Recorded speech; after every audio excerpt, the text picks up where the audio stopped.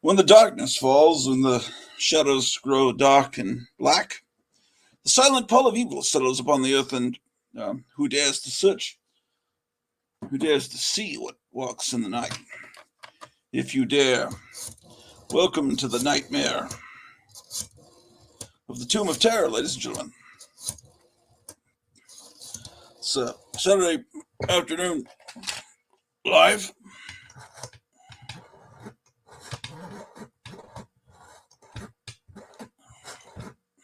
All right. Okay, yes. I'm going live. Yes. Yes, StreamYard. StreamYard.com. Yes, I waited until Dr. Silverage and Shannon were off the air. I'd planned to do a live stream and clean this room, but I didn't want to do it during their show, so I waited in all magnanimity until they were completed with their broadcast. So, hello, Gotham City Comics. Okay, what should I do first?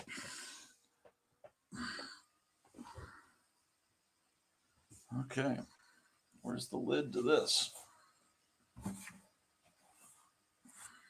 Ridiculous. Okay, oh, here.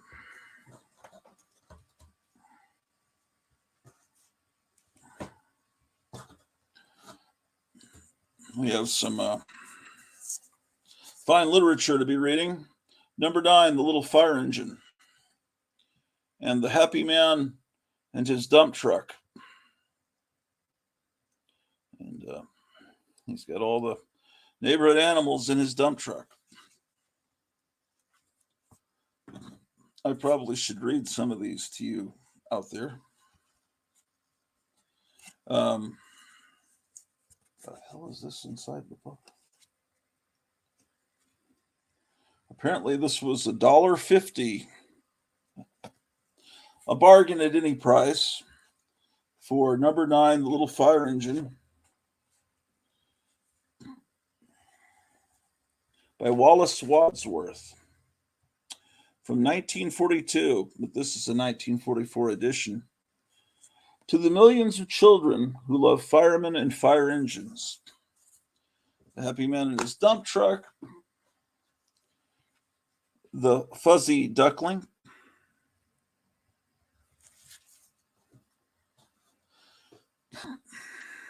okay, Gotham City Comics is the only viewer, Howdy Doody and Clarabelle. Some of you haven't rung the bell.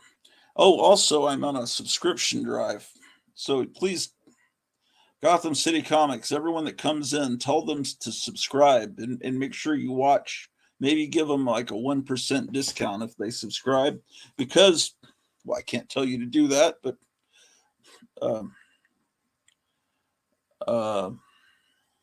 because unless someone's unsubscribed. Oh, shit. No, I have 496 subscribers. See, 496. I need 7, 8, 9. I need 4 subscribers, ladies and gentlemen, and then I will have 500 subscribers, and then I will have a huge, gigantic party, the likes of which has never been seen by human eyes. But I probably ought to get to about 501, 502.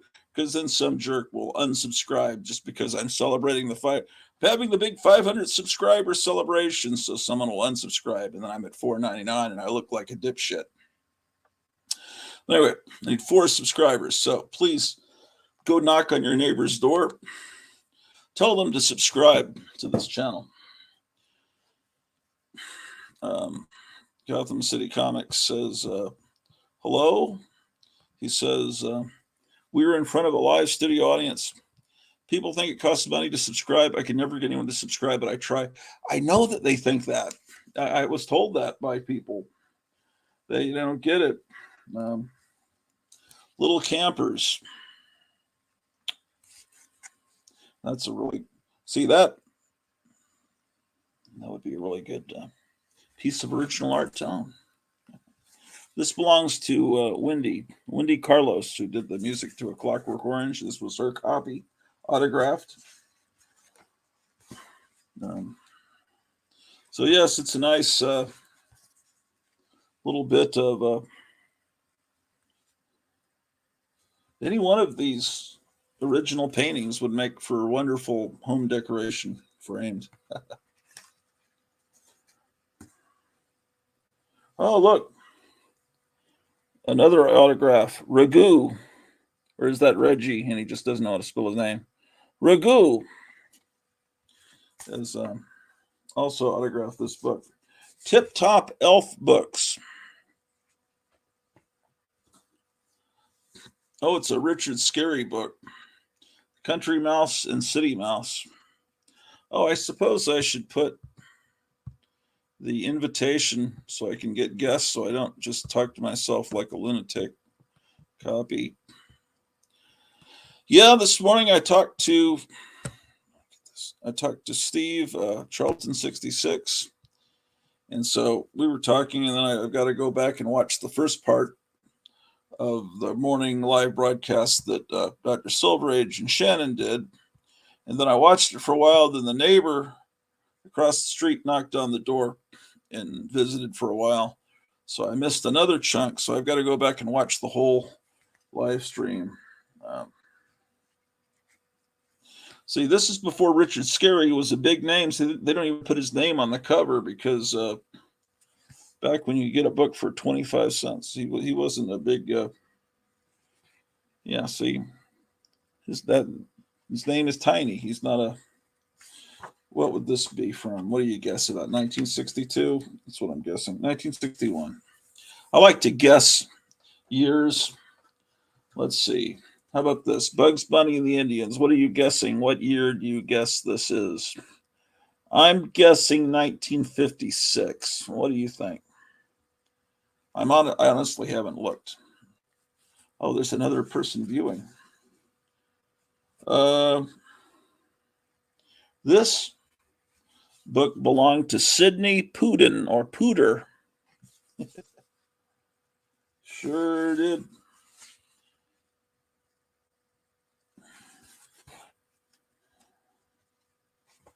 What year was I correct? What did I say? 1956?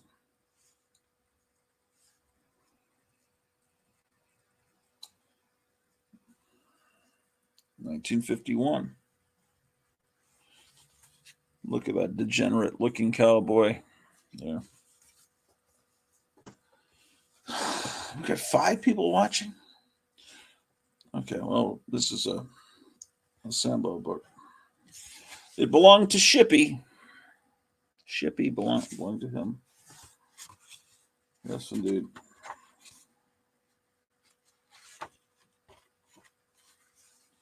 Okay. My very own puppy. Indeed. This needs to be reattached. The pages are all gone. Yes. The Good Friend. I've got tons of these children's books, but they're all damn. What is this company? The Golden Books. They see it's stapled like a comic book, but then I guess it's just kind of how the hell do they attach it? Not very well. All right, so these books, I'm organizing the room. Where shall I put these?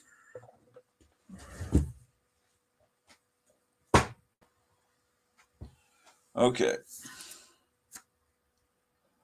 All right, I got to get serious about this.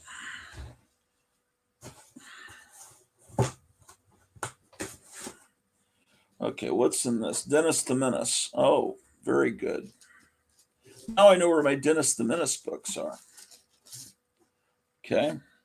I've got Dodo, Funny Animal Circus Stories. How do things look there? Let me see how things are looking on this broadcast.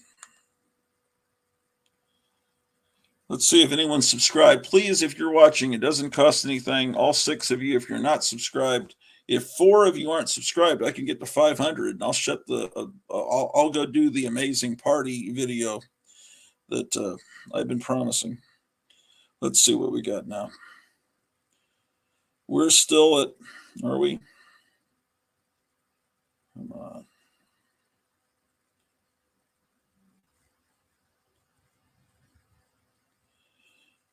Oh, they have a little pop-up. New managing moderators can support your channel in even more ways. I'm introducing. Shut up. Okay. Let's see. Do you have the Dentist Goes to Hawaii book? Dentist. Oh, they put dentist. I see. Yeah, spell correct. I think so. I think so. And let's see what's in this box. Well, it looks like these are a lot of Christmas books that I had separated. Yeah, I think it's in the other room. Let me go see.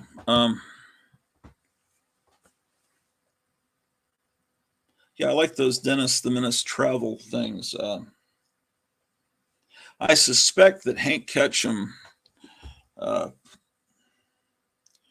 went on vacation to different places, and in order to do research, I think he maybe got a tax write-off. I was doing research for my job. I'm a comic, I don't know that Hank Kitchen actually did the art in these comic books. I don't think he did, but I have a suspicion that that's why Dennis went and visited a lot of places. What is it? Yeah, there'll be an Anti-Gra 2 appearance for in a moment, but because test to see how this looks. Oh, there already is. What can I say? Because test to see how this looks. Yeah. Oh, there already is. What can I say? Because test to see how this looks. Oh, there already is. What can I say? Because test to see how this looks. Oh, there already is. Well, actually, there already is. Actually, there already is. There already is, though. Actually, there already is. Actually, there already is. Let me. Okay, so look, I'm going to record this and it'll entertain you while I go in the other room and look for Dennis the Menace Goes to Hawaii. Okay, so look, I'm going to record this. So yeah. Oh.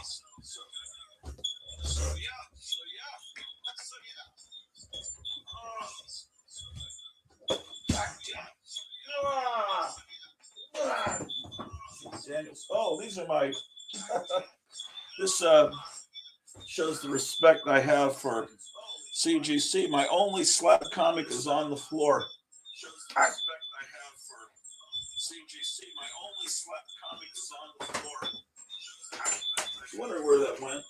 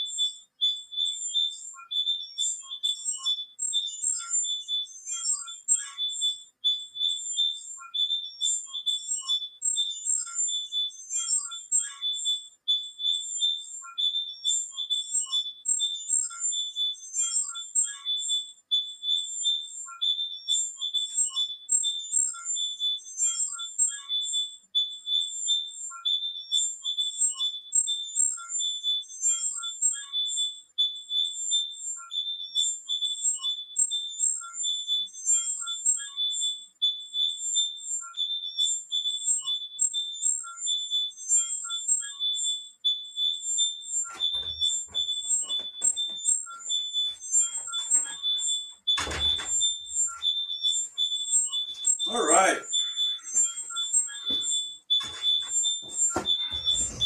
That doesn't sound too good. We've lost people in the viewers because they don't like the noise. That doesn't sound too good. My goodness. Sorry about that, ladies and gentlemen. Okay. More Dennis the Menace. I've got.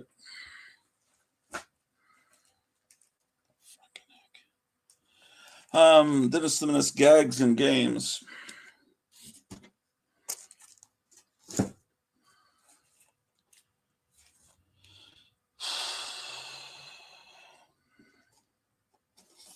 Okay, this is actually bonus magazine series. I'm remembering now from my childhood how these Dennis the Menace comics went. Yes, I read that too. 135.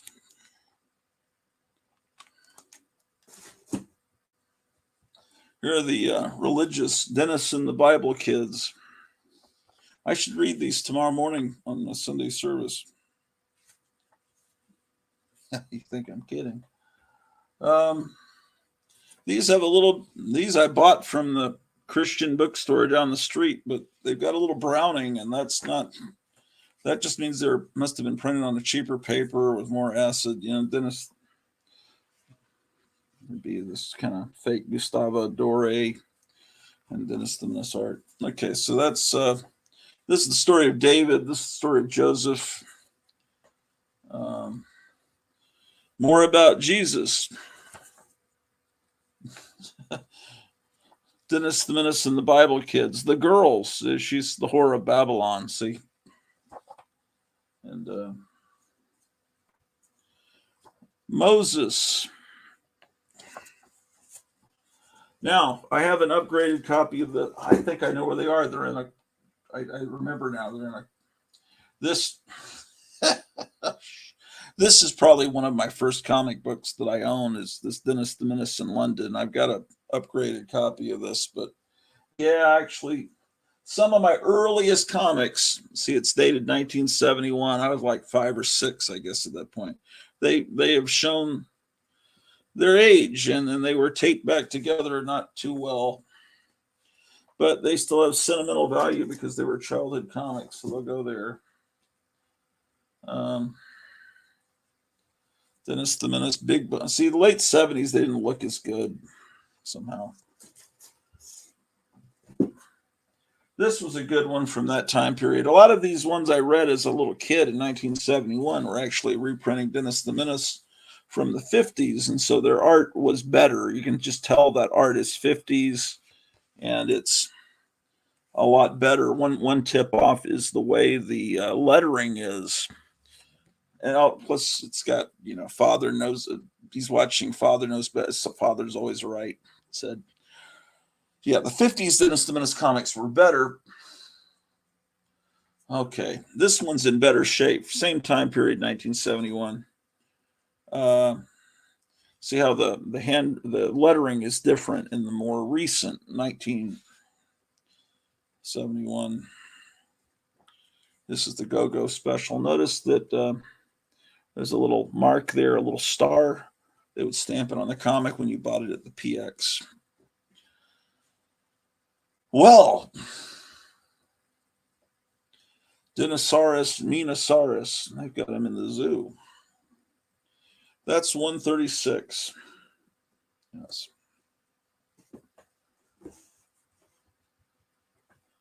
138. When you say, yes, I read that too, Gotham City Comics, were you talking about the theory that they were tax write-offs to for these Dennis going on vacation comics, or are you talking about a particular comic that you read? Here's 139, Dennis the Menace. These are all key issues, by the way, ladies and gentlemen.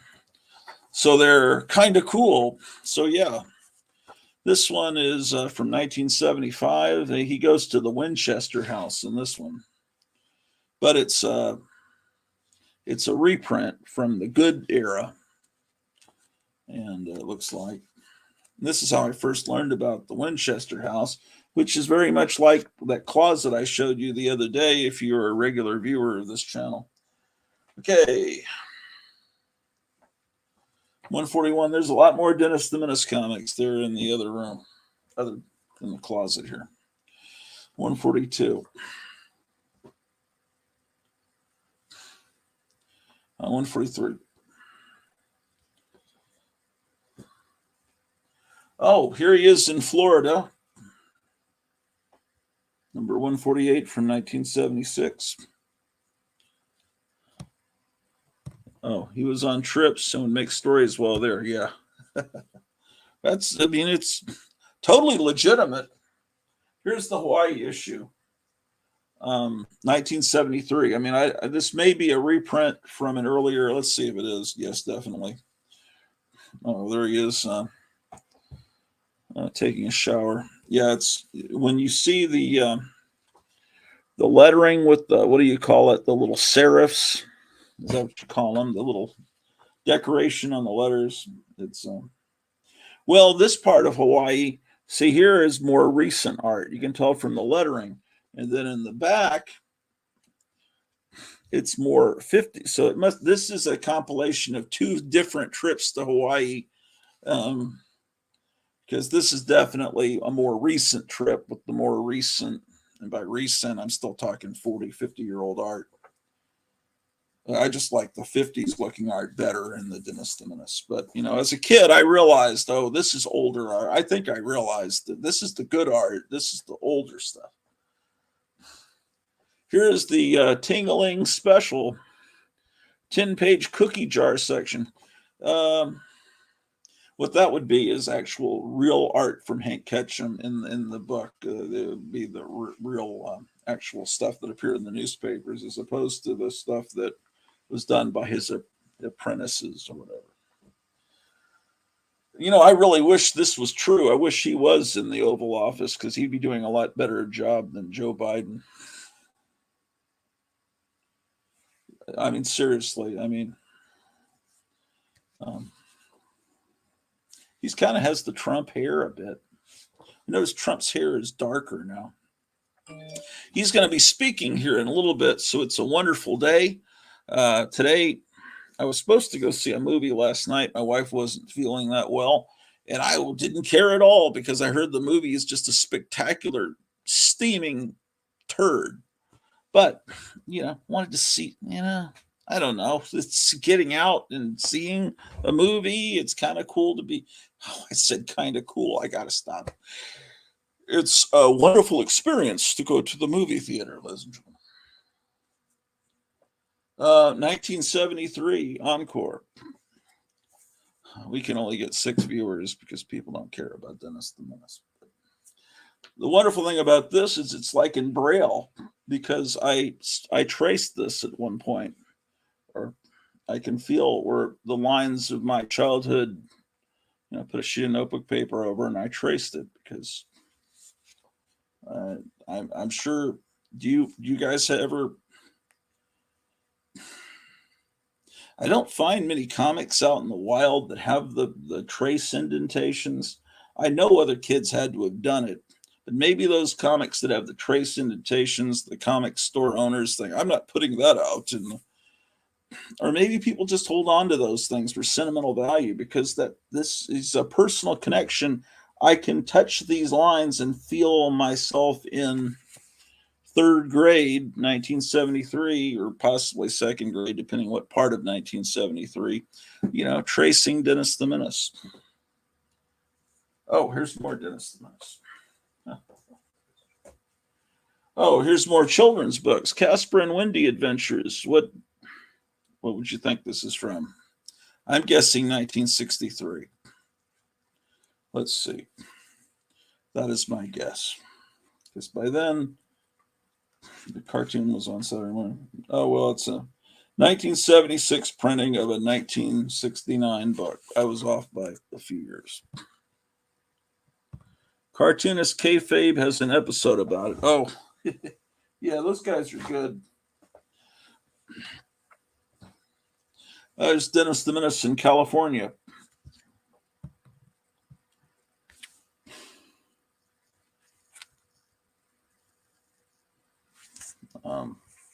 The back it says number 47. I don't know what that's about.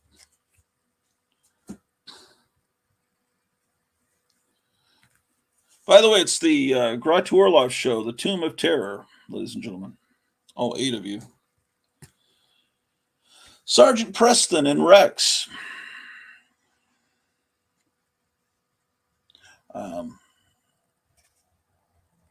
Sergeant Preston, Fay Ray are great things that came from Canada. It's inscribed. It was a gift in 1960. Interesting. Franz Stryker. So Sergeant Preston was created for radio by Franz Stryker, the radio writer, who also created the Lone Ranger and the Green Hornet. I'm just making this connection. You're probably thinking, you dumbass, you should know that Sergeant Preston is. I knew Lone Ranger and Green Hornet were Franz Stryker. I didn't know he was Sergeant Preston. Never really listened to the Sergeant Preston radio series as much as I did Lone Ranger and Green Hornet. You think, well, are you older than you look? I always got records of old radio shows and tapes, and I've always been a big fan of old time radio. Oh, the picture book of Davy Crockett, but this isn't a hardcover like most of these children's books. This is a more this is one of those books you'd order from like Scholastic Books, in this case Wonder Books. Wonder playbooks for children. On what planet do they think children look like that, man?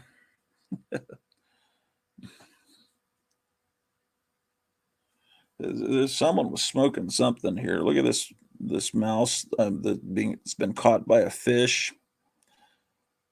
These devil children. Something else. But you learn all about Davy Crockett. I thought, why did Davy Crockett leave his family and go to Texas? That he was going there with his men. They wanted to get land in Texas. That was their goal. That's why they were going there to fight. They didn't go there just, we're going to give our lives for freedom. That wasn't the goal. The goal was to get a lot of land, and then he was going to come back and get his wife and children and go there. It was not I'll just go there and die a martyr. I've been to the Alamo. I was born in San Antonio. Lead Paint says, hey, Gratu, checking in from work. That time of year for me. You must be an IRS agent or a tax preparer. Hubble's Flintstone, Daddy's Little Helper. I'm guessing this is 1964. What are you guys thinking? I apparently paid $3 for this at Half Price Books. Although I'm sure I got a teacher discount for that. Let's see what we got here. Date 1964. What did I say? Did I say 64? I think I did.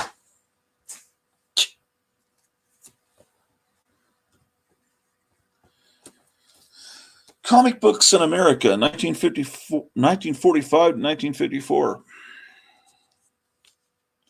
Written by William W. Savage Jr. Smoking a cigar. That's cool to have the name Savage. Comic Books in America is a study we need. It takes what many consider an ephemeral form of popular culture and demonstrates how fruitful that material can be in our efforts to understand the American mind. M. Thomas Inge, the Robert Emory Blackwell Professor of Humanities, Randolph-Macon College. Also written and edited by William W. Savage Jr., the cowboy hero, singing cowboys and all that jazz, Indian life, the frontier. This is from the University of Oklahoma Press. You don't see this book very often. It's got some more comics here. What is going on in the chat here? Let's see here. Greetings, Pastor Gratude. You spread the word of comics. Auditor, private industry, not government type. Woof. Do I spread the word of comics? Yes, and the word of God. I'm trying to. I don't know if I'm going to keep pastor in the name.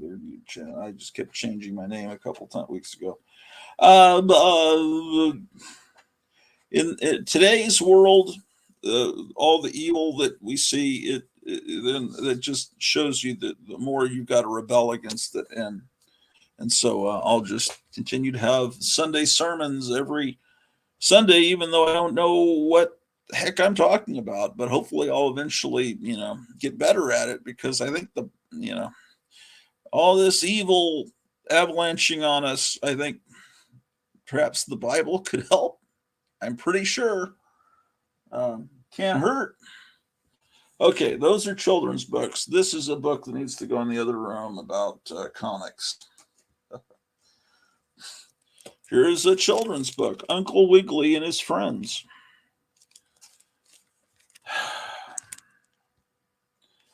This has really outstanding art. I'm guessing on this one, I'm betting this is probably late 40s, early 50s. I'm going to go with 1949 on this one. Look at this beautiful art. I think it's British too. Let's see. It looks like this was originally $20 back on June 9th, 2013. I was writing pencil when the books come in. But I'm sure I got a disc sometime. Okay. Oh, they use Roman numerals. They're tricky. So MLVX1X. It was originally $2.95. I don't know. Could it be that old if it has a, you see that? It says Questor. Uncle Wiggily. Might not be as old as I think.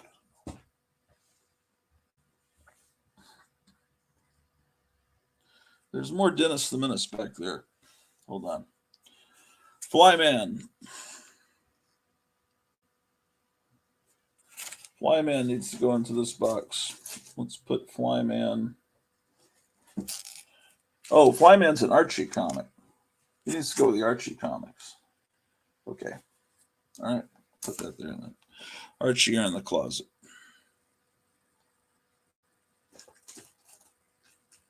Yeah.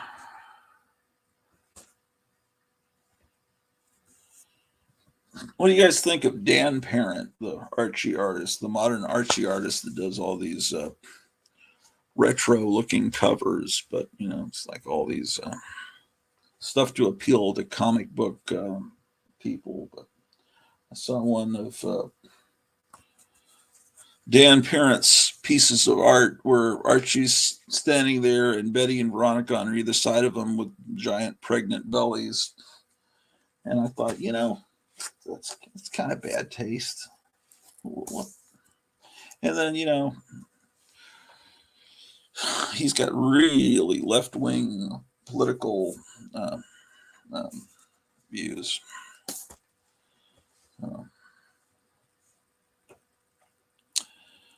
All right, here's the. I showed this the other night on Four Color Fossils. Okay. We need to probably get into Silver Age stuff here today. I don't know what I need to. What the heck time is it? 11. It's not even noon. Oh, Paulo's here. Add to stream. Hey. Hello, Paulo. What's going on? I'm supposed to be working, but I'm not. Oh, yeah. Yeah, I have to write the last test drive for next month's magazine. I drove the, they brought back the old Volkswagen van, the hippie wagon. Oh, I heard about that. Yeah, but now it's electric. Oh, please. Well, yeah. I guess aimed at baby boomers that can afford that. Yeah, definitely. If they can afford that, they can probably afford restoring a real one. I don't know. I guess it's street cred. Oh, look how woke I am. I have an electric vehicle. Yeah, the main market in America is going to be California. Okay. You think it'll do well? Yeah, I think it will. It's the first of their new electric cars that has a an actual personality, and it actually uses all the room inside quite well. If you want to slip it, you can. Okay. So that part's covered. Lead Paint says Dan Parent does a lot of risque art. Don't know how he stays employed art by Archie, because Archie Comics doesn't care. It's just like they everything they do is disrespectful to their history. Oh, but even back then, you could tell that some of those guys that had to work in then, even then, the Carlos, some of these guys had to work doing cheesecake art. Yeah, but the risque art he does is, well, I think Dan DeCarlo kind of started in that, and that was just his style of drawing. Dan Parent is he's aping Dan DeCarlo. That's his whole thing. He is not an original artist. He's imitating other people's styles. So at first I wanted to like him. Then I saw how politically insane he was, and then it just seems like, I don't know. Oh wow. Okay, I gotta start getting some of these. Putting some of these Golden Age comics into this box here. I'm trying to organize, and then these Silver Age I'm putting over there, and then these independent comics here. I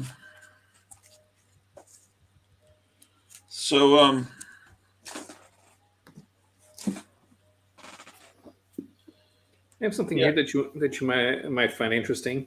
A few years ago, I bought this book, the Secret History of Marvel Comics, and this one is, even though it has Captain America on the cover, it's actually about the pulps that Martin Goodman used to publish.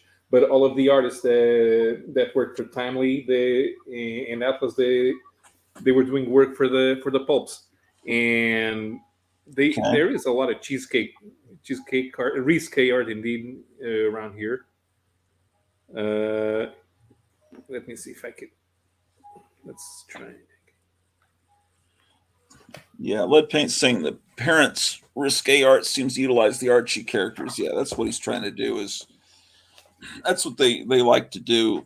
People with that political outlook is they have a lot of scorn for the 50s and the 40s. They don't like the past. They don't like America's history. And when you get something as wholesome as Archie, you just want to tear it down. And that's just what they do, you know. This was a pulp. The Goodman put it out in 1936. Yeah, that's what. And it's going a bit lurid on the cover. But there was some worse art inside. Oh yeah. Well, that was it's just amazing how that was just on regular newsstands back then. But oh man.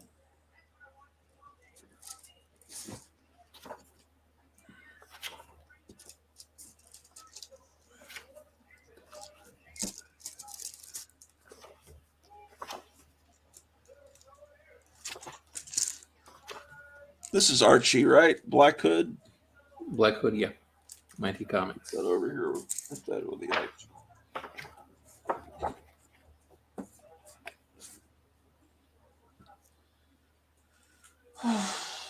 Okay, where's the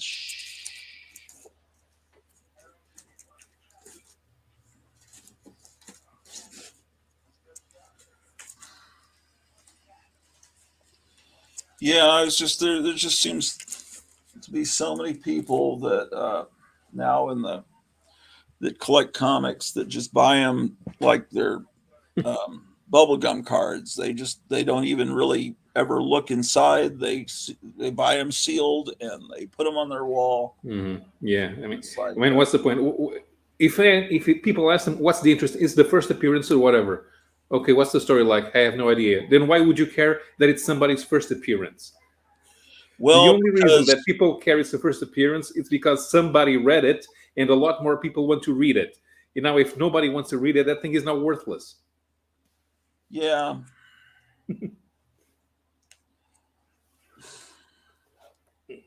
Yeah. I'm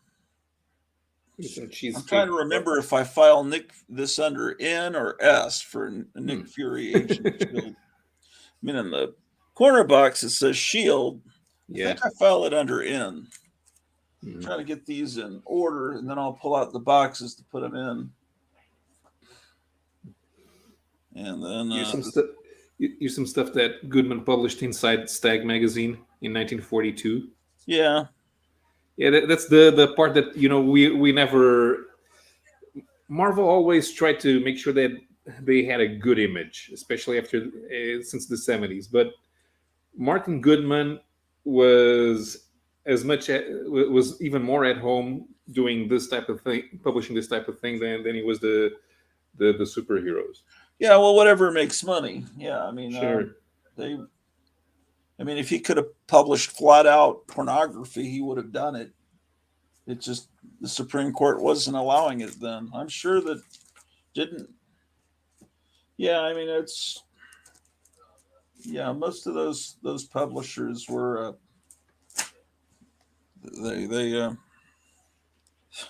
they were just almost mafia types. I think. They were. They were all quite unsavory. And I mean, you can romanticize it all you want, and then you can criticize them all you want. All I see on Facebook, I guess who I subscribe to on there seem to be people that tear down Stan Lee constantly, and I see a lot of valid points, but I still contend that if it wasn't for Stan Lee bringing all of that together and being a good salesman, even though you can make fun of his salesmanship, it seemed cheesy to me even in the early 70s when I started reading that. No, definitely. But it worked, and it made people feel like they were part of something. Mm-hmm. And you could say, well, Jack Kirby created the Fantastic Four and everything, and all the characters and the plots, but I just wonder if it was him alone without other people there, whether it just would have been Challengers of the Unknown and not really remembered. Well, we can analyze them. There's a field trying to pop up that of literary forensics, so we can find out where the stuff came from and compare it to other things that the author came up with. And when it comes to the way that superheroes emerged, they are all much more likely to come from Kirby than they are to come from Stan Lee. Stan Lee spent the previous 15 years recycling jokes inside Millie the Model. Right. That's true. But Jack Kirby couldn't write dialogue well. No, his dialogue was terrible. I like the Fourth World, but the dialogue is wonky. What makes it charming is the fact that the characters in the Fourth World stories are conceptual, so they don't have to speak like real people. They have to the way that they speak in philosophical terms functions as a good way to tell the story because the characters being gods, they don't think at the same level as normal humans. Well, the thing about it is the naming of the characters I thought was kind of lame. I think Kirby would come up with characters, and sometimes Stan Lee would come up with the names for the characters, because Big Barda, Dark Side, I used to think it was Dark Seed when I was a kid, and to me that's just as valid and actually better. It just the names were kind of obvious and kind of I don't know. Mm-hmm. It's I just I don't know if any of those artists. Check this out. I mean, if they could have, I don't know. I mean, you could say, let me see. Yeah, I missed it. Hold on. This is from Jack Kirby, 1941 pulp, one of Goodman's detective short stories. Yeah, the story is written by William Edward Hayes. So even when he was busy doing Captain America, he was still working on the pulps. Yeah, you had to do what you had to do. Mm-hmm. Like this one. Here's another one.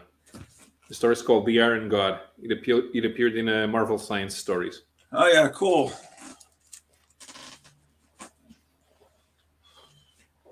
Oh my gosh.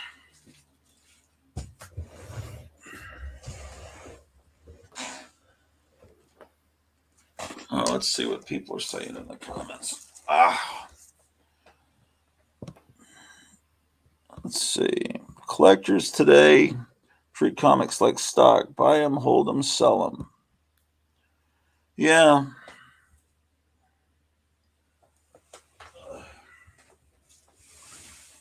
Well,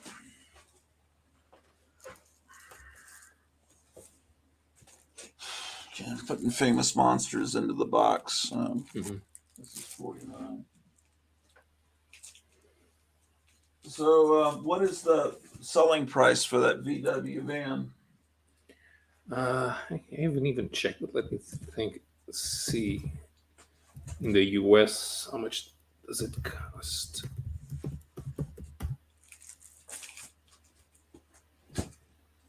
Okay, ID Buzz, electric vehicles, ID Buzz. Let's.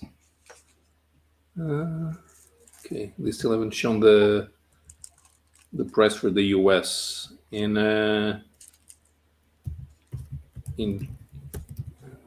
Germany, it costs.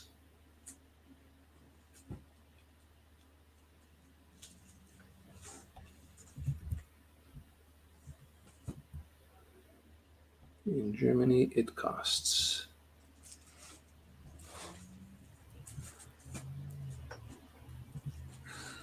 In Germany, it costs 65,000 euros. So, about depending on the exchange rate for today, should be about $66,000, $67,000, $68,000.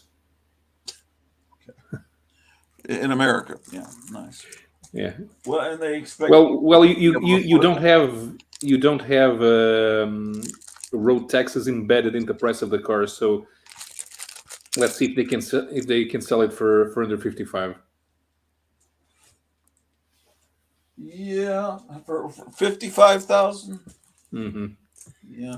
Wow. Yeah, but for a Volkswagen van, even electric. And the target market is people that are about 70. And no, the target market is it's between 35 and 50. They have money. They're probably not married, but they like to go out and to travel. The thing is that you can't travel much on that thing because it has a range of 300 miles. Well, they don't want people to travel. They want people to live in little cities where you can get to everywhere in 15 minutes. They don't want. And I'm sure there's ways that they can remotely turn it off if they want to control where you're going. If your social credit score is not good enough. Yeah. Well, people from California will get high credit scores for voting for the elderly man pretending to be president. Here's a nice Alex Schomburg. Hold on. Yeah, that's good. Yeah, you want to see some not very nice Alex Schomburg?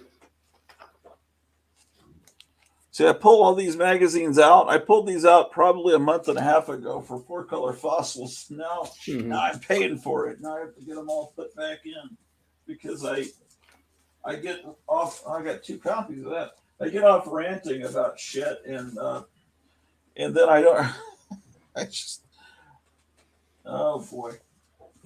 I need to just shut my mouth because I start like doing impressions of people. I'm just gonna wind up pissing people off. Because Yeah. someone was showing someone on YouTube was showing off Katie Keene. They had just gotten these slabbed Katie Keene comics. I think they were slabbed, but this is Yeah. this is by the great artist Bill Wugon. Here's some inside. We usually don't see much inside Schomburg because he usually covers in the comics. Yeah. But this is for a pulp and Kenny Tales, 1939. Yeah, bondage. Yeah. The previous page had one where there were nipples in the illustration, so I can show it. Oh, okay. This one also has this one. I noticed there was one episode from a long time ago that's just not there, and apparently it just was completely nuked because there was something shown of some sort. I don't know what, or sometimes there's no way to even view the episode.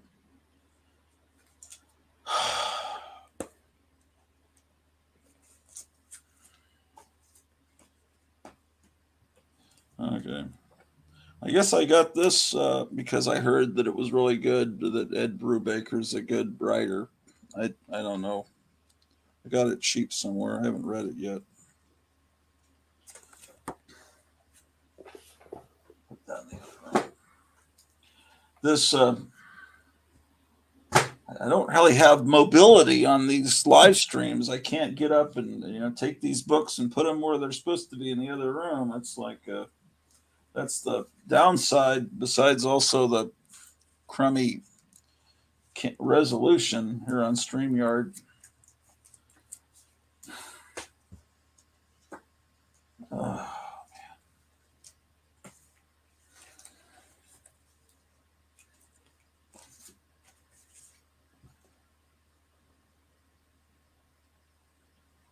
There's some coverless Iron Man comics.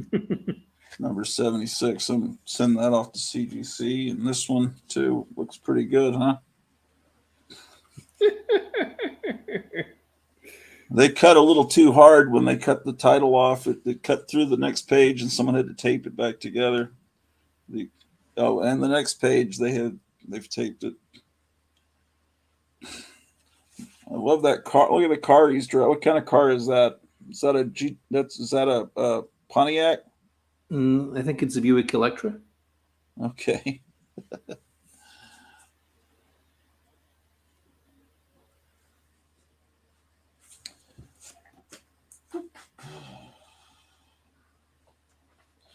You should do a show about cars that appear in vintage comic books. Not everyone knew or cared to draw cars correctly. Oh, yeah.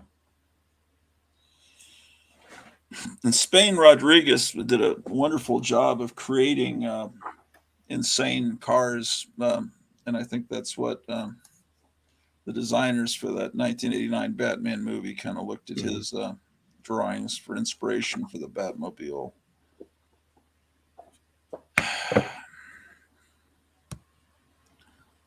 If anyone else wants to come on, and I'll put the link in the chat, and we've got an unlucky 13 people. Please, if any of you 13 watching aren't subscribed, please subscribe, because I'm trying to get to 500 subscribers. That's the main reason I did the live stream. Let's see. Please subscribe. Oh shit. Because I'm trying to get to 500 subscribers. I got 490. Yeah, I need 4. Need 4 more subscribers. Yeah.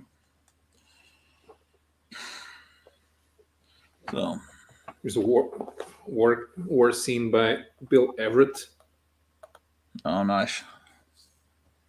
It's appeared in 1952. Well, I wonder what's going to happen. Every day I wonder what's going to happen when I turn on the news. So in Portugal and Europe, the current view of the United States has changed from the last time I asked you. Well, as long as the Democrats in power, they was willing to play ball with the new world order. Gentlemen. Yeah. Even if it's a Republican who's willing to play with the new world order, what nobody in Europe wants is a cowboy president. Well, the cowboy president will keep them safe. Why do they want to be completely unsafe? Because it's bad for the international business. This Yoel Harari, in this advisor to the World Economic Forum, this bald idiot that talks about transhumanism and how they're going to just humans are completely hackable animals. We will just download they can be hacked and we can find out how they think better than they know. And we will just download their information from their brain into a computer. It's just like insanity, man. They just, they haven't given up on MK Ultra. Well, it's what the frick. The more I think about it, the army genuinely had a Satan worshiper in charge of, what was that guy? The guy with the Eddie Munster hair. He was like a colonel. What was that the name? He was in charge of. What was the damn Satan worshiper in the army? I'll find him. It's just, and they didn't even hide it. The guy would come on talk shows all the time and talk. He was just this. I'll just type in Satan worshiping colonel. I'll get him. I can't remember his. Michael Aquino. That's what his name was. Oh, my phone died. I'll recharge. How are you doing, Meyer? Sorry, we just ignored you. No, I'm good, you guys. How you guys doing? I've been enjoying your videos, the home videos of the house, of the condo. Condo? Yeah, it's an apartment. Thanks. Yeah, those are great. Yeah, that's I love it. Speaking of condos, our prime minister decided that the government is going to take over your house if you have it up for rent and nobody's living there. Sure, makes sense. Okay, so how do you get a new renter exactly? Yeah, that part I don't know. And if the person that rents your house passes away, then you just lose the house? No, they're not going to. They're not stealing your house. They're just going to use it as they see fit. They will pay you the price that they deem sufficient, and they will put up somebody who needs a house, because currently Lisbon is the most expensive capital in Europe to live in. Are they saying they would put someone in there to live, and then you would get the money for it? No, the government pays for it. Oh, you just lose it basically. They buy it from you, and no, they rent it from you. So the government sends you a check. Mm-hmm. Okay, so that's you have the house on the market for $1,200 a month. Mm-hmm. So that's how they bring in people from other countries that will totally destroy. They haven't really decided. We just found out that that Lisbon City Hall had a program for easy renting. You had to sign up for it. It was not so much above board, but it was not compulsory. So the thing is, they rented a bunch of apartments and didn't house anyone there. So the Lisbon City Hall has been using taxpayer money to pay for houses, not for anybody not to live there. So where is a good place to live on the planet Earth? Where is it safe to go? Fiji? But don't they have hurricanes there? You got to think about no natural disasters and no Satan worshipers and running the government. Greenland? But that's too cold. Where else? Mexico? I don't know about Mexico. Yeah, no, I don't want to live in Mexico. Do you think it's better in Portugal than it is here in the United States at the current time? Well, funny thing, 2 days ago, they did a piece on TV about American expats moving to Portugal and loving the experience. Some from Philadelphia, some from California. I don't think nobody from Florida came. Have you seen Philadelphia? Have you seen the videos on YouTube? Just type in Kensington Avenue. Have you seen that? No. That's why I don't know if you noticed. A lot of the time, I'll say, "I'm coming to you live." But one of the things that appeal to Americans coming here is that the moment you live here and you start paying taxes, right the very day, you are now entitled to service from our National Healthcare Service. Okay, but do you have to wait months to get it? No. Okay. Well, the thing, if you're a permanent resident, you are entitled to use the National Healthcare Service. Okay. Well, I don't know what to believe anymore. I just know if I hear it on TV or the radio that it's bullshit. And so now everything I've ever been taught in school, everything my entire life, I have to question it. Was Nixon really the horrible crook that I was told that he was? Or was he just actually a kind of okay president that didn't have a lot of personality and was hated by the left wing? Because, they made it seem like he started the war in Vietnam, but that was clearly LBJ. Kennedy was trying to stay out of it. LBJ was a horrible president. And was Nixon really that bad? He was going up against communists back. He was. Well, maybe he should have been, because these communists, look what they're doing, man. But I have a definition for political parties, which political parties are consulting businesses who facilitate access to public funds for private corporations. Right. And each of them have their own portfolio of clients. So that's why why either party has different customers that they attend to. They're different. They're just in different businesses. So, right. Some are in energy, some are in finance, but they're not equally distributed. In Portugal, for example, construction is tied up with the Socialist Party, and finance and energy are tied up with the Social Democratic Party. Social Democrats are on the right here. All I know, they're not Social Democrats. They just call themselves that. It's the socialists who are Social Democrats. But the Socialist Party was created by the CIA to fight communists here. Well, there's evil in both parties. The Republicans, the Bushes were horrible. I started to realize more and more.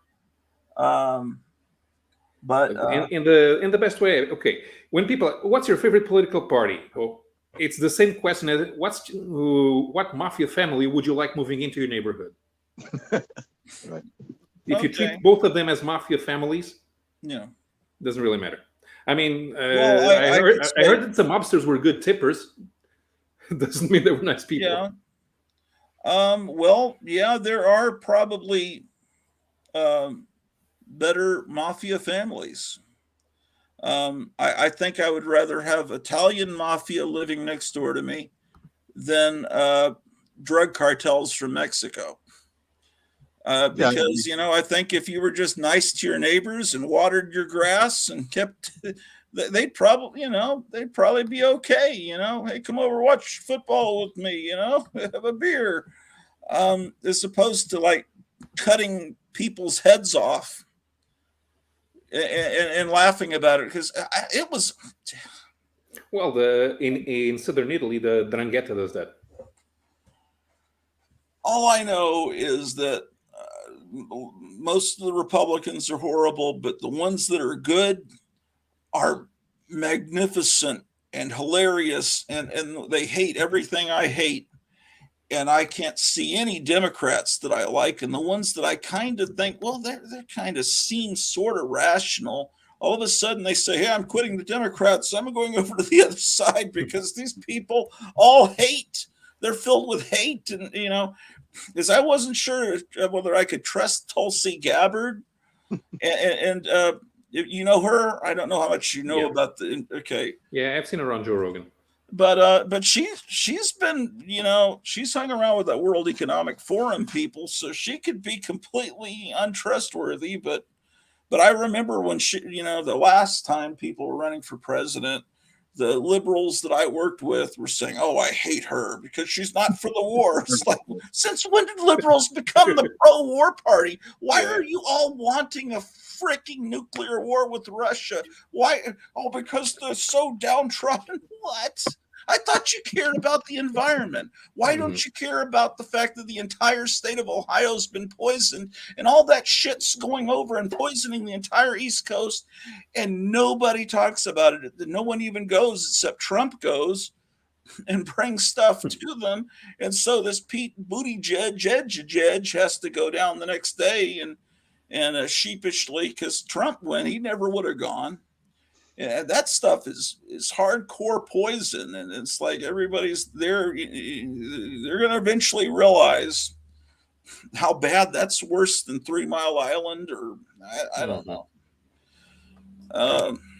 And it's just not, people just don't, they don't talk about it on the media because they're a bunch of Trump supporters there, and we're Amish people, and the Amish, they can't stand them because they'll keep going regardless of what party's in power. They don't need the government, and they pay their taxes. They do everything they have to do, but they just leave us alone, and they can't take that. So anyway, I just can't stand this crap. So I don't know. I just know that everything we've been taught has probably been a lie. And but all I know is when the eldest Bush died, Trump showed up and sat down, and then everybody around him, he was sitting there smug. Everyone around him started to open up these little cards, and they went, "Oh my God." Do you know what I'm talking about, Paulo? Yeah. Well, to me, a world where Donald Trump is president of the United States has a lot more humor than a world where Joe Biden is the president of the United States. Well, there's a lot of humor every day watching that moron talk, and it's not because he's old. He's always been stupid. He's always done stupid things, even when he was young. He's always been a criminal. In this case, it's a Greek tragedy. But the great thing about Trump is he can't be bought and he can't be bribed. And that's hilarious to me, because they're all, when they were in college, they got, footage of them, doing things in coffins and stuff. So they're all, in lockstep, or they've been paid billions of dollars from foreign governments. Trump's super rich, so he can't be bought. And the other thing that frustrates them is they can't bribe him because he's never been involved in any scandal. And any scandal he's ever been involved in was on People magazine from back when I was in 6th grade on. We know about divorces, maybe whatever. He's never had a drink in his life. He doesn't do drugs. They can't get him on anything. It's hilarious. And I'm looking forward to, he's going to be talking in a few hours in the CPAC or whatever. I'm going to watch that.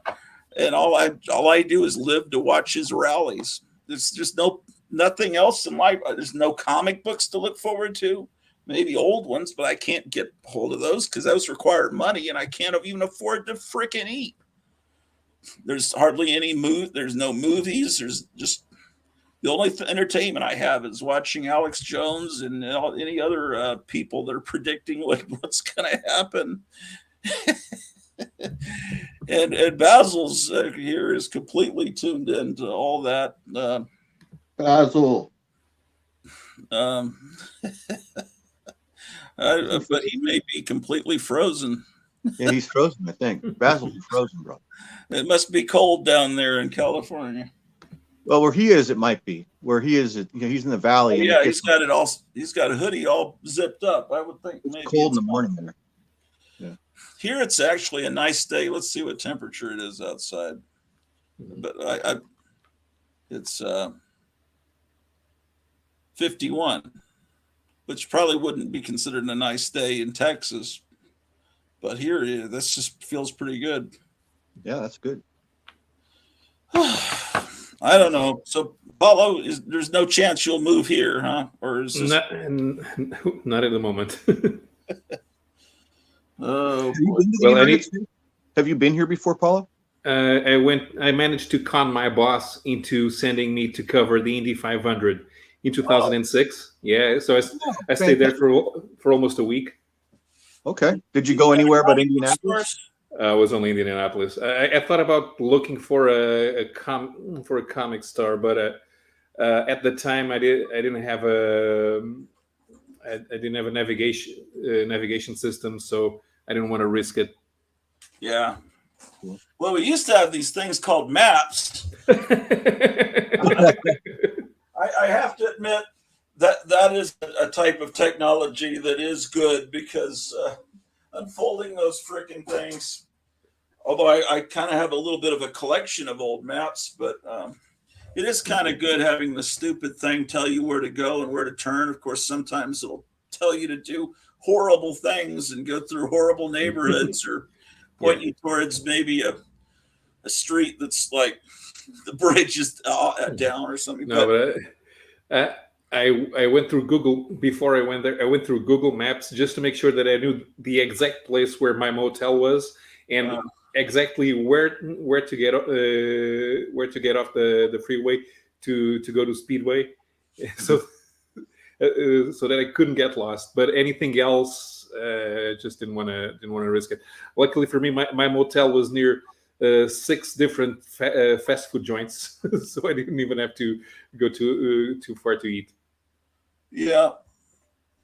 Hey, Paulo, obviously you speak perfect English, right? So what is your history of learning English? I'm curious, like when did you start being exposed to the English language and reading American comic books? Okay, so in many European countries, foreign shows are dubbed. Portugal, since it's a smaller market, dubbing is expensive, so we have subtitles. So I would listen to English even if I didn't understand what was going on. My parents put me in a language school at age 9, so I could start learning English. That way I could learn French in school, in regular school, but my French is a bit limited. I'm not fluent. I can go to France and I know what to eat and where to eat and how to order, no problem. So and after a week there, I picked up some conversation tricks again. But the best thing that happened to me was that we got a satellite TV when I was about 10 or 11 for the whole building, and Eurosport was in English, so I could see the sports. That was what most people wanted. But I also had something called Sky One. Sky is a broadcasting company owned by Rupert Murdoch, and it was only available on satellite. And I had it, and I started watching everything. And I was 11. I had been going for a couple of years to the language school. And then I said, well, I don't actually need the subtitles. Listening to everything, I understand everything, so no problem there. I'm not sure I could have what sort of complete conversation I could have. I didn't interact much with foreigners, so apart from the language school, so I don't really know. I know I could have started reading comics because we had newsstand editions in a couple of places that specialized in foreign magazines. You could buy Italian, French, German, Dutch if you wanted. And we have in about everything. A lot of the music magazines they came from the US and from the UK. We had car magazines from all over, and we had some comics, newsstand editions, mostly from Marvel, a few from DC. But I knew that the things we were reading in the Brazilian comics, they were 4 or 5 years out of date, and I didn't want spoilers up ahead, and I didn't really start buying them until I was 16. And then when Marvel went bankrupt, the contracts for publishing rights abroad were nullified. So the Portuguese publisher who was rearranging the Brazilian editions, they lost the rights to publish. The Brazilians were forbidden from sending their stuff over, and that was then okay. I'm going to start buying the US, some US editions. By then I was 18. Didn't have much money, but I could buy a couple of comics, and ultimately that was enough. So got to a point where I quickly got to a point where over half of my collection were American originals. Wow. But I don't buy back issues. That's why I eventually made a switch to trade paperbacks, because if I wanted historical comics, the collected editions are the best, especially if you don't live in the United States. Right. Makes sense. Mm. Yeah. So immersion sounds like immersion is kind of like a good. It's like what you did. A lot of people talk about immersion. Mm-hmm. Like yeah, definitely. You learn Japanese, they talk about that. Just stop anything English, watch all Japanese. Mm-hmm. That may be the only way to go, is fully immersed, or you. I don't think you can learn any other way. It's just fully plunge in. And since I'm sort of an early adopter to the internet, still 1997, 98, all of the internet was in English. Right. When the internet started, all of the internet was in English. So I needed to know something. I needed to learn it in English. So everything that I read was in English. One thing that I've heard from native speakers, foreign speakers who are fluent tend to speak like they read on certain circumstances, using big words. So sometimes it doesn't flow naturally. But then again, accents are kind of based on where you live. And since I don't live anywhere where native English speakers, all of my English is always going to be a foreign experience. Only if I moved to some place, then I'd start speaking like everybody around me. I told you I had this comic in the last episode. I couldn't find it, and I just found it in another box. Okay, sorry to interrupt.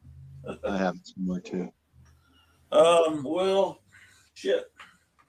With my French, it's kind of a shame, because I could use knowing at least 2 foreign languages. In Portugal, nobody bothers learning Spanish. We just Spanishize the Portuguese and pepper a few words because it's very similar. But I'm not fluent there. I couldn't write in Spanish. But the fact that I'm not fluent in French kind of bothers me. I don't immerse myself in it, really. So if I spend a lot of time not going to France, I end up losing it. So I started to buy some comics in French just to make sure I'm reading something. At least I'm able to follow. But I sure would like to be able to speak French as well as speak English. What kind of bullet is this?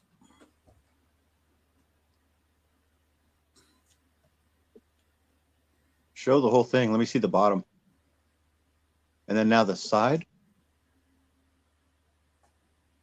Oh, that looks like a 9mm or for a 38. What is that? What's it say on it? 38? My eyesight close up, I don't. It looks pretty small from just looking at it like that. That's probably a 38 caliber. I've got maybe a 32. I don't 4 know. bullets in here, and is that a Frankenstein guitar pick? I don't know why that's in here, but it's in this little box where I bought this gun at a garage sale that was in this box. But I love the box. The box is down. I mean, the gun's downstairs. Let me go get it. I think it's I looked it up. It's like my friend took the bullets out and said, "Don't fire this gun," because he was afraid it might not work or something. Yeah, I don't have bullets here, but I still have some things lying around. So this looks like a toy car, a Mercedes G-Wagon. It is not a toy car. It's a USB drive. Huh. Yeah.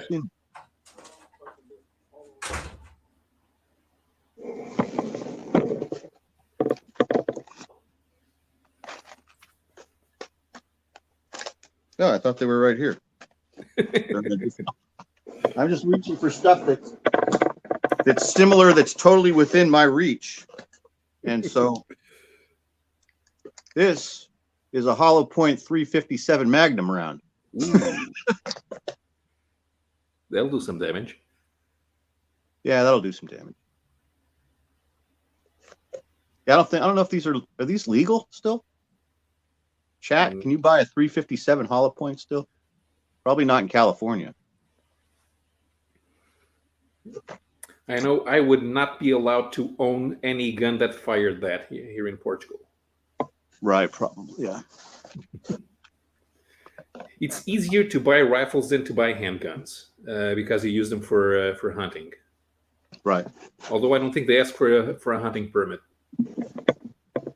Yeah, it's the same here. It's the same here. It's easier to, well, in California, you just not even that long ago, like 10 years ago, you could just go buy a shotgun or a Winchester 308 like at a Kmart or a Walmart with really almost nothing. But it's completely changed here in like 10 years time. I don't even know if you can go do that anymore. You know, you go to, like in the newspaper every Sunday, the Big Five sporting goods ads would just be rifles and handguns, like in like 2000 or something. Yeah. I'm sure people in chat remember that, but that's all changed. Yeah, I don't know how to fire a gun. Conscription was still active when I turned 18. But at the time they were already on the process of remodeling the armed forces, so it was professionalized. So I went to health inspection, but I did not go through basic training. Oh, really? Okay. Yeah. So, even though it stopped being mandatory 3 or 4 years after I did the health inspection, because I did the health inspection before it stopped being mandatory, I was still technically on the reserves until the age of 35. Okay, but you never got called. You never had to go on. No. Only if we were invaded. then I would have to go. Even now, even though I'm older than 35, they do an emergency law, and I would have to go. Although I'm pretty sure they wouldn't put me they wouldn't send me to a battlefront. Not a good idea. No, I'm sure they would probably you'd be in some sort of administrative position, writing reviews on Jeeps and Humvees, telling everyone how they can improve transportation. I'd write the text for the recruitment drives.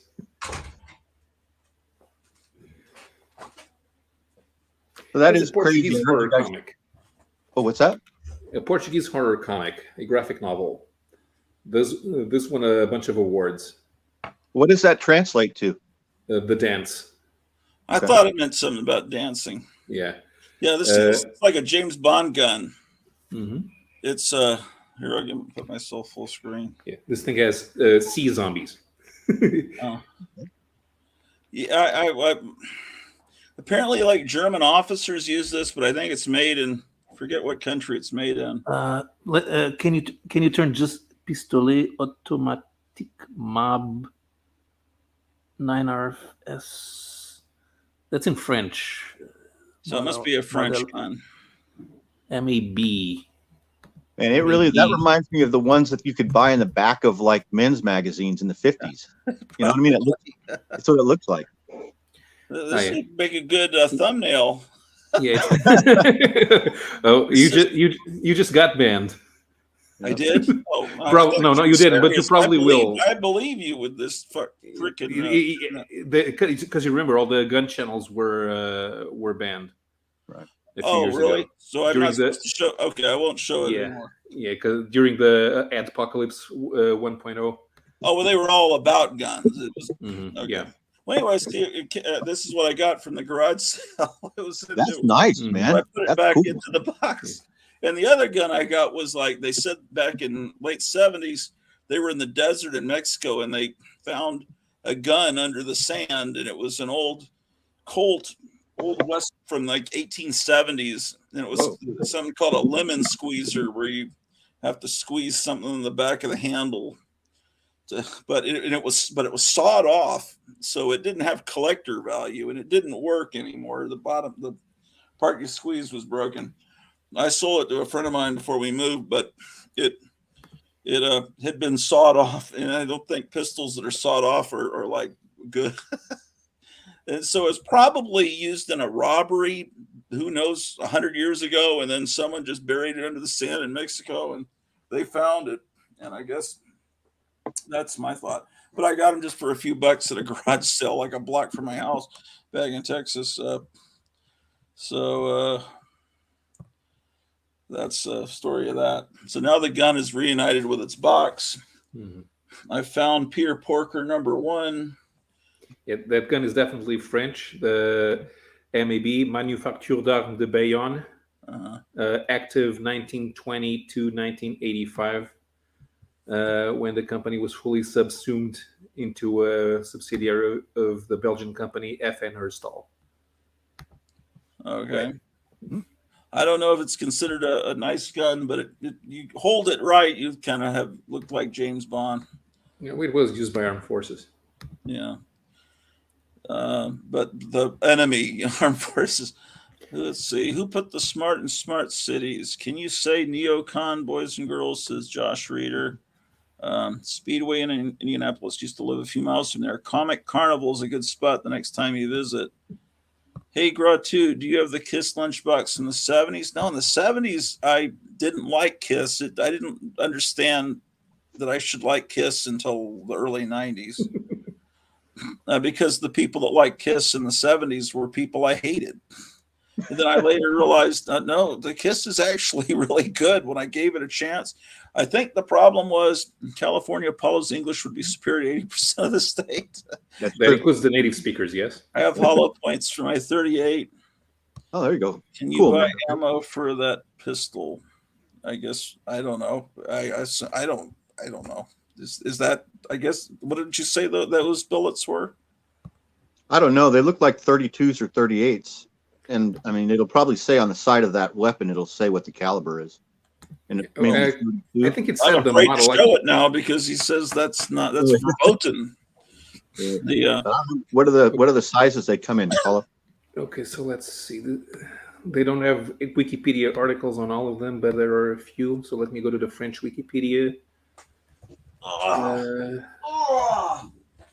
What is good when your knees are fricked up? It seems like they were this way last year during the move. Then they got better in the summer. Is there something to take? Because when I stand up, this isn't an act on my show. When I stand up, I'm not like doing a comedy routine. It's like really unpleasant.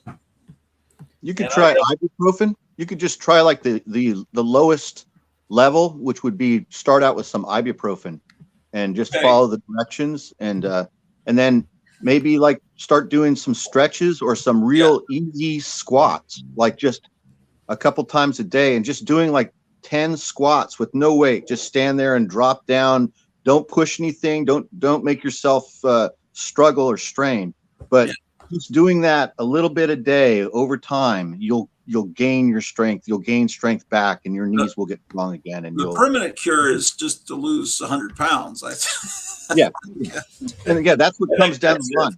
Yeah, that's what comes down the line. But you just got to start. Kind of hard because you go to the restaurant a block from here. It's like the sandwich they served last night called the Irishman. I didn't even know what was in. My wife could tell you, and it was gigantic. And then I got a big potato, and I didn't remember what else.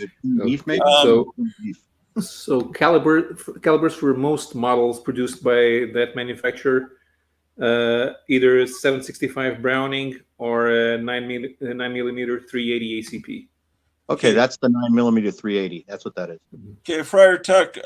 No, there was actually maybe there was a refrigerator, but there was actually a Kiss coffin. They actually made a coffin that said Kiss on it, like a legitimate coffin for idiots' funerals. Man Bear Pig, do you know that you were the pick of the week on Dr. Silver Age's live broadcast at the end? I don't know if you were watching, But it's like they have a special, like, I don't know what they call it, the cool YouTuber of the week, and they had it on you. Spotlight. The coffin was a real coffin, if memory serves. I don't think anyone's ever going to recommend me because they don't know what I'm going to say in the next episode. Everyone stares people to me, and it's like, I hate all comic book collectors. Fuck all of you. Like, wait, I just recommended that son of a bitch. I almost went ape shit on 4-Color Fossils. I almost made it. I think I made it real clear who I was talking about. I need to be real careful. I don't want to be a bully. Well, Charlton 66 also had a nice rant. What? Charlton 66 also had a nice rant about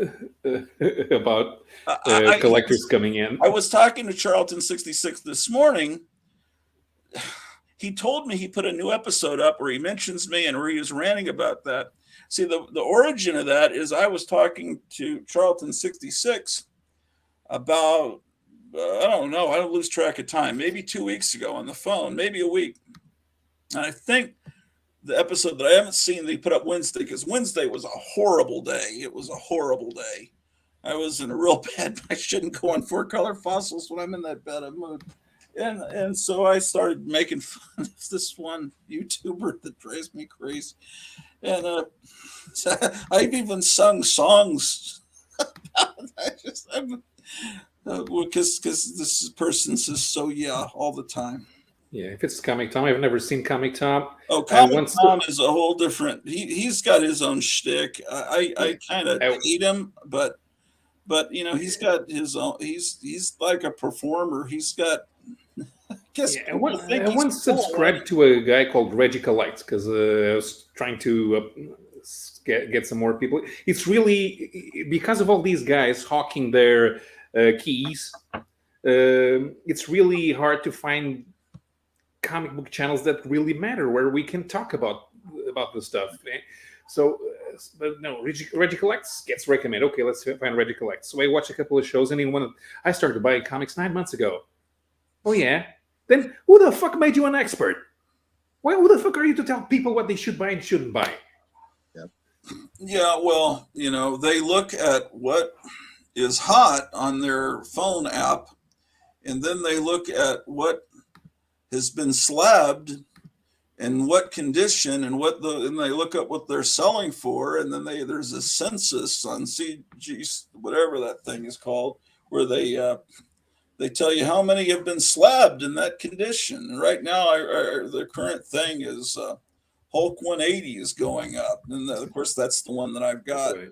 Because they're all because the announcement, the Deadpool, the new Deadpool movie, Wolverine's going to be in it. So that's why the book is now.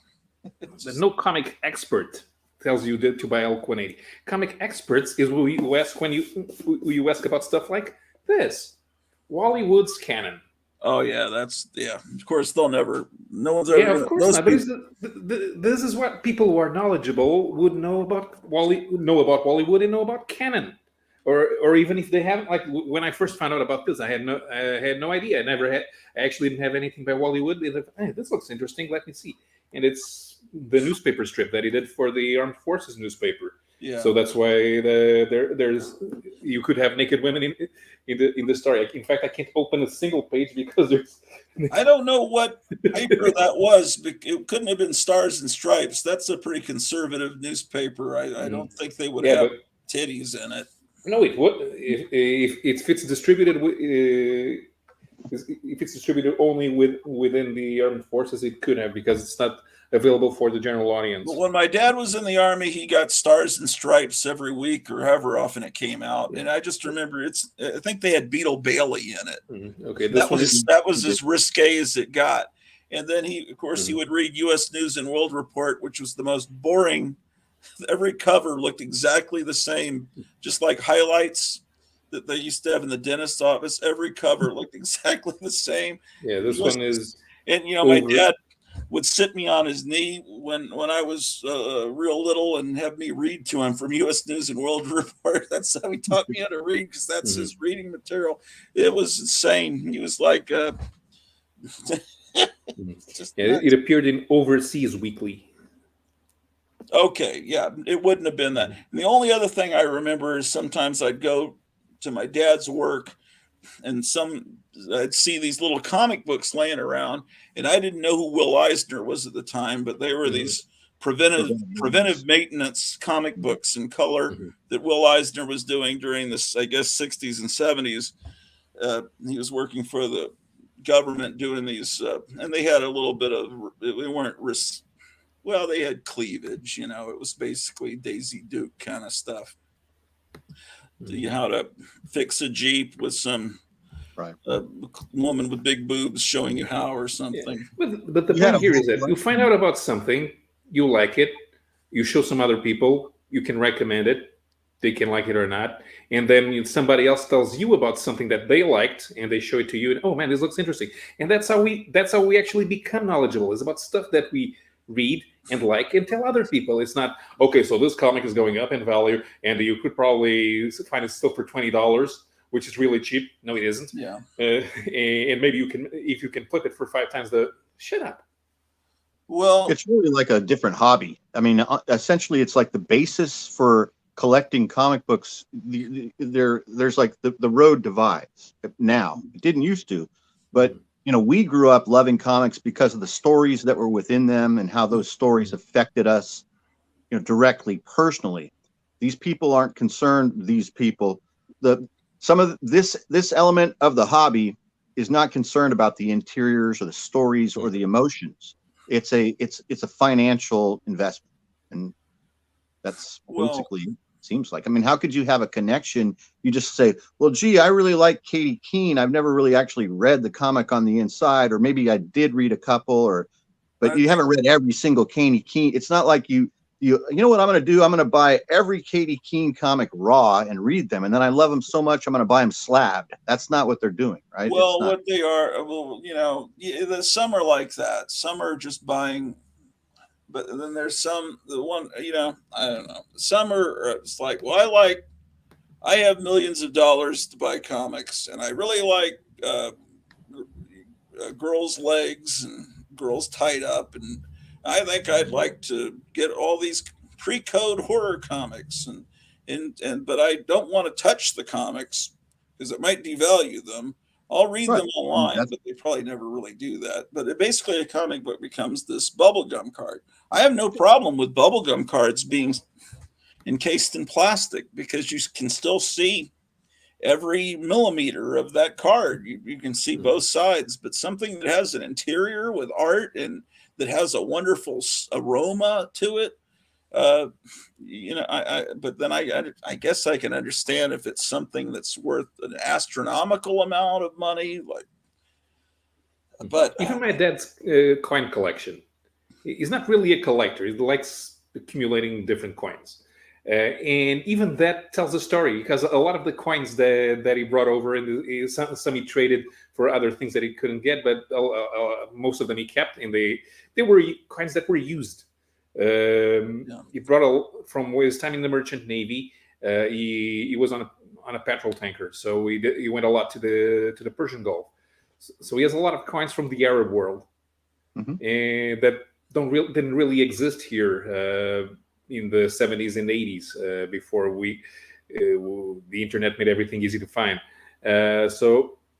But he could tell, oh, this is from the time we got stuck in the Suez Canal in 1983 because we had a problem with the electric generators. I was talking to Charlton 66. That's what collecting is about. The stories mixed into the collecting. Yeah, that's what I like. I like to hear the stories. I don't. If you bought it from mycomicshop.com last week, or if you just bought it slabbed, I want to hear, and that's the cool thing that Dr. Silveridge and Shannon do on Saturday mornings, is they tell the story. This is my childhood copy. This is where I bought it. This is why it means. This is who bought it for me. I want to hear that. I don't really. So I just don't. And these new comics are all cheaply printed with a wave to them. They're just pieces. No, isn't it? The ink comes off on your fingers. You just open it and you leave a print on it.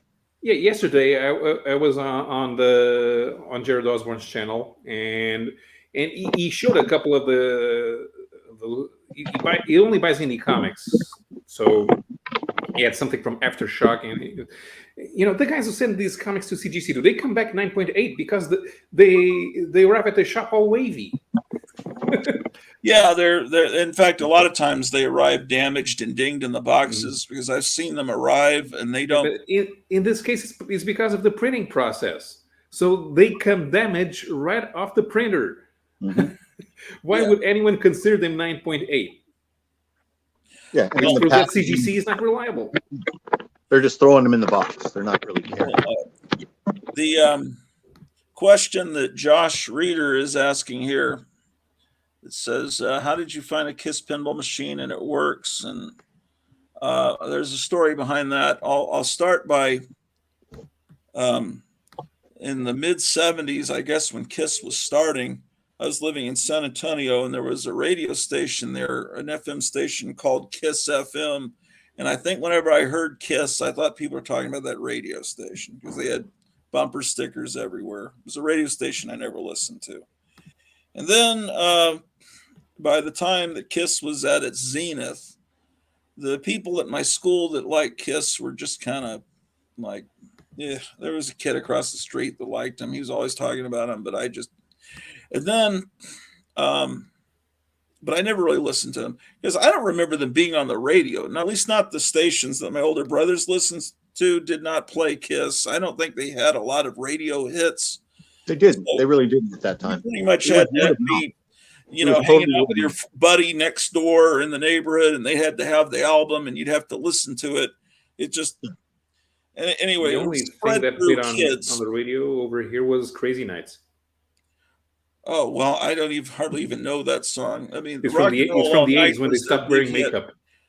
But anyway, so in Creepy and Eerie and Vampirella, there used to be a guy named, I think his name was James Branticelli, who was a comic book writer, wrote about the comic book industry. He put out that magazine called Inside Comics in the early 70s. That was a companion magazine to the Monster Times. It was a newspaper, and there are only a few issues printed. I got Charlton sent me an extra copy he had. That's the only one I've got of that. I'd like to get more, but anyway. He wrote a thing about how horrible the band KISS was. And so I read it in my issue of Creepy or whatever. And it's like, I love this guy. He was always angry and cynical about the comic industry. And this is in the late 70s. And I thought, okay, whatever he says, I'm with him. And he was mainly upset about the Marvel KISS comic because they had done this publicity stunt where they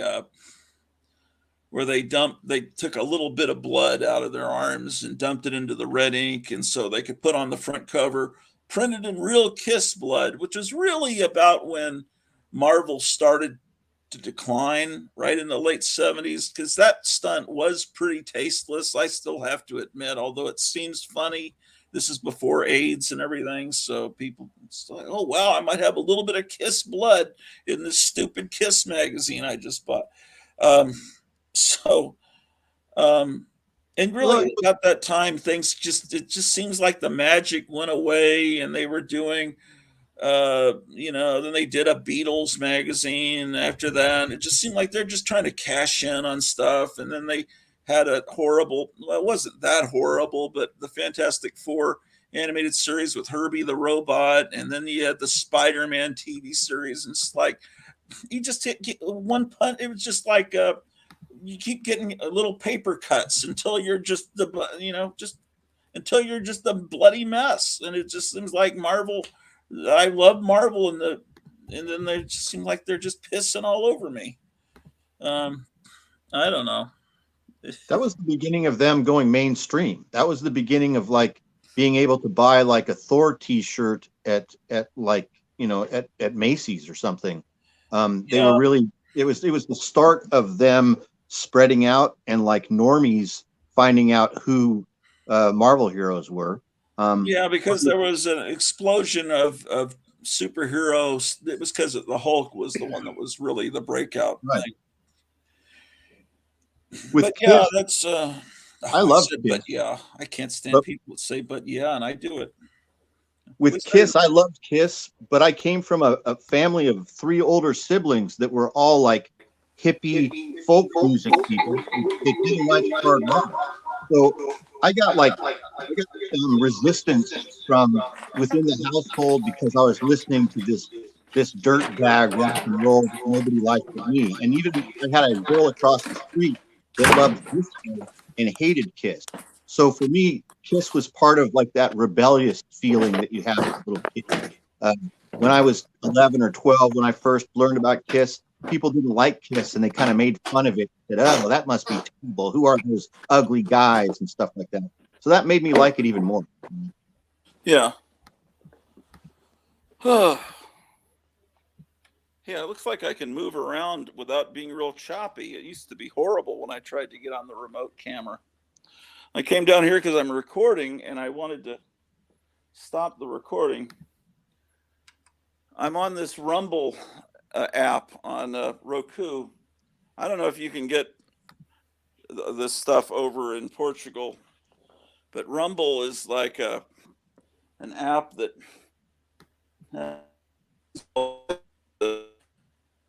I'm recording this thing called my wife was watching it, The Earth Chronicles, and let's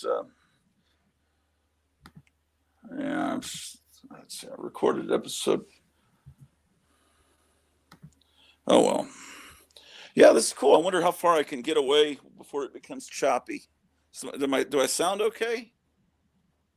Yeah, you're fine. You sound clear, and the picture is fine. It's not skipping or anything. Oh boy, that's cool. I could maybe I need to go around the house and see what how far I can go now. Oh, there's 20. See, I'm recording on a 6-hour disc. There's only 23 minutes left.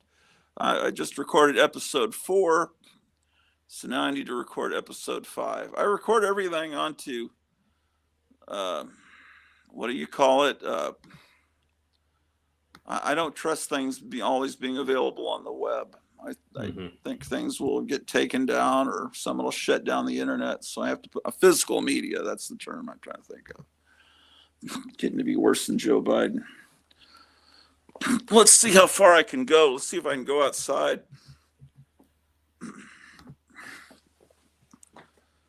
Let me know when I start to get. I was going to say, do you feel like you're preparing for the end times by recording all this stuff and like keeping physical media? We lost you though. Can't hear you. Lost me? Oh, I heard you right there. As soon as I think I need to be the house. Is it better? Yeah, it's choppy right now. We can't. You're frozen and it's choppy.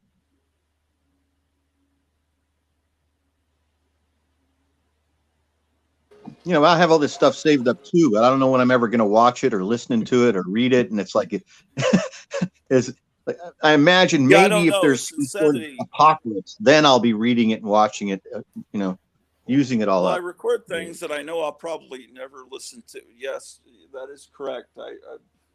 When am I ever going to listen to it? I don't know. I guess I think I'm like immortal and I'm getting stuff ready for like 60, 70 years from now. I don't know what.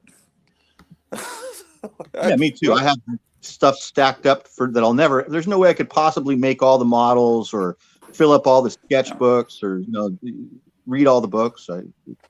Yeah, so it's something I just don't even really think about. But then people will always say, "Are you ever going to watch all these movies?" And right. People always want to rain on your parade. Mm-hmm. I hate to rain on your parade, but I'm not a normal person like you. I need to own things. I need to have my house full of shit. Yeah. Yeah. So if I go back to this room, it's going to be horrible. At least I know I can go downstairs and do things. I guess I'll I basically brought my laptop over to the living room because that's where I have my internet. I used to have my old computer in the same room as the comics, but I disassembled the desk, so I keep my laptop where I work exactly on my lap. And the comics are in the what's now the library. Although, if I could, I'd move out because that place has a lot of the area around has a lot of humidity, and it's not good for the books. Yeah.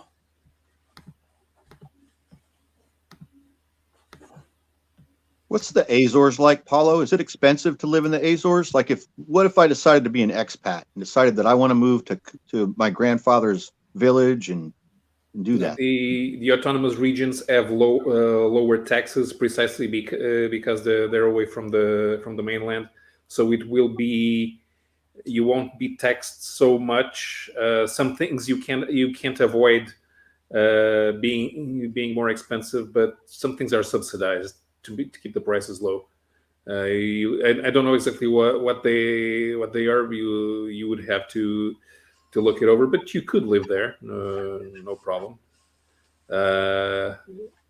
You probably have a bit more variations in temperature than what you have now. Really? Yeah. Because in the winter, and if you catch a storm coming in from the sea, it's not going to be pretty. Yeah, I know they get really big waves there, like really big waves. Yeah. But I didn't realize it was cold. I always, I kind of expected it would be like California. Oh no, an ocean, huh? No, you do have summer, very high summer temperatures, but in the winter it gets colder. Of course, what I think is colder when I hear you guys saying, "Oh, it's snowing out here." Snow? What is snow? Tell me. Have you ever been around snow? Of course, yeah, no, but I live in a harbor town. I tell people that 50 degrees, you should send in the troops for an emergency situation. Right. But then we have 115 in the summer. Wow. So yeah. I didn't know it got that hot. Yeah. It kind of is similar to California in a way, because that's, there's so many Portuguese people that came here like turn of the century, and in my head I always kind of thought, maybe it's similar, like, because so many of them are here doing stuff that involves the environment, like cattle ranching or farming. The beach life is real similar, like with the gardens look a lot, the same type of plants, I think, maybe, or similar. I don't know. Yeah, if you are, in fact, I've seen even when I was in school, I would see maps showing the type of climate, and California was described as Mediterranean. That's what I've heard too. Yeah. My whole life growing up, they've said that it's a Mediterranean climate on the coast in San Francisco, where we're from. My grandfather moved here from the Azores, and it kind of made sense to me. It's like, okay. Yeah, which is, I suppose, why there are so many Portuguese owning vineyards around Sacramento. Yeah, that's what I'm saying. Yeah, and my grandfather was a cattleman, and I'm pretty sure that he had already worked with cattle on St. George in the Azores. Yeah. So he grew up around cows, and so that's where all the beef is grown. Is in the Azores. Man, here in the mainland, we in the south we have more pig farms. Up north, they go for sheep or goats, and then if you live by the sea, everything is fish. Mm-hmm. Yeah, and that explains Massachusetts, where there's tons of Portuguese immigrants on the East Coast in Massachusetts that are like a huge part of the fishing community there. It's like Italians and Portuguese have been catching fish like in the Boston area for 100 years or something. Yeah, usually what we get told is that they're all in Providence, Rhode Island. Right, there you go. Same type of thing. And they even make fun of Portuguese people there, Hawaii as well. So I didn't know this until I got a little older and found out that like in Hawaii, Portuguese are like Polish people. Like they have jokes about making fun about Portuguese. Yeah, it was the real dirt poor move to Hawaii.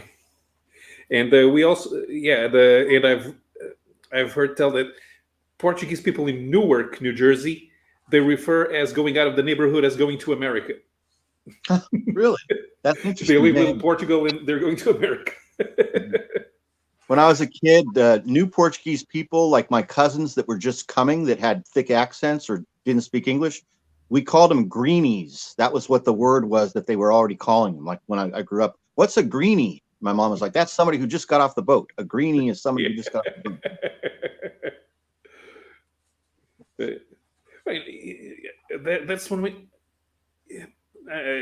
You guys were saying that I have very good English, but I hear myself talking when it's all recorded, and I can tell everything that I do wrong when I'm listening to it. Sometimes I say, "Oh man, it's just like I just stepped off the boat." I've never noticed any grammatical mistakes at all, and I was an English teacher. No, I know I don't do grammatical mistakes, although sometimes there are a couple of idiomatic expressions that don't come out right because it's the way of thinking. But you can hear. I tried hard to lose my accent, and it's really not possible because I don't live in an area where I'm surrounded by people who speak English every day. Well, it's almost like you can hear your brain thinking like a computer. You talk for a while, and it's like you're typing, and then like you hit the return key, and it goes back to the next line. And it's like you talk perfectly fluent, then you go and then you keep going, and it's like. And I always thought I'll do a shot every time he says but I'll be dead. But it's great. It's like it's almost seems like typing. Okay, then I stop because all of a sudden there's something that's not clicking, and it interrupts there's something that's not clicking in the brain, and it interrupts my conversational flow, and then it's like I have to think about it just for a minute, just for that thing. I thought it was just like a computer. It's like, okay, you process this much. That's how much memory you've got, and then just like, okay, I get ready for the next. And then you're translating in your mind for the next. Right, because there are words that all the words don't always have direct translations. So you're thinking about something, and it's going through a path, and my brain is evolved to think in Portuguese. And I know enough English that it comes out naturally. But if an idea is going one place and it needs to jump to another in order to complete the sentence in English, it's going to do that because the pathways are still mostly Portuguese. Yeah, my wife's first language is Spanish, but sometimes she'll call up her mom. What is this? What is this word? And then they'll figure it out. What this, Yeah, but if you move away from where you grew up and you speak a different language every day, you start losing some of the things from your native language. It happens a lot. I mean, I have neighbors. They immigrated to France in the late '60s, and sometimes they say things in Portuguese but use French idiomatic expressions. It's almost funny. So you can tell when the immigrants in France come back. Yeah, that's where that's funny. We never had much of a, even though we do have Portuguese descendants in the U.S. We never really immigrated much to English-speaking countries. The biggest immigration wave in the last big immigration wave was in the 1960s. They went to France or Germany, also Luxembourg, because Luxembourg is it's even a meme here. Oh, Luxembourg is half Portuguese. It isn't really. We have about, depending on the U.S., 10 to 20% of the population, but it's not like you can go to Luxembourg and everybody speaks Portuguese. That's not true. But we do, compared to the relative size of the population, there are a lot of us there. Uh-huh. But in Paris, you walk around if you walk around for a little bit, just wait until you find somebody speaking Portuguese. We have 1.5 million Portuguese people or Portuguese descendants in Paris. Oh, I didn't know that either. Biggest Portuguese city in the world. Oh, and a couple of years ago, before the pandemic, all the Portuguese descendants in Venezuela wanted to come back to Madeira. So there was about, yeah, everything broke down, and all of a sudden they were refugees. Did they come back? What happened to them? Yeah, I know that about 150,000 came back to Madeira. So they basically just doubled the population, and they couldn't bring all of their money with them. So I don't know, because there are now second generation people who only speak Spanish. Mm-hmm. So it's not easy to find a job there. So most of them probably do want to go back to Venezuela as soon as something happens to Maduro, but until then. This is a 1969 Hawaii issue, and this is a 1973 one. If Gotham City Comics is still watching. So apparently he wanted to go to Hawaii again a few years later. So I'm sure apparently that is the reason. I don't know if you guys were watching earlier.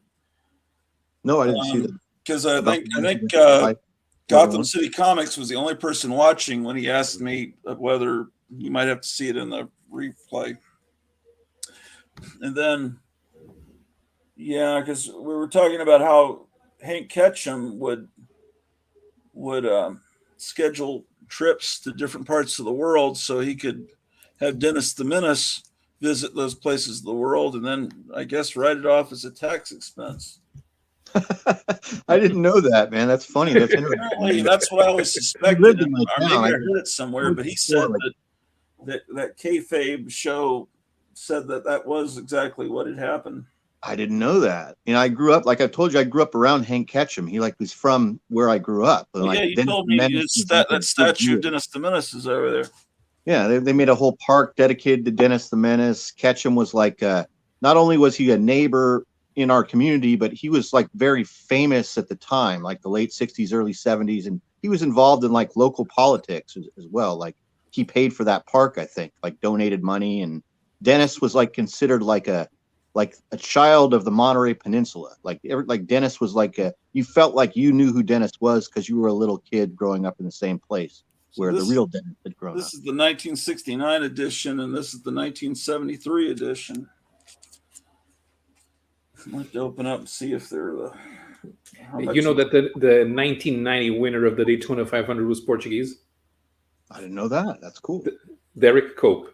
His maternal grandfather was Portuguese, and for some reason, a colleague of mine is on Eurosport. He does commentary. He's on 11 Sports now. He does Formula One commentary. It was sort of me before I was at the same working at the same newspaper. And he managed to con the boss into doing the Daytona 500 in 1990. So we went there and did his thing, and this complete unknown called Derek Cope wins the race, because there's always you can't have a Daytona 500 without somebody crashing in the last laps and making a mess out of the whole thing. And sometimes you get weird winners. Right. So this guy Cope wins. Effective, yeah. And he does this thing. A complete unknown wins the Daytona 500 and special report for Autosport, and then he comes back to Portugal. And a couple of weeks later, he meets up with a friend. Portuguese American Chamber of Commerce congratulates Derek Cope on his win of the Daytona 500. Portuguese American Chamber of Commerce. What's going on? I was going to send this to CGC, but I was afraid they might say it's restored. See how this section's been retaped? I was afraid I'd get a purple label for restoration. Yeah, you don't want that. You don't want a purple label. I'm joking. Sully your collection with the purple label. Yeah, right. Look at the damn tape acid on that. That is something. That when I have comics like that, that's like the comic.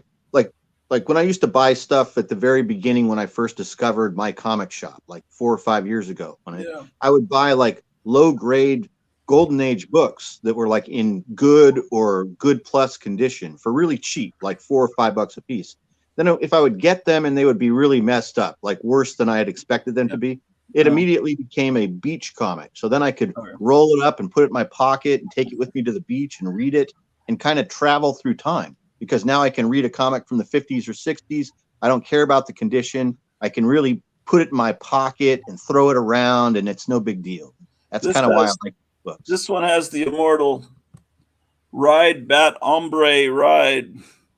Come down with us, amigos, to the land of the gaucho and the wildest bandits in the world, and thrill to the exploits of Bat Hombre." Did they ever? You imagine this is what James Gunn? You imagine if he made a movie of this? That would be awesome. He's got that mustache and the horse has a cowl and cape. Yeah. I know it's they're this is the era of Batman that I like. They're gonna make a movie with this Damian Wayne, which I don't know. Is that, what do you guys think of this Batman having a son? Why name him Damian when that's completely associated with the Omen movies? I mean, that's when you hear Damian, that's the first thing you think. I know there are people named Damian, but unfortunately that name has been co-opted as a devil child. And that's just, you're going to have to live your life with that name being a devil name because of the Omen. Just like, unfortunately, Adolf. If you decide nobody's called Adolf. Yeah, nobody's called Adolf anymore. I don't know. Can't even wear the mustache anymore. Can't even wear. If I wanted to wear a mustache, people look at me funny. Just a little Adolf mustache. Yeah. Well, then you can't do this. Yeah, Michael Jordan did it like for about a year or two, like about 20 years ago. Remember when Michael had it? Michael had a little Hitler stash for a while. Didn't last. This is interesting, and this is one of those big giant DC comics, but they reprint the cover of the comic. They're reprinting on the inside. So, of course, they don't have the price, but it's Action 241. But so the cover's gone, but you still kind of have a cover for. But it's in the era when they have the swinging mod scooter guy. So I guess it's about 1967. So it's definitely not this era Wayne Boring Superman. But still, these are fun to read. I think I got these from Lone Star from before they were mycomicshop.com. They'd have just a stack of comics you'd buy, and they were called Wounded Wonders, and there'd be books like this in there. And I'm sorry, I'm not even showing them. There'd be books like this. You can read them. I mean, but they're just not in good enough shape for them to actually sell. Especially not through mail order, which is what they were mainly doing at that time. At that point, Lone Star didn't have back issues in the store. In the early days, they did, and that was when it was a wonderful store. But then they took everything and put it only as mail order, and then eventually they just shut down the store completely, and just went to a completely online business. They sold it to this other company. It was Lone Star Comics. These people bought it and called it Wild West Comics. I'm sure it's still there, but it's still this exact same number of letters. Lone became Wild, and it all came out. Lone Star, Wild West, and so on. Still kind of the same theme that it's a Texas store. I must have 3 of these California Dennis the Menace. There's Punch and Judy. I'm moving these Dennis the Menace over to this box is what's going on. So they can all be reunited. Well, but finishing my Derek Cope story. So the guy comes back to Portugal and he says, and he hears the Portuguese American Chamber of Comics. Oh, that's a French one. Yeah. He's going to honor the guy, and he calls a friend of his in the Chamber of Commerce. What's going on? Oh, the guy has a Portuguese grandfather. Oh. And then it's when he hits him. Portuguese journalist goes to the Daytona 500 where a Portuguese descendant wins, and he missed out on the chance of doing a story called Portuguese Driver Wins the Daytona 500. and he was so embarrassed that he didn't tell that story to anybody for about 10 years. Uh,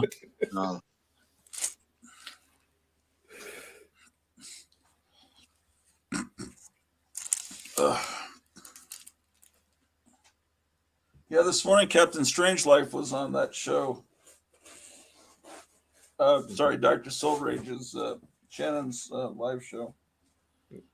I didn't see much of it though. I didn't. Yeah, only arrived after about an hour. The thing at the end of the show, they were complaining, "Oh, we probably can't go for 2 hours. There's not enough to go."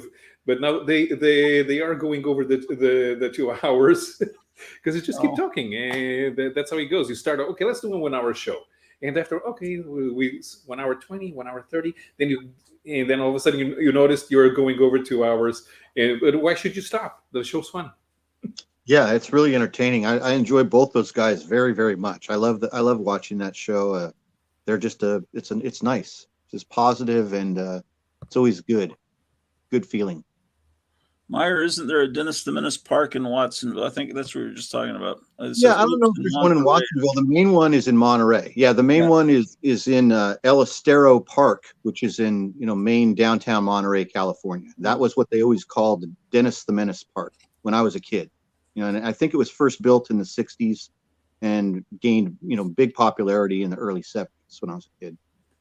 And it's just full of Dennis the Menace. Like there's like a Dennis the Menace statue, and there's pictures everywhere of Dennis and all of his friends, and it's all set up as like a big promotional thing for Dennis the Menace, really.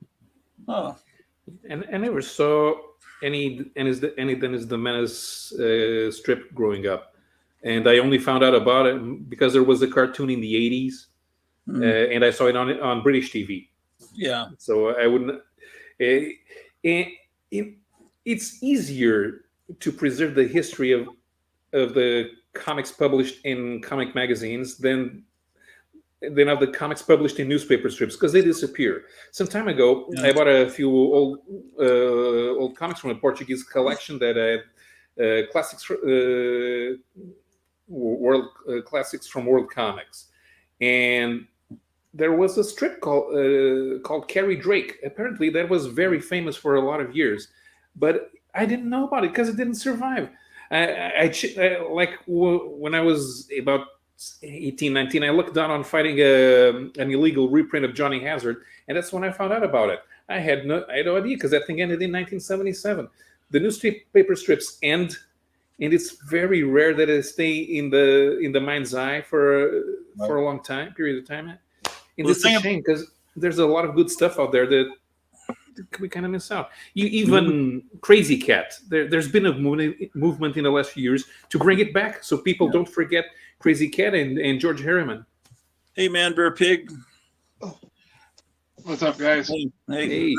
But what, I don't know if you know this, but in the States, you could fill a whole book shelving unit with Dennis the Menace paperbacks. They put out and each, because Dennis the Menace wasn't an actual strip, it was a single panel deal.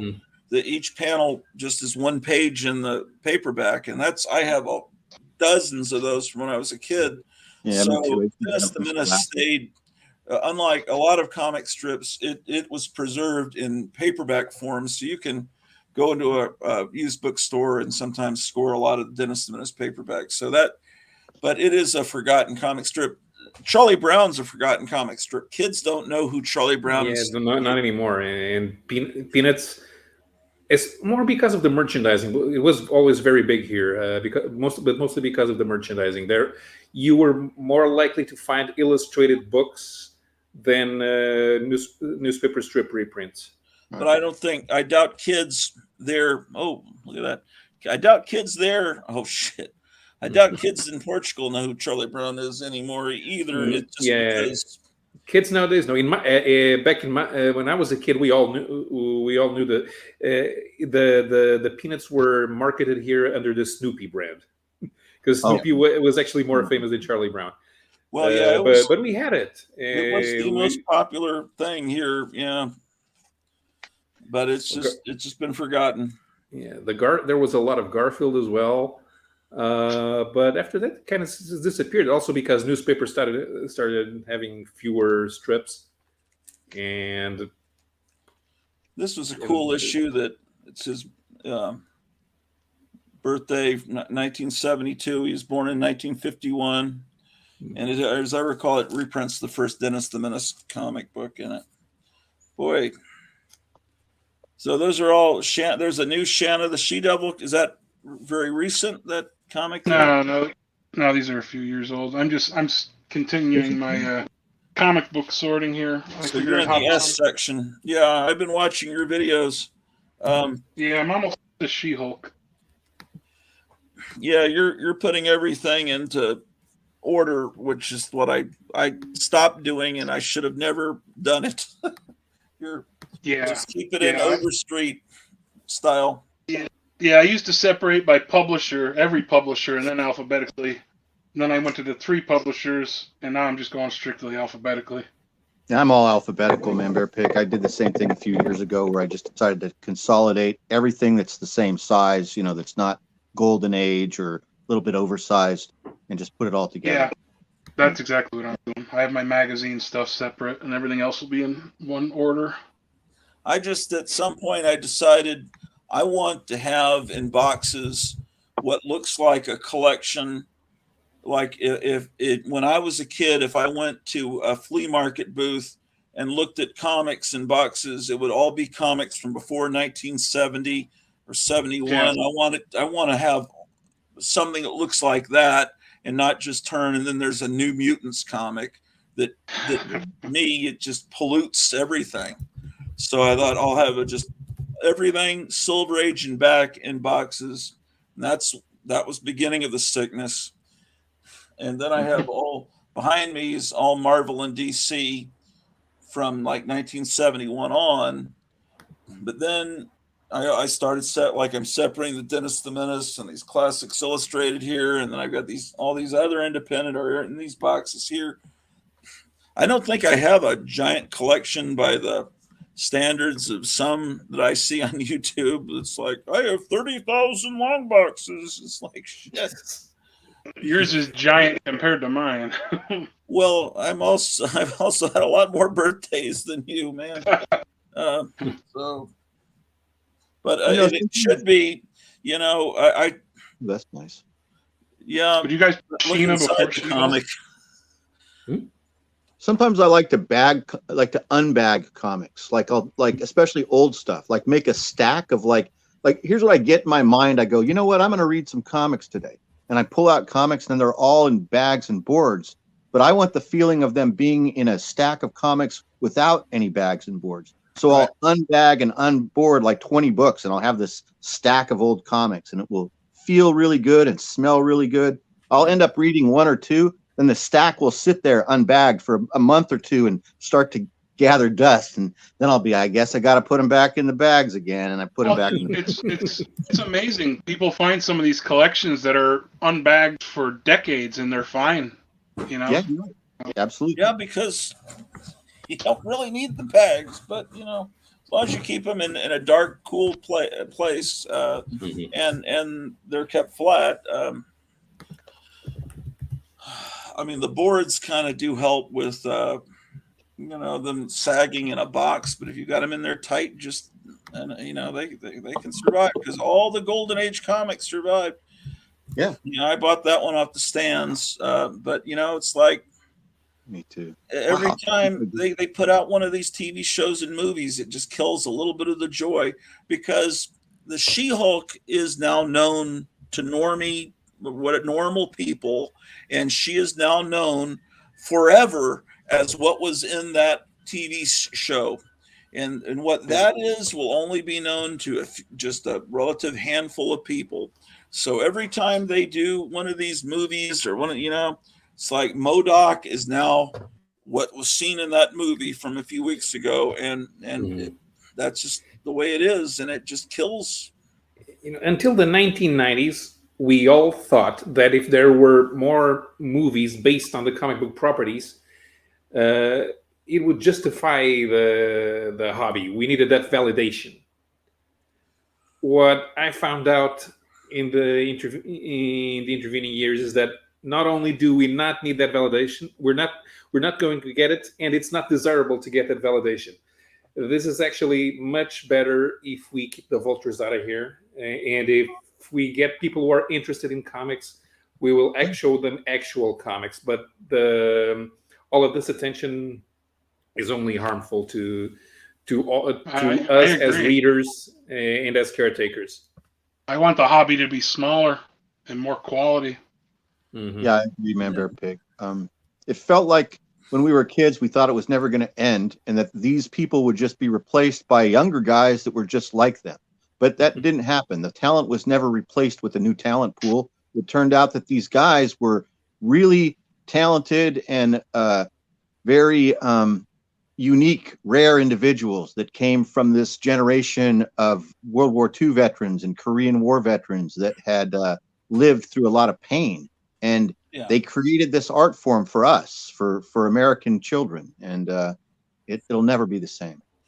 Well, there have been great artists that have come along in the last few years, but they're they're not as prolific as those World War II guys. The guys that grew up in the Depression, that would work insanely to make the money. Because the few times that Steve Rude did Marvel comics, he did a few Thor comics. That was phenomenal. And Alex Ross pretty much just does covers. Well, you still had some time in the 1960s and 70s with social upheaval, and that also kind of informs you into wanting to tell stories. But since the 1990s, everybody's lived in a bubble, and without the lived experience, you're not going to be able to tell stories, and nobody has actually done anything worth telling about since the 1990s. You know what I thought? That's what I was trying to say. You just that's what I was trying to say. Yeah. Well, I thought that there was some breakthrough with the movie Captain America: The Winter Soldier. I thought, boy, they're really, for a mainstream movie, they're really pointing out what's going on. And then, but I'm sure they were doing it from a liberal point of view. But then, I guess the idea that the government's really evil, liberal, or conservative, you can kind of look at it the same way. But it's just the last few years. The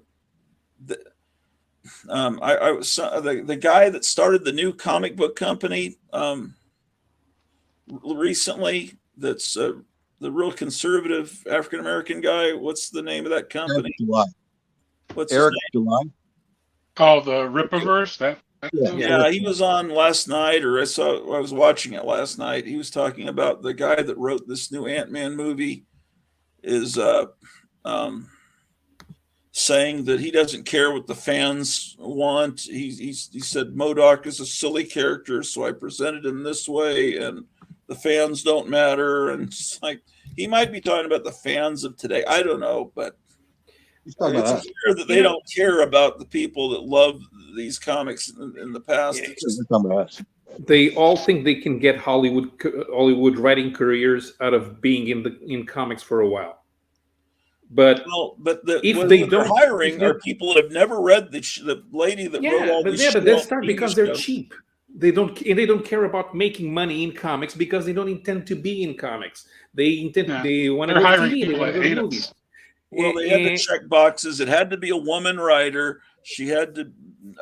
She couldn't be Anglo, so they got an Asian woman that had never read the comics that probably hated them. If you go into a job, no matter how low it is in the totem pole, and you decide that you're not going to do a good job just because it's low on the totem pole, you'll never get up.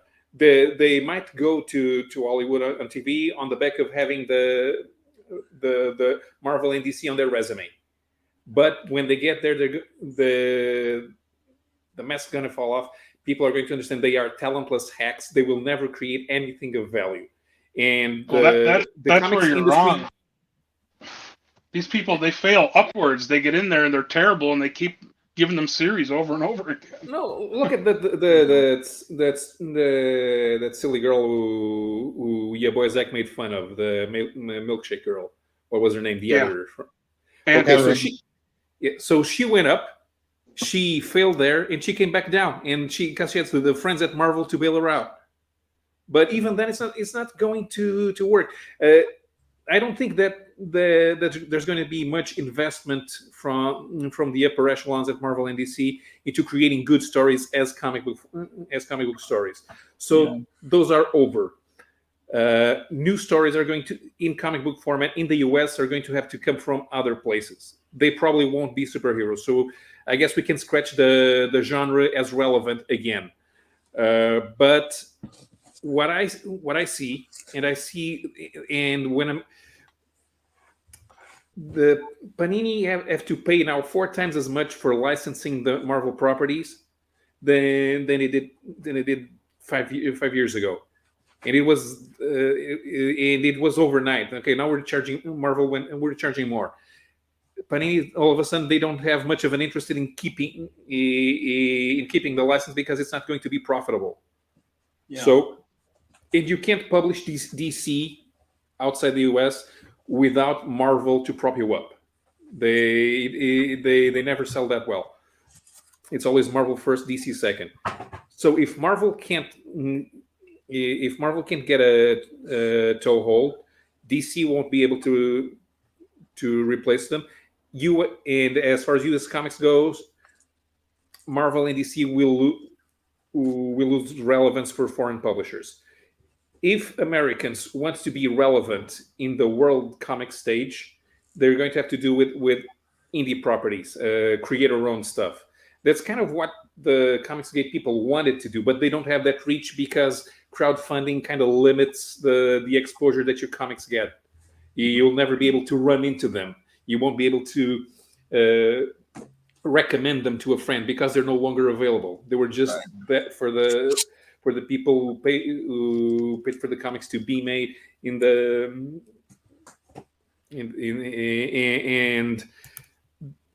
what I'm seeing is that all of the talk in the big European conventions is from guys who published at Fantagraphics. So Fantagraphics is probably going to become the most relevant US publisher during the next 10 years. Okay. And if we want US comics to prosper, and while it might be fun to talk about the past and how much fun we had reading Marvel and DC and Archie and Casper the Friendly Ghost, we have to look in other directions to make sure that the comics made by these people have a reach. So it's going to be different. It's going to be Dan Clowes and Charles Burns and Adrian Tamine. And I know that superhero people don't like them. But yeah, I know. But I don't really care if anything prospers. To me, the whole industry's the Marvel DC that's all dead. I'd like it just to be buried and forget that any of the stuff that's happened in the last 20 years ever happened. Because to me, they've shit all over it. So I prefer to just imagine that the last 20, 25 years never happened. But somebody's going to have to make comics, and they're not going to make them at Marvel and DC. Marvel and DC may stop publishing at any time. Yeah, but the Marvel and DC like probably. Go ahead. Yep. Yeah, staying small. Yeah, sure, but I don't think that we could. I don't think we can put the cat back in the bag. From the moment Marvel and DC now became subsidiaries of Disney and Warner. And DC, while always being a subsidiary of Warner, they were hidden enough in the structure they could do whatever they want until Marvel movies made it big, and all of a sudden somebody at Warner noticed, wait, don't we own Superman and Batman? Do we have more comics? We need to take it up against on the fight against Disney. So the comics become all secondary. They will never be relevant again because they don't make that much money.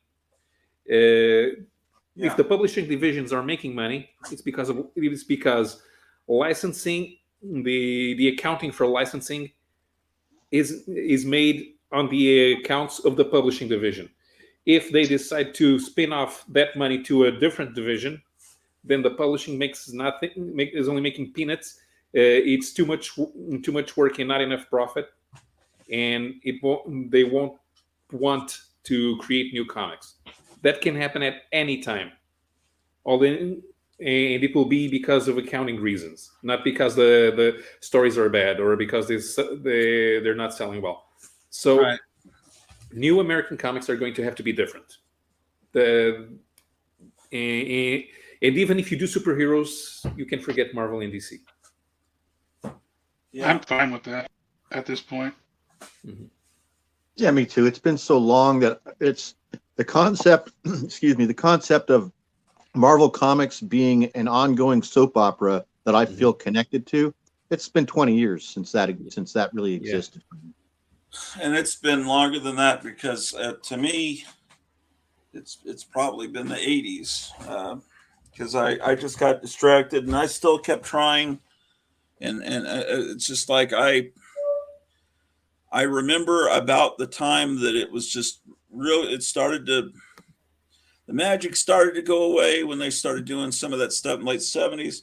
But to me, I know some people love Secret Wars, the black costume of Spider-Man. Yeah, look, That I was period born in to me- 1979. To me, the 1980s cynicism is normal to me. So stories made during that time, that's what I grew up with. It's just to me, I look at it. Okay, why does Secret Wars exist? To sell a toy line. And That then is true. DC, they had superpowers. Okay, that's to sell a toy line. And I'm in college looking at this stuff, thinking, okay, yeah. And then I Sure. see them change Spider-Man's costume to and I never cared about Spawn or Venom or Carnage. Yeah, but we I, knew I, that. I get Spawn and Venom mixed up in my head. To me, it's the same thing. It's a bunch of satanic goblin shit. I mean, I guess it's well drawn, maybe. It just doesn't matter to me. And it may just because, but how's that different from Ghost Rider and Son of Satan? Well, because I was a third, fourth grader then. Yeah. And it was kind of cool. Sure. But maybe if I was younger and I was in third grade, maybe I'd like Spawn. I have no idea. I don't think if I was a kid, I would have gotten into Pokemon. I think I know myself, my character enough to know I wouldn't have. Yeah, I wouldn't have gotten into Pokemon as a kid either. But I remember the first time I picked up Spawn, and I was still a teenager, and I was not impressed. And it was the level of writing. Yeah, So because it can't quality just be art; it has to be writing. Sure, too. yeah, of course, but quality ends up winning always. Even if it takes a while, and there's something that's shiny and slick and with lots of poses that catches your attention, you grow tired of it pretty quickly. Mhm. And Yeah, that whole image revolution was heavily based on art over writing. yeah, but I've noticed that the image books that I liked it took about 3 years until they became interesting enough, and it was the ones that had good writers like Warren Ellis or even Alan Moore. When Alan Moore worked at both for Jim Lee and for Rob Liefeld. But you need Did you that ever read the quality. Max? No, and I'm not sure I'm very interested in the Max. I never really liked That was Sam weird. Keith's art style. Yeah. You know what I was reading in the 80s, I think more than anything was Hate and 8 Ball. That was the 80s. That wasn't the 90s, right? Yeah. I discovered those in the 90s, but they were really 80s and 90s, because that thing was irregular in publishing. 8 Ball I'm interested in. they were both great. Kind of sometimes yes, sometimes no, but I think it might be fun. I remember when I started reading Wizard, and that was only in the late 90s. So it was when I switched from Portuguese to English and reading comics. So I kind of missed out on I ran through the 90s very quickly. And there were things that looked interesting, like Flaming Carrot, Milk and Flaming Cheese. Carrot's good too. That was the Yeah, kind of but stuff I was reading. But I was always going into comic stores, buying old comics, and always looking at the new comics, trying to find something good. I never. It's just like I would like there to be good music today. I'm always listening. I'm always hoping someone will put out. I don't want to hate everything. It doesn't feel good to live in a world where you hate everything. It's not. Yeah, the last new music I paid attention to was in 2014. So, and I'm in my 40s. My music died with Neil Peart. What's that? My music died when Neil Peart died. Uh, I'm a Good big Rush piece, fan. Love Rush. I've always been an electronic music fan because they used Jean-Michel Jarre music on commercials in Portuguese radio. That's where I first heard it. So as I started listening to stuff, what the first band that I liked was Technotronic. I remember that. So yeah, it's I was never a rock guy, but in electronic music. But it really doesn't matter if you start with something that you know it's ridiculous, because it opens up opens you up to other possibilities. I started with Eurodance, then I noticed house music, especially tribal house, because it's mostly beats. Then I noticed big beat. Moby was an entry point, but so was Fatboy Slim and a short-lived group called the Propeller Heads. we were talking about maps earlier. Mm-hmm. It's a map of Dallas. Yeah, It's a map of Pennsylvania and New Jersey. You know, something happened to me yesterday. I was walking down the street, doing my thing, and I didn't have my camera on for some reason, but I was walking, and this woman in a Tesla pulled up close to me, like she went off the road onto the curb, right up to the curb, driving really slow. So I saw it like out of the periphery of my vision in my left eye, and the first thing that popped into my head was, oh, it's a tourist asking for directions because I live in San Francisco. This is something that used to happen all the time, right? Yeah. I mean, all the time. Yeah. But then when I realized that she pulls up and stops, and I look in the window and she's just looking at her phone or at her thing inside of her space mobile, and I realized this, of course she's not asking for directions. Nobody asks for directions. Right. No one's asked for directions in 10 years. They don't need to because their cars and their phones have everything. I was like, geez, Right. that's in the past, right? Well, I hate Teslas. I feel like I've got to get this Yeah. new comic that people are talking about called I can't remember. It's like a GI robot kind of thing. Do you know what I'm talking Junkyard Joe. I think you're about? yeah. Joe is it? Yeah. That's Oh. good. I'm reading it. I mean, is it legitimately good? Like compared to like far beyond everything else? Yeah, so that thing's a spin-off from what was that thing Geiger. called? Yeah, Geiger. in the Geiger. And so yeah, there's a series of related titles, and Junkyard Joe is a spin-off. And and Jared Osborne, who I do the show with on Friday nights, he reads both titles, and he likes Junkyard Joe better than Geiger. Well, let me look up Jared Osborne. I don't know if every time you say Jared Osborne, wasn't there a guy on like the movie channel or American Movie Classics? It was a movie expert with a similar name. Don't know. Jared used to be a staffer at Marvel. He worked for Virginia Romita. He was one of the last people to work with George Russo's and with Jack Abel. Does he wear a fedora? Sometimes. Is this him? Is this him there? Yeah, that's it. That's the channel. I'm subscribed to him. Yeah. All of the shows are called The Cavern of Chaos. Oh, And that's where I appear. We do a 3-hour show. on Fridays? Yeah. At I've 6 been Eastern. doing Fridays nights because I didn't know that, but I've been doing it because Horror Mike, I think, does something on Friday. Yeah, at nights. the same time. Yeah. I don't want to step on his toes. I haven't talked with him in a long time. Yeah. Well, I commented on a couple of videos because he's doing a lot of videos about Metal Hurlant. Yeah, So I he ended up he commenting. was making fun of people that call it metal hurlant, and I was thinking, I've always done that. It's like you got to be respectful. It's like, Yeah. shit, no, I've always Well, you called got- it metal hurlant. Yeah, you have to learn. You have to know how to speak French because it's not pronounced the same way. Even if the letters are arranged in a way, you have to learn how they're pronounced. But then I thought, Yeah, but yeah, the thing, yeah, if you don't know foreign languages, you're gonna pronounce things all wonky. But I thought, have I ever actually said it out loud? It's just in my head. I thought metal hurlant. I don't know if I've ever talked to anybody in my life about that heavy metal was a Same with me, man. Same with me. I don't think I ever Who talked to would you anybody. talk to about that? I don't know people until the internet and meeting you guys. I Yeah. don't know anybody. Yeah, but if you ever saw in a magazine Metal Hurlant, the French version of heavy metal, Yeah. which is of course the other way around. It's heavy metal. That's the U.S. version of Metal Hurlant. But if you only read it, you wouldn't know how to pronounce it. Yeah, but I Americans tend to well, that's you do it the opposite way. Of course, ours is the original. Yeah, but you grew up on air bases, right? Around the world.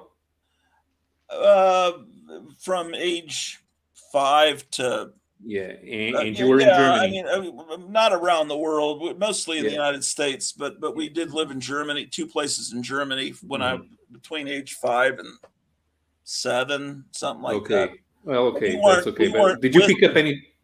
But did you pick up any German? Did you speak to? No, you see what the thing was, it was just like living in a small American town. You live on the base and you go to school with all American kids from all around the Right. United States. So if anything, you pick up less of an accent because it's all homogenized. People from any part of the United States are there in your class. The teacher's American. There's an American movie theater, bookstore, PX, everything's there. But the only time you hear German is if you turn on the television and turn it off of the one American channel, and then you can see Porky Pig talking in German. See, you were, even though you were in a foreign country, you were isolated from it, so you learned nothing from it, and so you end up not getting in touch with foreign cultures, and you won't pick up elements from it. It's natural. I mean, in Europe, it's fairly normal to find foreigners on the street between immigrants and tourists. You're going to be exposed to people, so you don't know all of the languages, but you kind of figure out where they're from, and you listen to, oh, this guy is Swedish or maybe Danish. I can't tell Nordic languages apart, but you can tell when someone's from Germany. I can even tell when somebody's from Germany or from Austria. Jimbo, I'm sorry. How long have you been waiting? Just a few minutes. It's no You've big been deal. waiting down below. And John Goris, if you want to come on too, I've just put it in the. Okay. Yeah, the thing about Germany, the only thing I learned about Germany on weekends, my father would take us off and we'd go see castles and Hitler's Eagle's Nest. We went up there and the castles were all amazing. And I do you remember where the base was? It's my age by the side of the road drinking beer, smoking 6-year-olds. So that's my picture of German culture. Do you remember where the base was? Well, we were at Heidelberg, and Heidelberg. we were in Landstuhl. I think I'm pronouncing it right, and then Heidelberg. And I know that we went to that big fairy tale castle that Disney's big in Neuschwanstein. And I don't know how far we traveled for that, but I went to Heidelberg in 2001. We were invited to cover the Challenge Bimbandu, which was something that Michelin organized for alternative energies and new technologies, and we followed the challenge on a bus, us and the Spaniards. So in Germany, we stopped at Heidelberg because they were going to do a lap around the Hockenheim Formula One circuit, but because of all the media presentations and test driving the cars, I've ended up going to a lot of places that I normally wouldn't go to. But even then, picking up the language, once I can't remember what the car was, but the guy was pairing up with this. He wanted to have a coffee, so we stopped in a place outside Berlin. Now, outside Berlin, in the area that used to be East Germany, and those guys still don't speak foreign languages. So we placed. Okay, I asked English. Nein. It's okay. At least I know zwei Kaffee bitte. Fine, which is what I could say in German. No problem. Yeah. Sometimes you just need a few words, but well, there's so much to look at. Everybody's showing comics in different squares. It's yeah. it's like I was just in my room organizing stuff, and yeah, that's what we're all doing. It's like on here. It's like an ADHD wonderland, and look at the study in every square. What's going on? It's like looking at a Will Elder ad panel. You know. In the meantime, I have to go because it's almost 8 p.m., so it's dinner time. Oh, okay. So I have to go. This was fun as always. So Yeah, I'll see you guys later. See you, Paulo. Take care, buddy. Yeah, I was just trying to straighten up my room. I'd done a few live streams last week, and it was like utter chaos. It was worse than normal. It's always crazy in here, but I mean, it was worse than normal. I couldn't. Yeah, that's what I hate about the live streams is you just pull all this stuff out, and then 2 years later you put it back where it was. That's I don't know. It especially when there's a theme, you know, and you got to look for certain covers. I don't like that. It's too much like work. I've got in front of me probably about 8 boxes. It is just everything. Does anybody have the actual comic? Golden Age magazines. I don't have that. No. Hey, John. No, I don't have that house. Hey, About 8 boxes. I got a haircut. What's up? Anybody have the actual comic? Golden Age magazines. I don't have that. No. I think you're getting an echo, John. No, I don't have that house. Hey, About 8 boxes. I got a haircut. What's up? Anybody have the actual comic? Golden Age magazines. This always entertains me. Just like We eventually figure it out, but yeah, it takes me forever sometimes. yeah. Here we go. According to Comic Tom 101 or whatever the frick is called, the one with the yellow cover that introduces John Constantine is real hot right now. I think I've got a couple of it. I have at least one. I don't have that. You've got one more than me. I don't have it. I might, if I have two, maybe I really should sell that and turn it into food. What is that? Is it a Swamp Thing book you're talking about? The first? Yeah, It's a yellow cover. So whenever you're looking at Swamp Things, look for a solid yellow cover. Was that when Alan Moore was doing it? Yeah, it was the Alan Moore series. Okay. Yeah, because I think the issue might have been in the 30s. apparently Keanu Reeves keeps talking about wanting to do a Constantine movie again. Yeah, That was awful. So great. That was bad. Anyone here liked it? Someone was saying it was good. I never saw it. That is really good there, Jambo. That's really good. Yeah, I really enjoyed that. That's what I wish the comic industry would just do. Just make it like it used And to they be. could do it. I mean, they did that. They could do it. And there's hilarious, as I recall, fake ads in there that look. Yeah. It's just Yeah. you can do that stuff. You can write it as good as Stan Lee. You could, but they just won't do it. I'm so And you're right. I mean, there's Alex Ross, and that's probably about it for me for modern day. well. I don't know. I think someone was saying he lives in where they live. Might have been Gotham City Comics. God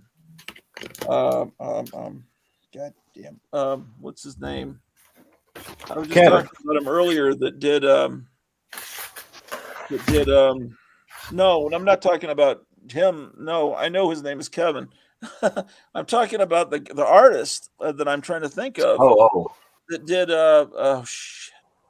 he's a really good artist. He kind of reminds me of Russ Manning. What is his freaking name? I was talking about how he did a few Thor books and they're really amazing. Steve Rude. Steve Rude. Oh, okay. I think he might live in New Mexico, but he's, I don't know if he's mostly retired. Someone said he was doing. I don't know. That's a question for Eric Brady. It can be done. I mean, this guy did great art. I mean, look at that. I mean, Is that not Alex Ross? No, I don't think it's Alex Ross, but I mean, it's a great painted cover. Yeah, but these modern books, they're always a cover, and then inside is all this Right. crappy art. And the inside wasn't quite as good. It was not as bad as some, but it wasn't quite as good. But I mean, it's still kind of cool. Well, it's the cool cover, when they bring back, but can they create anything new or just coast on? No, stuff nobody can. When I was I mean, 1 year old, or when I was 10 for Wonder Woman. Have you guys noticed all the TV series or just stuff that they're, regurgitating again, like Magnum PI and stuff like that? It's just these old 70s and 80s shows. They just keep bringing them back and making them worse. What was the other one? Quantum Leap. I seen the other day they were bringing it back. And I don't watch any of the new Star Treks. Yeah. I never was that big on The Next Generation, and now I feel vindicated because how could you ever watch something with Whoopi Goldberg in it? Right. I mean, even if you loved it at the time, it's like and no way I had a hard time with it when it first started. It seemed like they just borrowed from the original series all the stories. They just redid them. Exactly. It's like, oh, this is the Squire of Gothos, the one with the character that I don't think you can say his name on YouTube in the letter because now it's an evil conservative thing, that letter. Q, I don't know, cancel me. I fucking care. And then there's a little kid on the bridge. And no one wore mini skirts or had hair up to here, which I loved. It wasn't cool music, and there was never any fight scenes or blood. Remember the like sounds, the sounds of the ship. I didn't see that. I didn't see much of The Next Generation. I just had no interest in it. Yeah, but like the original Star Trek, like the ship had such cool sounds. Yeah, doors. You're right, John. I mean. When they were on the bridge, you heard all those bridge noises and stuff of all the computers that and was all sensors great. and everything. And there's even a channel on YouTube you can get on there, and it's like white noise you play at night when you're sleeping, and it's bridge noises of the Enterprise, Yeah. So and the music was just phenomenal. There's all the music in that. The lighting was really dramatic. Yeah, because it was they were selling new color television sets. Color was brand new, so you had this red splash here and blue and green here. It was really great. It was like the way Basil Gogos painted on Famous Monsters covers. It was just great. And but I don't know. Whoopi Goldberg and it just all the women. I didn't like her character in there anyway. I mean. I tried to watch it there for a few seasons, and then when she was in it and stuff, I was like, that was before I knew how she was and everything. Yeah. So I still tried to watch it, but I still didn't like the character for some reason. I don't know. It just, and then I stuck with it, and I think maybe a season and a half or 2 seasons, and then I'm always told if it got really good in the 3rd season. Who the heck watches a series in the 3rd year if they don't like it? I think it showed that the network probably was pushing Gene Roddenberry to put in fights and sex interest and stuff, and that he didn't want to put in there, and then so it improved it. That might be an instance where networks helped it. I don't know. Hey, you want to see something stupid in here? Sure.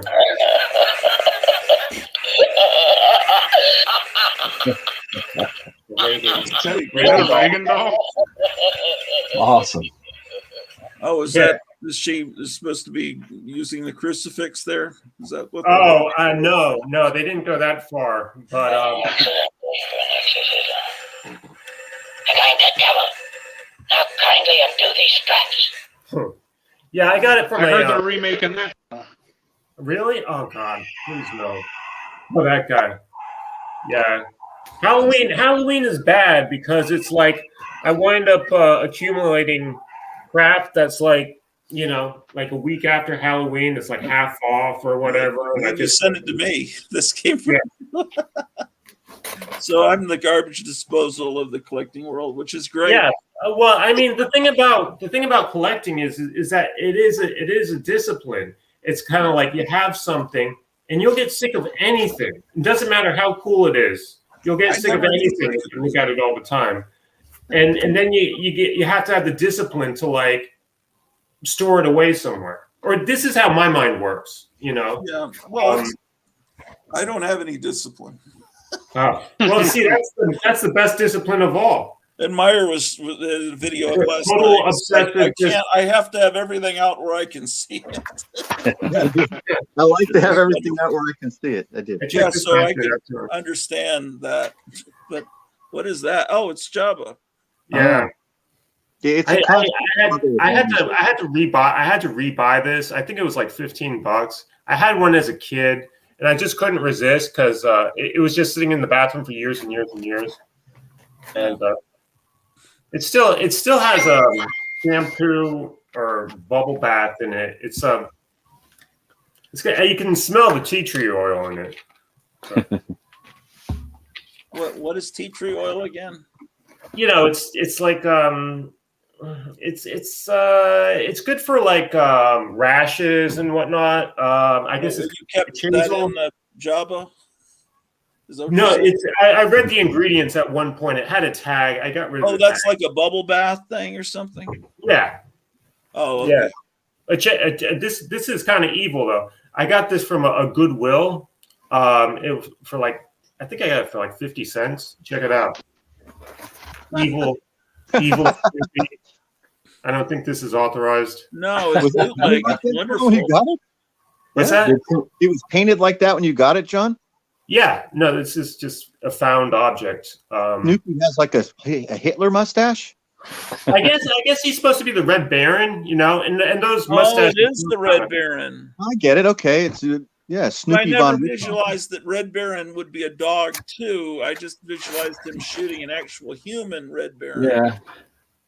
But whoever made that toy visualized that it was a whole universe of dogs fighting World War One. I see.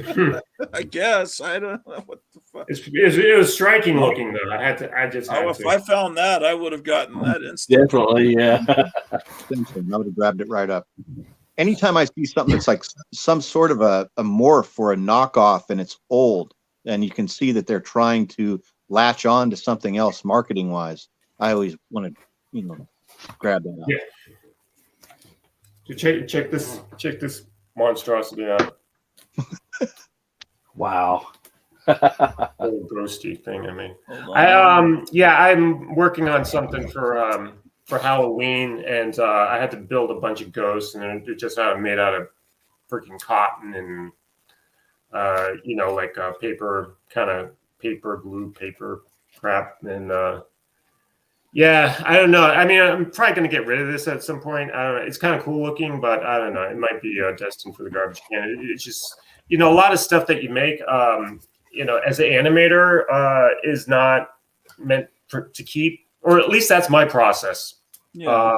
I don't make models so elaborate that I feel compelled to keep them, but I got a few. Can you show some of your models? Shit. All right. Yeah, just hang on. They're in the dungeon, so I gotta go to the dungeon. Okay, all right. I bet we could show some of his videos. Like we could screen some of them because he's the creator. I wonder if we get flagged for copyright if the guy that owns it is watching. I wonder. Did one of those Sally Forrests have some black tape hiding? It did, yeah. From the comic store, I guess. No, I actually did that myself. I think I showed them on my channel, and Oh, okay. I didn't want to get too graphic, with Yeah, right. get a flag from old mother YouTube. Yeah. I'd like to have the originals, but yeah. I don't know how far you can. I mean, if it's illustrated, how far it takes before they get upset at YouTube. I'm not sure really how far they'll let you go. How does because doesn't Crypt Keeper Comic of Crypt Castle Castle Hills Hills. Yeah. he does whole episodes about. Yeah, I've seen these Playboy episodes he put up there and stuff, and then he has a lot of the comics that have the pretty graphic covers and stuff. I think as long as it's not a thumbnail, you're all right. Oh, really? Well, he's Yeah, branching because off. I've had them contact me to take down a thumbnail that it wasn't even nude. I think it was just showing somebody's ass on a Conan cover, and they had me take it down.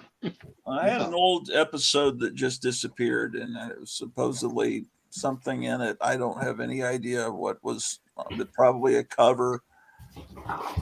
As far as I know, I've never got a strike from YouTube, but yeah, I'm not sure. What do they notify you and send you? I don't know if it was a strike. I was just going through renaming all my episodes Tomb of Terror, and I noticed, there's one that's not there, and it said something about that had been taken down, but I didn't say anything about a strike. I mean, maybe that was a strike that happened a long time ago, and I never even knew about it because I don't check.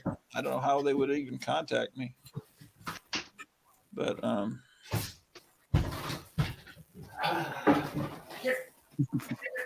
No pee. Now, does John? He does a lot of that stuff for somebody, or there he is. No, I do it for nobody. No, it's all. There's a feature film that has about you in it, like about filmmakers. Oh yeah, that one, horror business. Yeah, it's not because when it's not all about me. I just show up in it. I don't know. But that's great, man. I like that. Yeah, she doesn't move at all well. Let me blow you up here. Oh wow. I mean, she kind of moves. I mean, you can kind of do some like stop motion stuff with her, but not really, because she wasn't really. It was just badly designed. I just threw it together for something or other. Is that what she's in? Is it on YouTube? No. I got her out and about because I'm putting in her in something I'm working on now. So she's out of storage, and she's kind of inspired by Return of the Living Dead. Yeah. You know the one the skeleton with the she's got like big boobs and like long flowing red Sonia kind of hair that said it's to be dead. Yeah, exactly that one. That's exactly what I was thinking about yesterday. Walking into the supermarket with my knees hurting, I was thinking, I feel like I'm that girl in Return of the Living Dead because. I feel like I'm. I like it when he goes. The guy goes like, eating brains. How does that make you feel? And she's like, it makes the pain go away. That was a very, very effective scene. Oh yeah. And there's this guy. He's just like a robot kind of thing. It just kind of threw them together with like rubber bands and kind of glue and stuff. And like I say, he's not really a good stop motion puppet. Like I could kind of like move him around and like pose him and everything, but he's not. I'm still kind of learning how to like do stop motion because it's difficult. What's difficult about it is to build something that will like keep a pose and not fall over, while you're shooting it. It won't, do that kind of thing. And so you have to have consistent, right? You have to have a certain grade of wire, and you can't build the body up too heavy. Like this guy, he's probably too heavy to really to pose correctly. Because I just built him up with all this junk. He's actually a Easter, some kind of Easter toy. Like a bunny rabbit or something, an elongated bunny rabbit. So I build stuff like that, and I don't know, like this guy. This guy's kind of a recent thing. He's just made out of junk. That's great. Some mutant monster thing with a gun. Blow you up for a second. See that? That's pretty damn good. That's great. Should be designing toys for Todd McFarlane's company. Yeah, and I don't know. I mean, I would, but I just don't like his stuff. I know. I'm saying that's why you need to be the new designer. Yeah, I mean, I was looking at some of those spawns that were being flashed there, and I used to read Spawn when it came out. I thought the covers were like cool. yeah, they were definitely striking, but I wasn't that into the character or the story and the inside art. But I don't know. I hated that clown character, the blue clown or whatever. They made a big deal of him in the Spawn movie. Oh, okay, yeah. I saw the Spawn movie. I remember Martin Sheen in it, but that's about all I remember from it. He was in that. Yeah. Yeah, he was like a judge or something. Yeah, I don't know. I thought they were going to make another one. Like they were going to reboot. I think I heard that, but dude, check this out, man.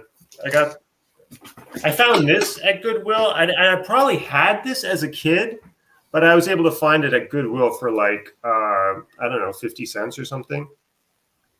I remember these tins. They did lots of tins with Return of the Jedi, or at least I don't know that I had a bunch of them. I don't remember what was originally sold in that, John. Do you know? Or was there anything in it? There was nothing. I mean, there was nothing in it. I mean, was it made to be like a lunch pail, or? You would think so.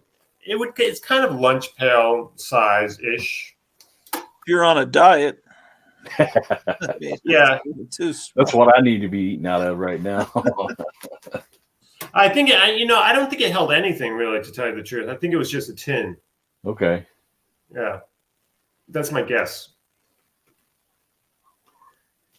Man, Bear Pig, you got a lot of Swamp Thing. Yeah, I'm still working on it. Got a lot to go. You got to be close, right? I have the volume 1 complete. I probably need, I don't know, maybe 30 issues from the second volume. Nice.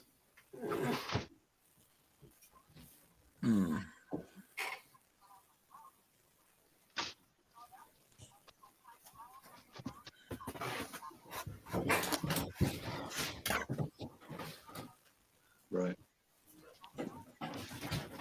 Okay. Check this painting out. This was a newspaper strip by Joe Kubert called Tales of the Green Beret from the late 60s. All right. And what's cool about it is it's like from 66 and 67. And Kubert was really pro-Vietnam at this time.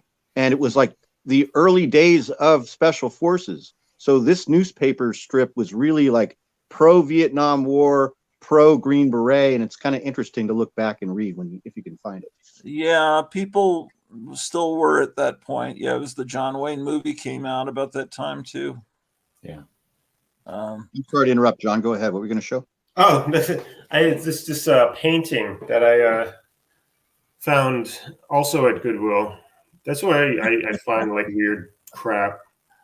That's interesting. Yeah. What is going on there? Is that lightning hitting the ground next to a gas station? Yeah, it looks like some kind of thunderstorm. Is that the moon peeking out from under a cloud in the background there too, or is that like a giant? It's like a street lamp. Oh, I got you. Oh. Yeah. Oh, I see it now. Yeah, I see it. Should forge Frank Frazetta's signature on it.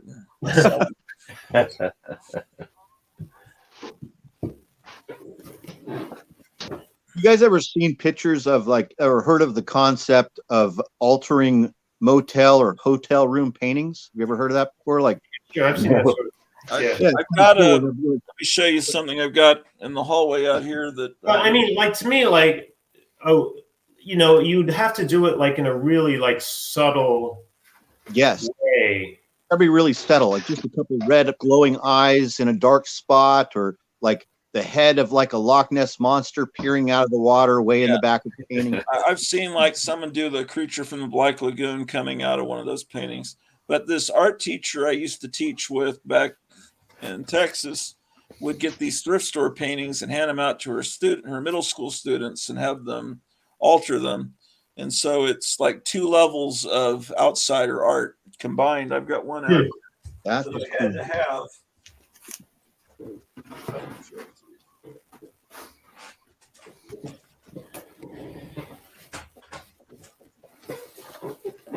Yeah, it would be cool to do that with old comics. not that I endorse, defacing old comics, but you can make copies or whatever, and just working on top of those. Right. I did it with, I made a video recently of this old 1950 Stanford University yearbook that I found for like $2 at a library sale. When I first found it, it was like 10 years ago. And I got the idea of like graffitiizing the inside of the yearbook at certain pages, like they did in National Lampoon high school yearbook special. And I did it for a couple of years, but then I just kind of got bored and stopped. And now looking back, I'm glad that I stopped, because some of the stuff I did was really inappropriate, and I defaced this piece of history with this crap. Right? Did you see that, Ratu? Yeah, I collect yearbooks, and to me, the thing about I don't know why people sell yearbooks to used bookstores, because why wouldn't you keep a yearbook of your parents? It always, but yeah, it's that's cool. Like, I mean, I don't know, like, hold on, was that the principal with the gun? That was Herbert Hoover giving a dedication to the graduating class of 1950 at Stanford. So, what did you think of this, Gratu? I mean, were you insulted that I did this stuff in here? Like, I mean, some of it's pretty rude. No, not really. I enjoy old yearbooks just because it is a wonderful snapshot of that time period. And that's how. Oh, yeah, I remember. Well, that's cool. I would. You don't do it on every picture. A lot of I don't do it on every picture at all. We'll buy yearbooks, and then stuff like that will be in the yearbooks. People will draw stuff on their friends' faces and stuff. All right, I'll show you this. I'm going to put myself full screen. Yeah, the problem, I mean, like I think we said before, like the problem is like you can't, when you're doing stuff on top of something, you can't do too much of it. You know what I mean? Yeah. Well, the original painting was so amateurish. It's really hard to tell where the kid starts and where the original really bad artist began. But oh, that's pretty cool. I like that. Pose. It looks like the horse it's being constructed is drawn, and the farmer, it looks like he was drawn by the kid. But this stuff was just a really bad watercolor. Yeah, you know what that reminds me of? It reminds me of ever see Squidbillies? Yeah, I remember that. It's good. Yeah, it was on the what is it? The Adult Swim. Back when they were doing like cool stuff, when Cartoon Network was doing cool stuff. It had kind of like that kind of sort of goofy folk. It was like folk / underground art kind of look. Here's 2 paintings I got at an estate sale. That's nice.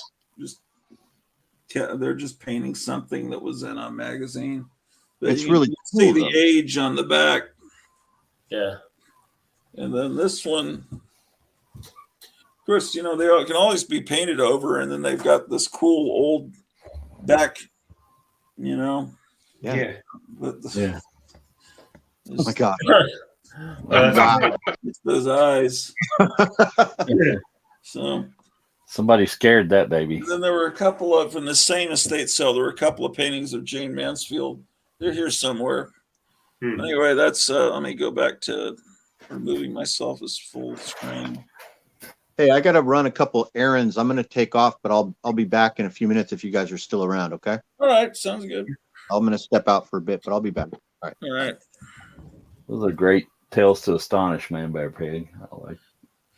Yeah, I remember you were collecting Hulk comics, and I said you got to get Tales to Astonish because that's where the really good stuff happened.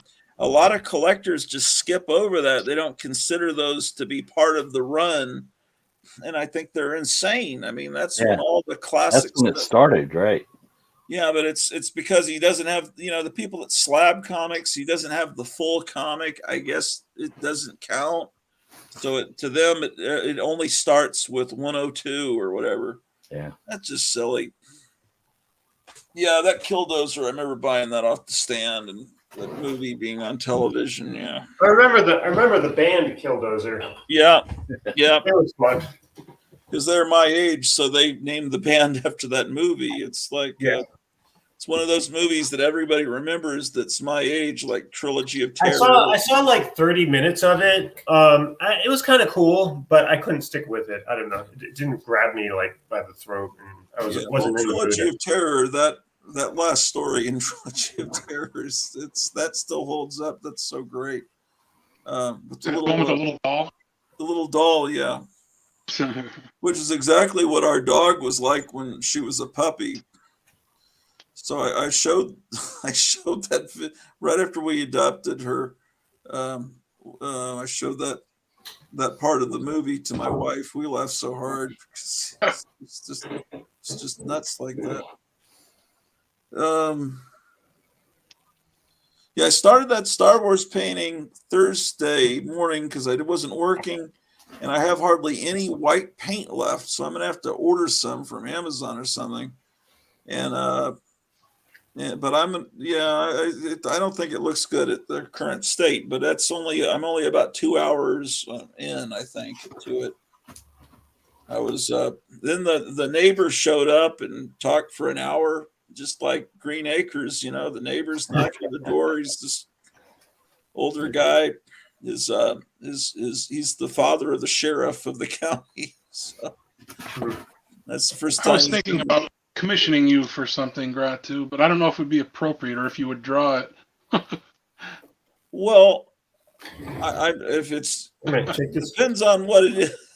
But if it's too inappropriate, then I just won't show it on my channel. But I can. It was Wesley Snipes' character from Demolition Man. I never saw that movie. It's okay. It's an all right movie. I mean, it's not great. It's Stallone. I heard that that movie they were it was an early mention of deep fake photographs because they there's like he's fighting somebody and then in the I think maybe you're thinking of face was. Am I thinking of another movie? You're thinking of Running Man, I think. Running Man, yeah. They switched the face on Schwarzenegger. Yeah. Okay. Is what was the movie you just were talking about? Demolition Man. Was that a Schwarzenegger movie? No, it was Stallone. Oh, okay. Yeah, I get those two mixed up. I haven't seen either one. Man, I want to see if I got any subscribers. I was hoping sometimes I'll get a few subscribers. Well, you're getting close, man. We should. Yeah, but no one. It's so hard to get one. And as soon as I get one, I'll lose two. You're like me. It's about quality over quantity. It's the yeah. same Well, thing. it's kind of important to get rid of the Biden supporters. Does Biden have any supporters left? I thought even like the Democrats want to boot him. I don't know. I don't know, but Yeah, I'm wondering how many old guys out there on YouTube are looking at comic books, so and stuff like this, Well, maybe I'm at my limit. Well, there's weird stuff. What was that book? Teenage Murder Bait. That looked funny.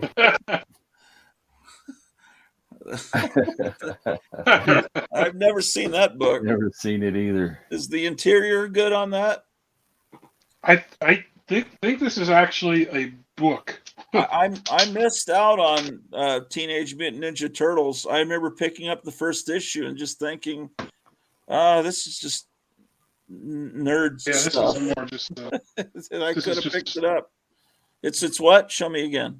I was thinking. This is just a. It's just a story. Oh, really it's a story. Okay. Fiction. Yeah. All right. So it should have been a paperback. It just wound up as a comic book. Yeah, I thought, okay, so if someone's trying to make it look like Ronin in black and white and mix it with X-Men and it's just some geeky thing, and then it blew up and became a cartoon and a toy line, and I should have got that first issue, but they're expensive now. Yeah, I didn't either. Yeah, well, what Well, I mean, like, what else was going on at the time? It was what, mid '80s?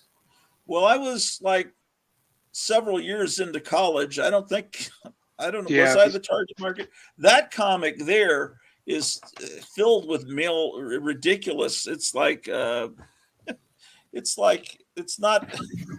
There's a lot. I know that there were a couple of nude scenes in the Terminator, but that comic is someone that's very interested in male nudity.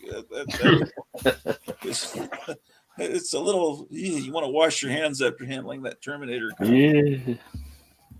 Yeah. Tales of Terror. I don't know if I have any of those.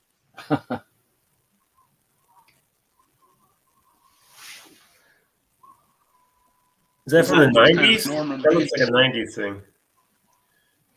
I think they were 80s, late 80s, I think.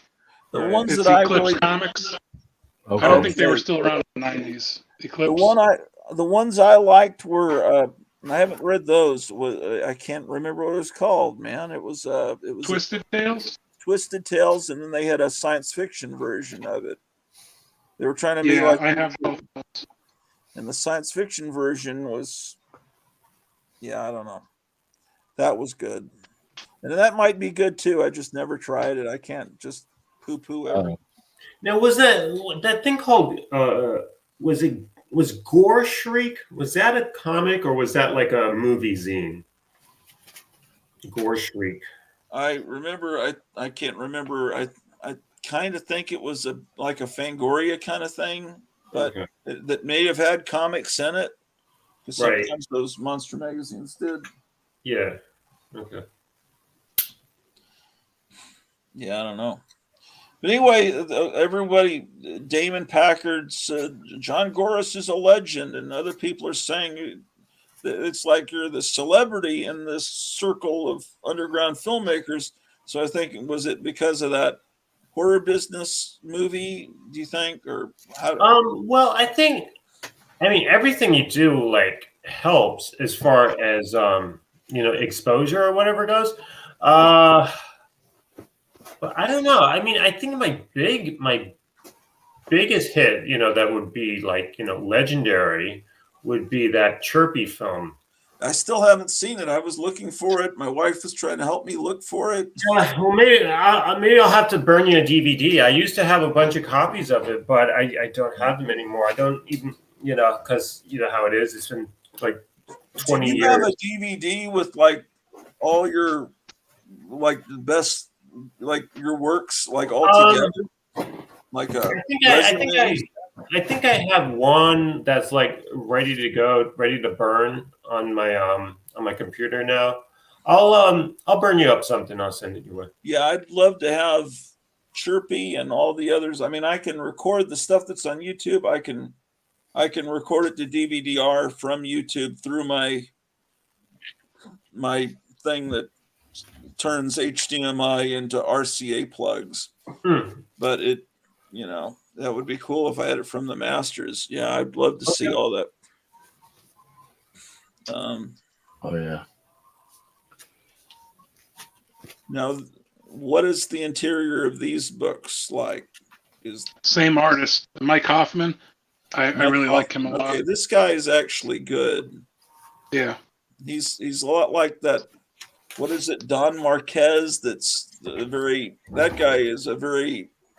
He just kind of imitates Frazetta, but sometimes he'll do good things. Like I've got a painting of Ming the Merciless on the stairs by him, but but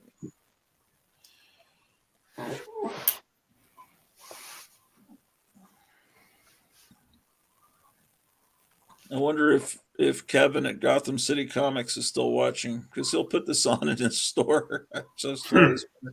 How do you do that? Because sometimes I'm trying to control my language a little bit on this show, but sometimes things happen. Like I stubbed my toe. I don't know, man. Your average comic book store, you're gonna hear some saucy language. Yeah, it's a place where it's pretty much all guys.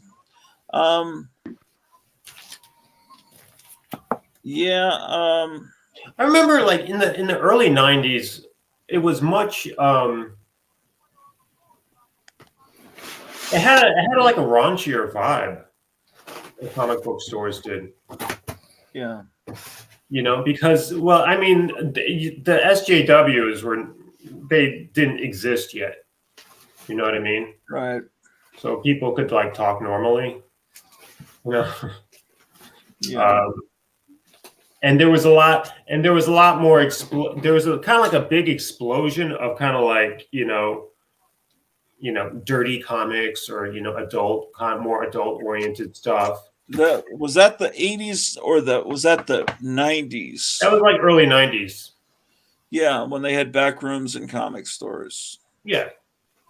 Yeah, and then there were undercover guys that would go in and try to buy those. Oh, that happened. That happened a couple of times, but I don't think that was really like a huge thing. That was never a huge thing.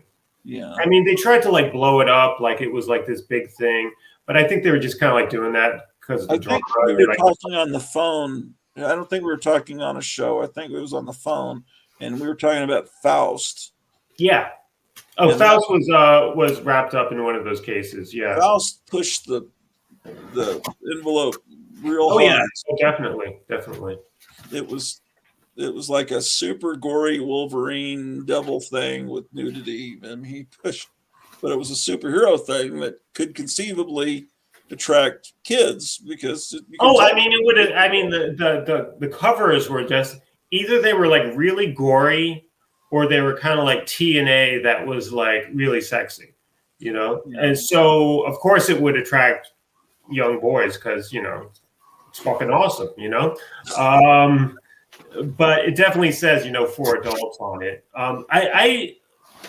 My comic book store at the time was run by like a guy who was like, I guess he was kind of like ex-Navy, and like there was like a lot of like Navy crowd that because it was next to a sub base. So these like the comic book store was kind of like in direct competition with like the strip club that was like across the street. So like they weren't trying to keep it anything like too like kiddie friendly. Right. So. I just made the connection from Lead Paint that artist that you guys are talking about, Hoffman, did this this comic called Eerie, which is made to look like a Warren magazine. That's like what is the comic the magazine they put out now that's made to look like creepy and eerie? There's Vampirist Carmilla that puts out Vampirist Carmilla and Shudder. Okay. Shudder, yeah. But there's this other guy that has a more limited print run of a comics called Eerie, and it even sounds like the original comic. It just spelled differently. And Lead Paint sent me a copy, and so apparently it's still being published because he says he just released Eerie 13.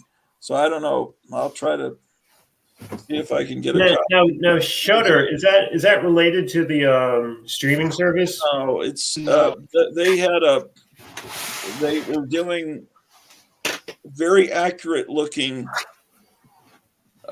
Warren tributes. You wouldn't call them ripoffs. They had one that was like creepy. It was called The Creeps, and I guess because James Warren, last time I checked, is still alive, and he's kind of pissed that he lost all the rights to everything because I think he had an illness, and he didn't mean for all that stuff to be bought up by I don't know exactly the legal situation, but he's still pissed that. Anyway, someone, maybe him, didn't like it. Just looked too much like Creepy when it said The Creeps, and everything else was designed to look exactly like Creepy. So I guess they were forced to change it to Shudder. Okay. We have this comic called Vampirist Carmilla that's like an exact copy of Vampirella, and it's far superior to whoever actually has the license to do Vampirella now. I guess Dynamite.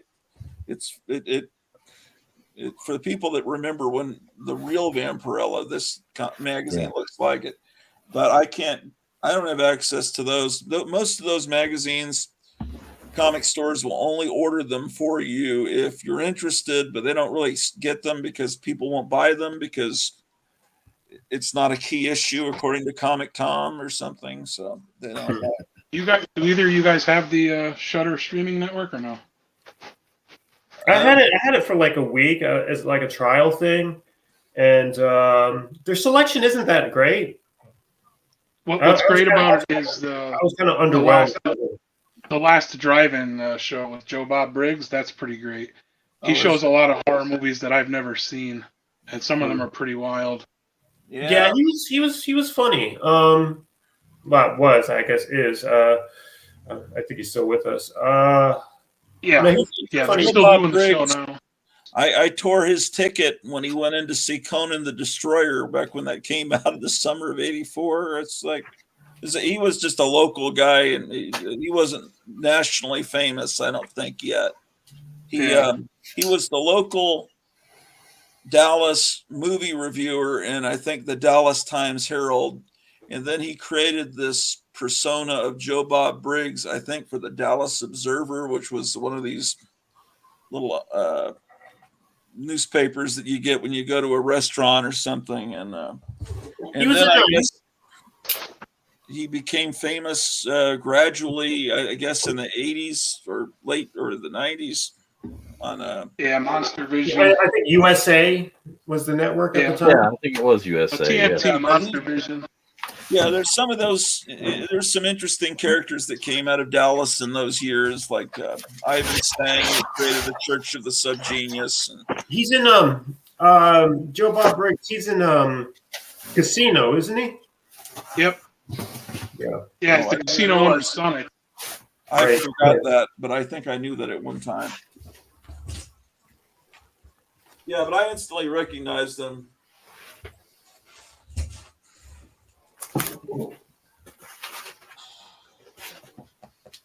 They showed a movie over Valentine's Day on the last drive-in show. I'd never heard of it. I'd never seen it, and it was crazy. It was called Necromantic. It was a German horror movie. Oh, Necromantic. Yeah, that's a cool movie. Oh my God! Holy God, was that crazy?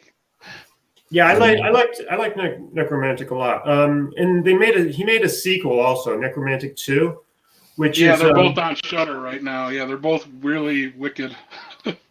Yeah, that was a big deal. You had to, get a bootleg copy of it on VHS back in the '80s. Everyone was talking about it, but to me, the best thing that happened was when my friend Tom Ranoni,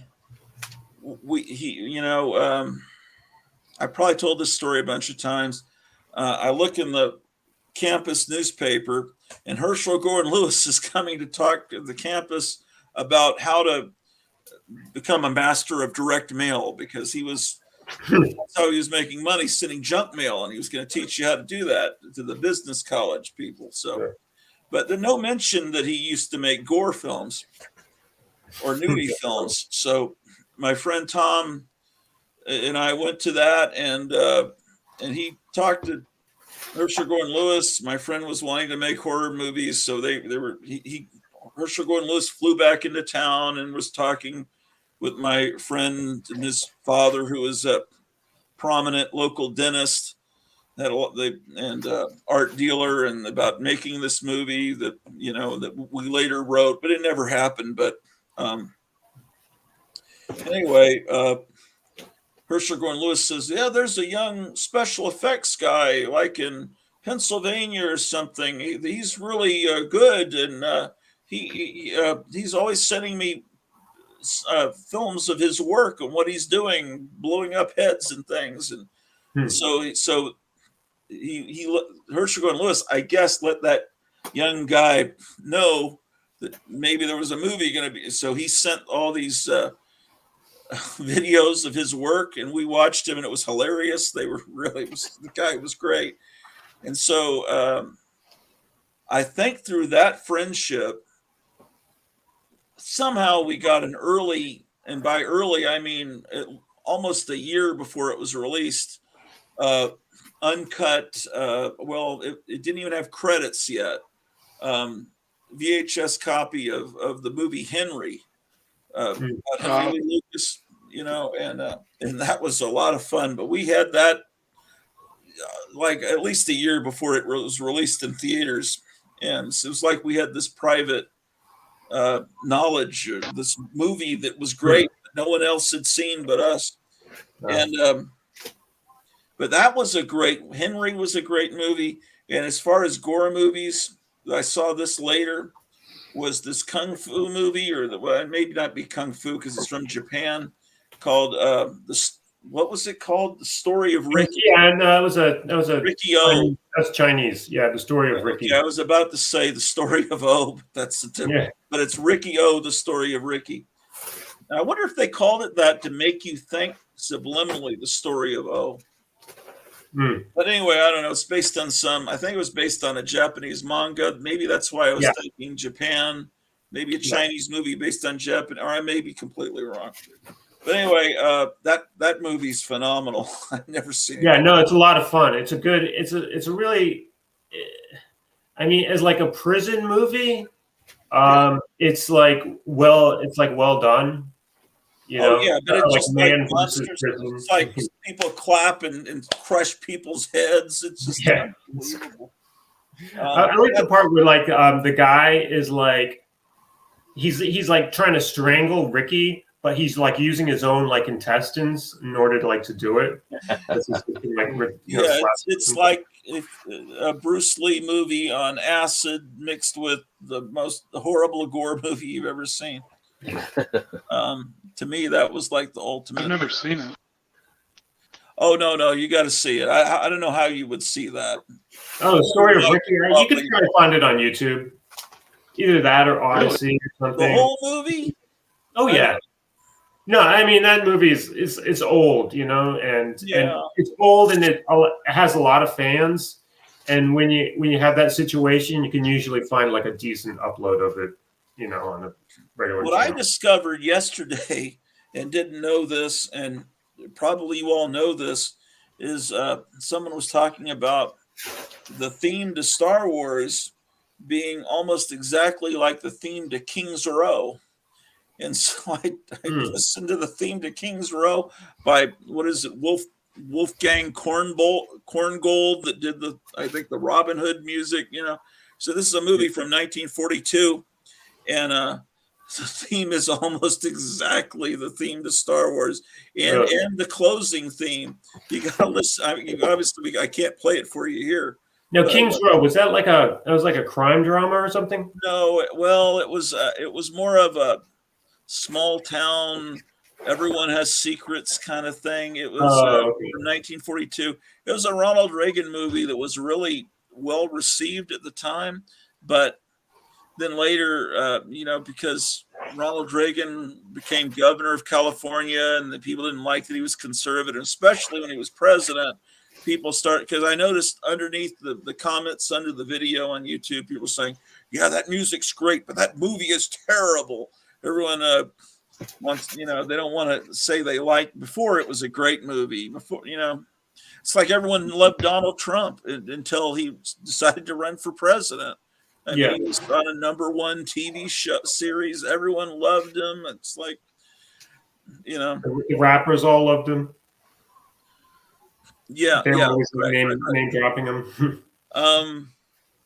Yeah, but yeah, I'm looking for that movie. Yeah. Well, I saw an interesting movie the other day. It was called Brighton Rock. Yeah, is a British movie. I think from I think it's like the mid 40s or so, and it's about this. It's really twisted. It's about kind of like these small time gangsters in the Brighton area of London.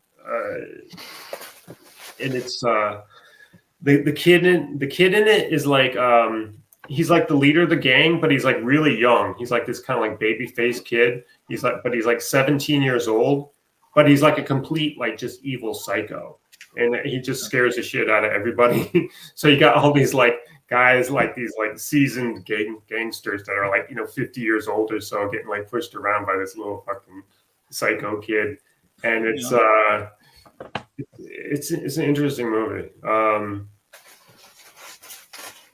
Yeah, strange. It's Richard. I think it was Richard Montgomery. I'd have to look that up.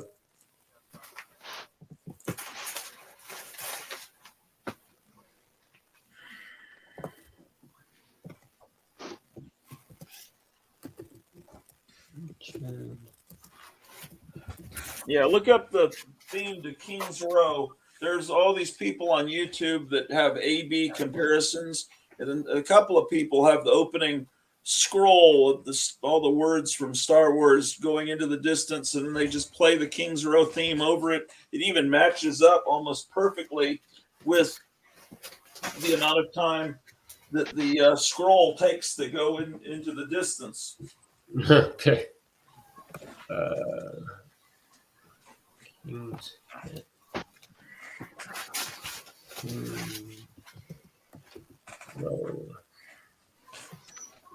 Oh man.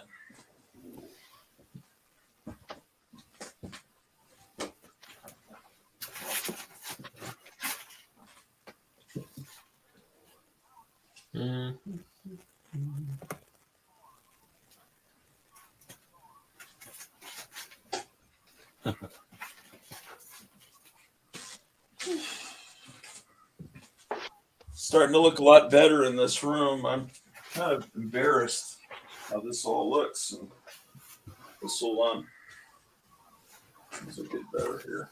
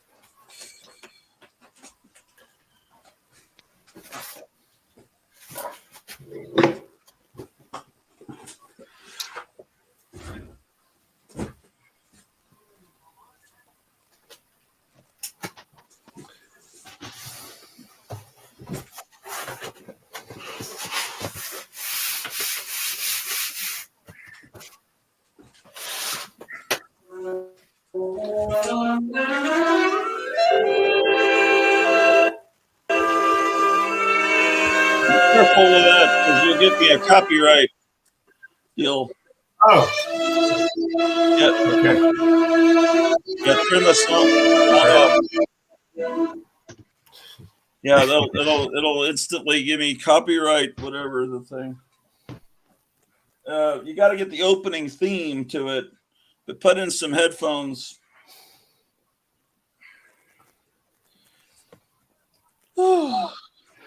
Oh, I've got to. That's nice looking Man Bear Pig. I've got to jump off. Got to.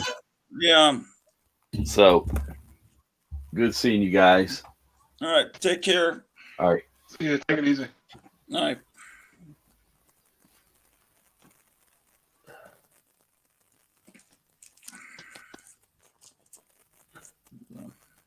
Thrilling crime cases.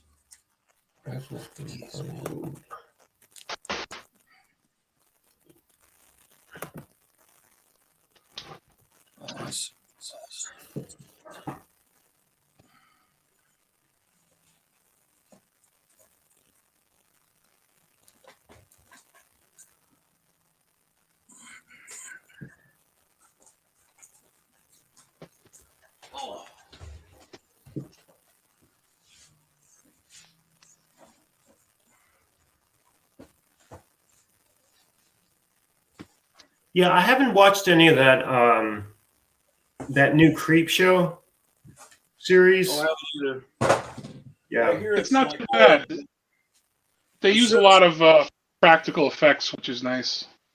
Yeah, that's that Greg Nicotero's the one my friend worked with when he was out there in Hollywood. Yeah, he's from the Savini guy. but I haven't heard good things about the show. But I don't know. Maybe it's hit and miss episode to episode. Really. I mean, the only problem is that kind of like, Creep Show was kind of like, it was totally like nostalgia. Right.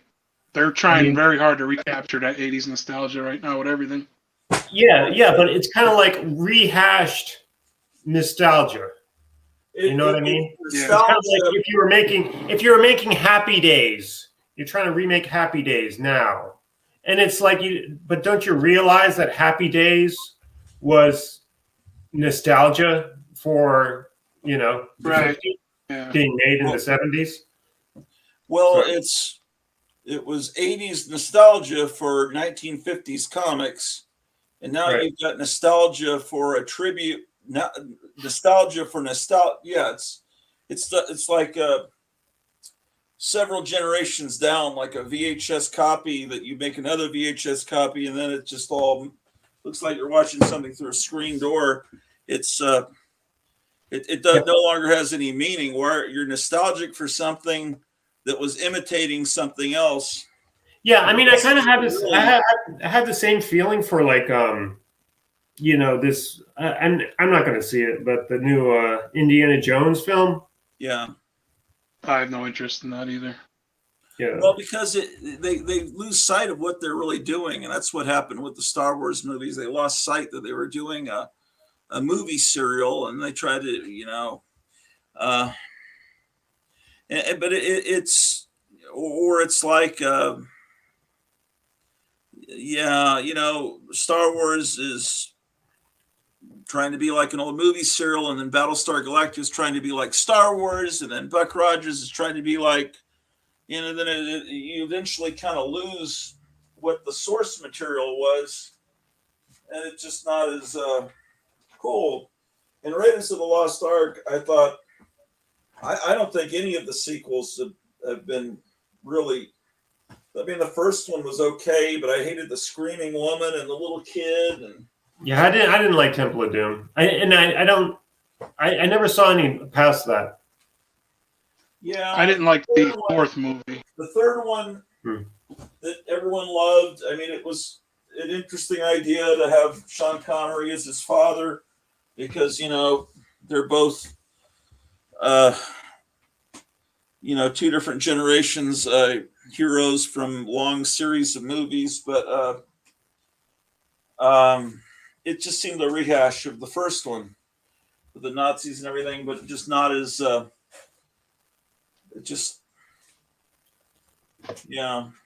things just started to be less special. Right. Road Warrior was amazing, and then Beyond Thunderdome was just nothing like. It was ill-conceived. Huh? It was ill-conceived. Yeah, it's just like they're trying to do something different, but we don't really want something different. I don't know. Well, it's.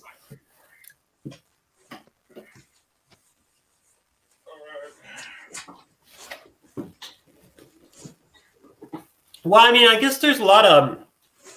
At the time, I mean, there was a lot of pressure because Road Warrior had done so well, right? That they kind of just had to keep it going. So I remember reading this interview with Mel Gibson at the time, and he was saying, "Oh, this movie's a piece of shit," to the interviewer, and he's like, "Oh, don't print that." But they I guess I don't know. Everyone had a sense of humor about it, and they printed it anyways. And it's kind of like everyone kind of knew that it was kind of crap, but they were just they were there for the money. Which one was this? The third one of Indiana Jones. Oh no, of Mad Max. Oh yeah. I thought the first part of the Thunderdome was okay when they're in Bartertown. But then when he went and he met up with all those little kids, that didn't work for me. Oh yeah. I don't know that I've ever seen it since it first came out in the theaters. Yeah. Do you know what I watched the other night was rewatched. It was After the Fall of New York. Did you ever see that? I'm not sure. That's one of those Escape from New York clones that came out. It's Escape from New York, but it's also kind of Terminator, but it's also kind of Road Warrior. It's a real but it's beautiful. I love it. I think it's great. It's one of these kind of like Italian, Spanish, Portugal productions. It had George Eastman, who was in a lot of Italian westerns. He was in a lot of stuff. He's like really big guy, kind of strange, like strangely handsome face, but kind of just sort of like handsome, ugly kind of guy. He plays a big ape, who's like this guy who's returning into like his kind of primordial ape self. And the story's about, it's kind of like after the bomb and all the women are all fertile, not fertile, but they're infertile. Like no one can have a kid, except there's this one rumor of a fertile woman. And the two empires that have kind of separated each other have both have designs on this woman because they want to, restart the human race and, just for the sake of it, I guess. And so this, your hero guy is sent on this mission, and he has to, meet up with his crew and everything, and they're being chased all around. And it's just a wonderful film because everything in it kind of like makes sense as far as, not like. Yeah, everything in it makes sense. There's nothing in it where I'm saying, oh, like people aren't like that, like people don't act that way. You know what I mean? Yeah. It's true to humanity, right, even though it's like a ridiculous comic book movie. Yeah.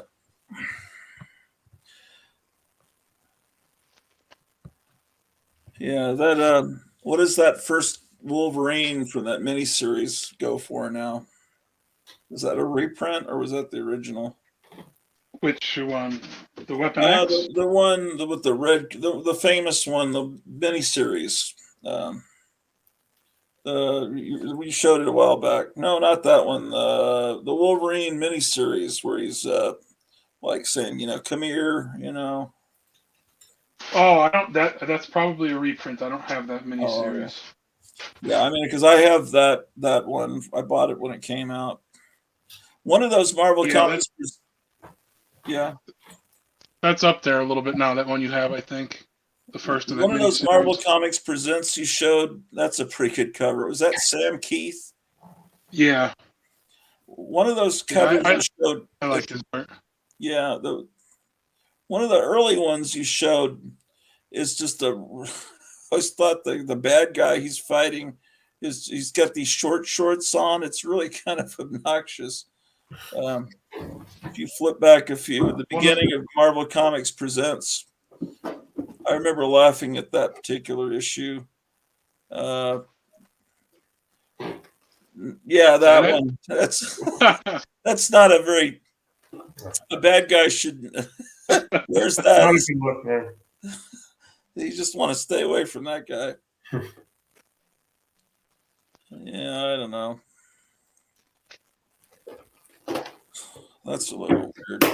Oh, yeah, what's going on with his hair on that cover? Insanity. Yeah. It's like that AI art that's popular now on Facebook. That's just insane. It's like these insane. I'm sorry, mentally, whatever the good proper computer has designed his hair. Why does the AI? I don't know. Maybe they fixed it by now. But why does the AI always have problem with hands? Always giving people. I don't know. I saw that. Yeah, they're always goofy looking. I don't know that I noticed. Yeah, but hands are hard for humans. I can't draw hands for the shit. Hands Maybe are difficult. computers are like us. Right. Yeah. What's your guys' thoughts on that AI art? It kind of makes me nervous. What now? What's your guys' thoughts on that AI art stuff? Oh, it kind of makes me nervous. It really looks demonic, like there's evil inside these computers. But I saw one. Someone I guess had made it up or just snatched it from somewhere. Someone who conjured it up with AI. For a thumbnail to, I guess it was kind of like a spooky old radio show kind of channel, and I noticed this thumbnail, and I immediately knew that it was AI art, but it was nice. I think sometimes it could look nice. I mean, you throw shit out of a canvas enough times, it'll look like something, like eventually. You know what I mean? And I could see actual artists being really pissed. I'm no artist, but I could see them being upset with this. Yeah, with their art being. Yeah, but I can appreciate beauty, no matter how it came about or where it is. And this was actually like a really nice piece of work. I mean, for what it was, and it reminded me of those. Those H.P. Lovecraft paperbacks? I guess they were popular. Like, mine were. Yeah, it would be like the mid '80s. I think Bantam put them out, and they always kind of had that kind of like. It was sort of like. I mean, it was kind of cheesy, but it was kind of very classic at the same time. You'd have like the skull, or you'd have like some kind of funky castle, or some weird looking trees or something, kind of pastoral thing, or but it was very it was kind of it was tasteless but kind of tasteful at the same time. And that's kind of like what this thumbnail looked like, and it kind of nailed it as far as making kind of like that creepy, classic sort of creepy, old-timey art goes, What I've seen that I thought was kind of interesting was when they create photographs, like old photographs. I don't really like when they take people's paintings and do mashups of them, but it seems like it was like, what if it's like a mixture of women in like Flash Gordon, Buck Rogers kind of attire, but it's black and white, and it looks like they're at some rock festival out in the desert, and it's this bizarre, or they'll have Star Wars if it was made in the 1920s, and it just different takes on what if Star Wars was made in Japan or something, and it's just interesting to see how the computer interprets these commands, I guess. But yeah, overall AI is they're just trying to get us used to it, and then they're really what they're trying to do is get us used to the fact that you can do these deep fakes and to not trust anything they see. And so then they can just say, well, whenever they finally get busted for all their crimes, people can say, no, you can't believe that. That's fake. And then they can just say Hunter Biden, everything, all those videos on his laptop are fake. You've seen it on YouTube, how people can do these fakes and make it look real.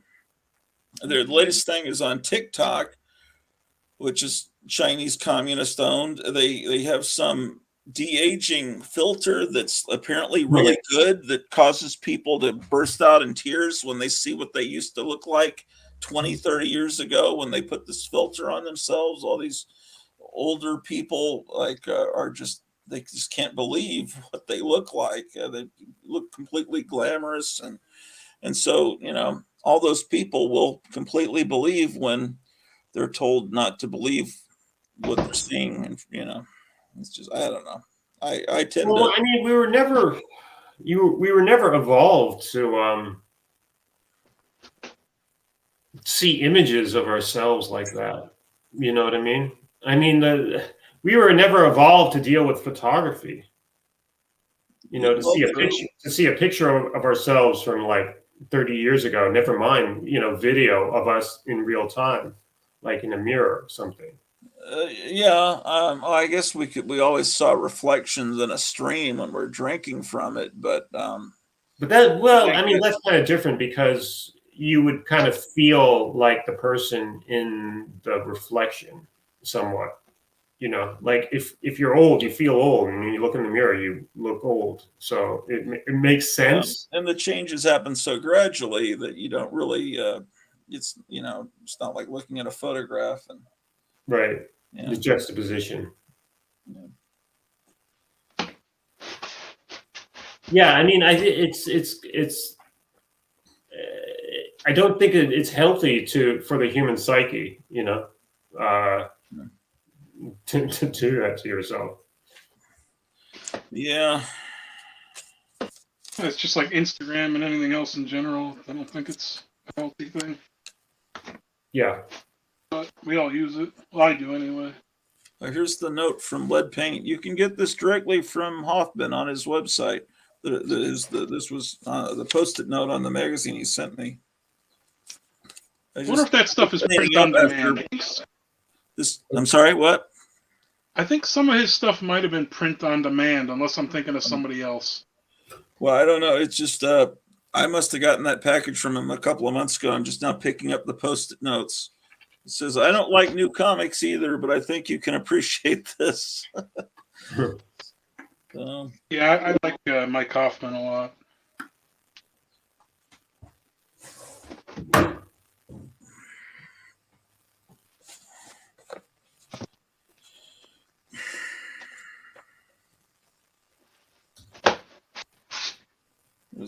You're a fan of this guy, aren't you, Gratu? Allred? Oh, I don't know Mike this. Allred? These are all Mike Allred? Yeah. Mike and Laura Allred. X-Ray Robot. Yeah, I don't know few that. years. I don't even know. I never heard of that. That looks interesting.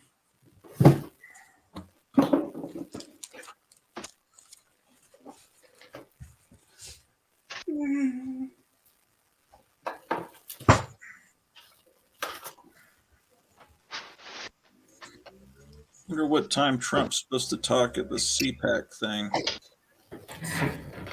So check this out. Oh, what is? Oh, sorry, I was looking down. What is that thing? Oh, it was I had to build like a figure in order to create some reference scenes, and yeah, this was just like this kind of like female head. Oh wow, big Mina hair. Yeah, I mean, I don't know. My life is full of junk like this, and I can't bear to like get rid of it though, because part of me kind of like thinks it's interesting, another part of me thinks I could like probably use it again for something, which I mean I eventually will. If it's hanging around, I'll find like a use for it. So yeah. What I really need to do is go through like a lot of my Flash files. Flash, that's the program I work in. It's the vector-based animation program, and I just gotta go and find out what files I should keep and what I can chuck out, because a lot of them will have like visual things that I drew or designed in the program that I could maybe possibly use in the future. And other files are just like things I did just as kind of like whatever touch up or for some video or something that I could just get rid of because they're not pertinent to anything. So, but that's like a day or two project that I haven't done.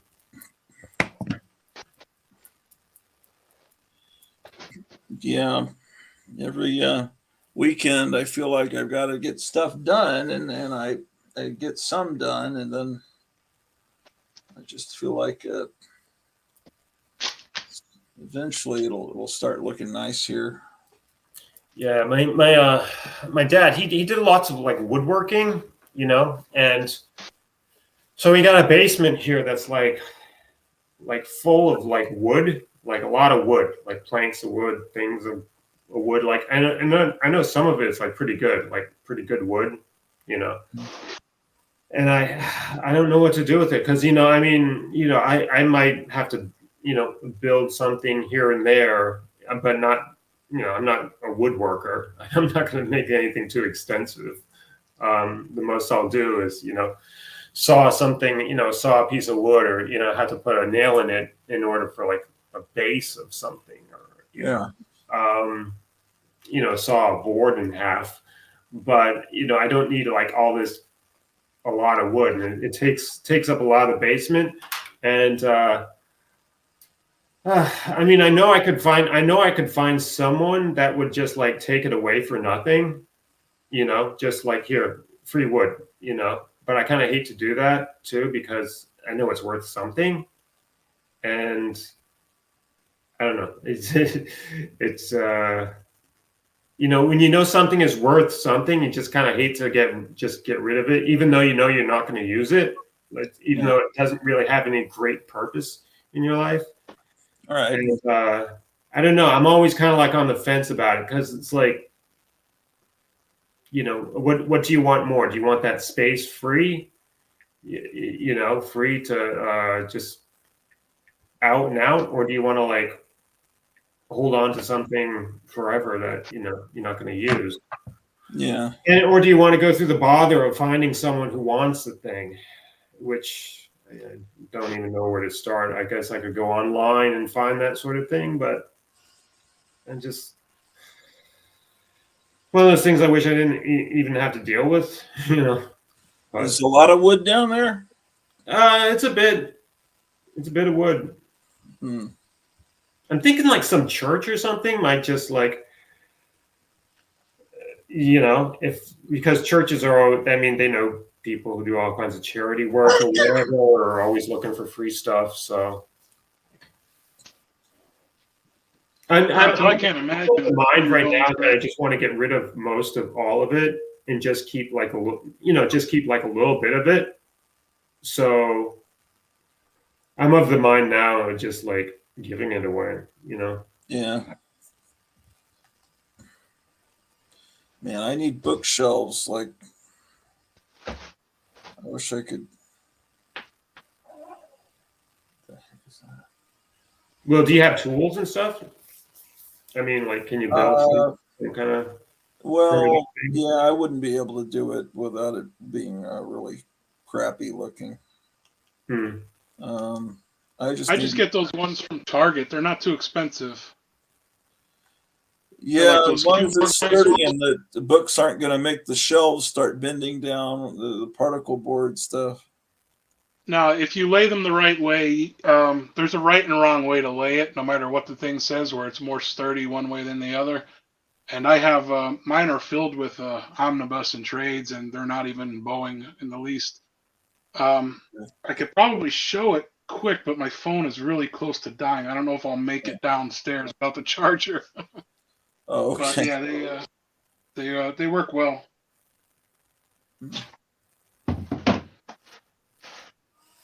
I'll give it a shot, but you guys might lose me. I'll show you what I'm talking about. Okay.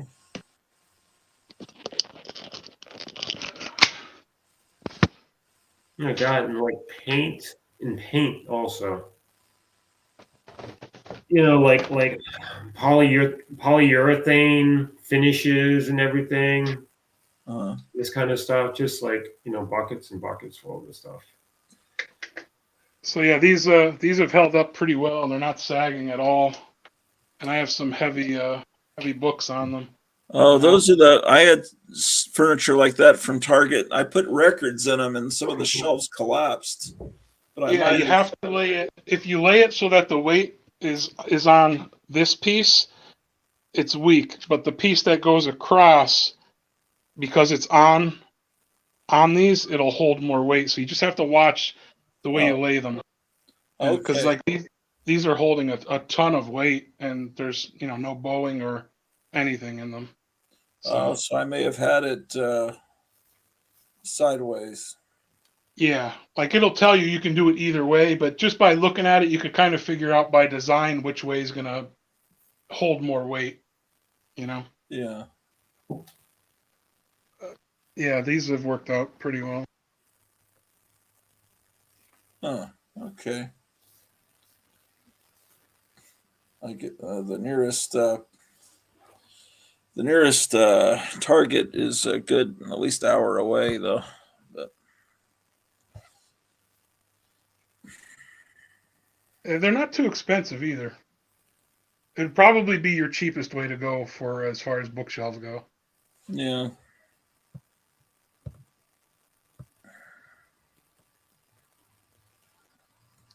Last Avenger recommends IKEA. There probably is an IKEA in Des Moines, but it's a ways away.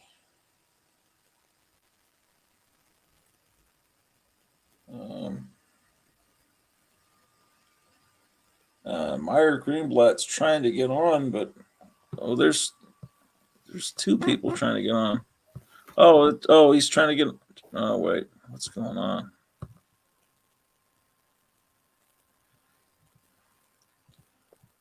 Looks like he was trying to get on with two different devices.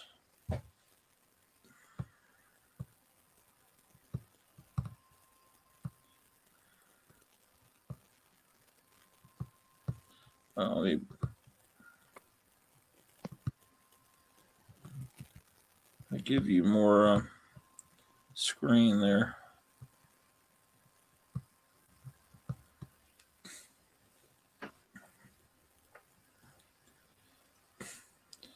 A lot of Halloween stuff.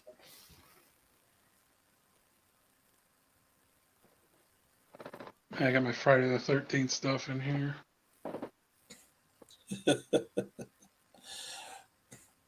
How do women respond there are women that will like this. There are women that will love this. You just get a special breed of women. They're out there though. Yeah, you can meet them at horror conventions. Yeah. They're any kind of normal person that comes in my house needs a warning. Yeah.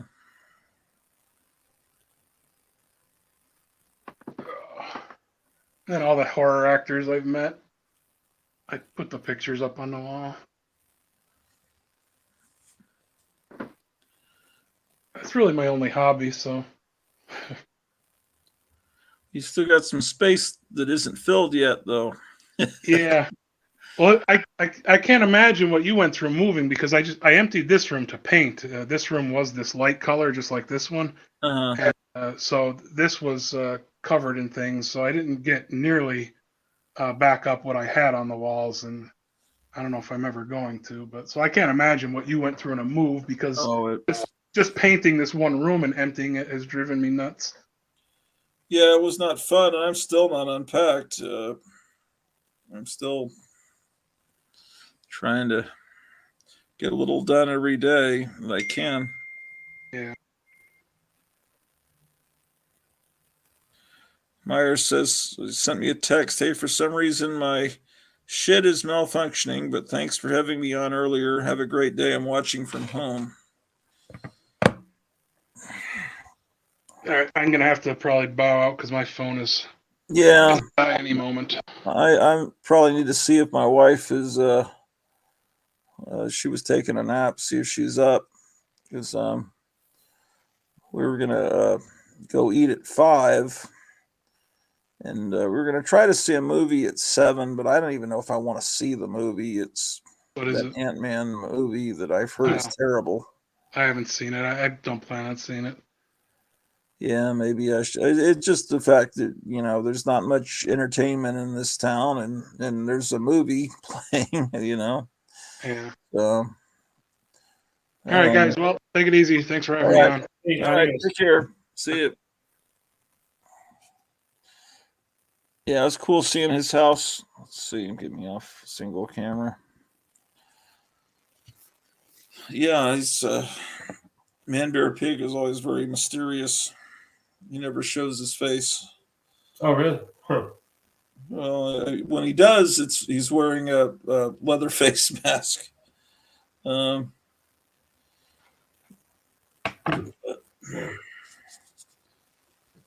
have you seen any good movies lately? Me?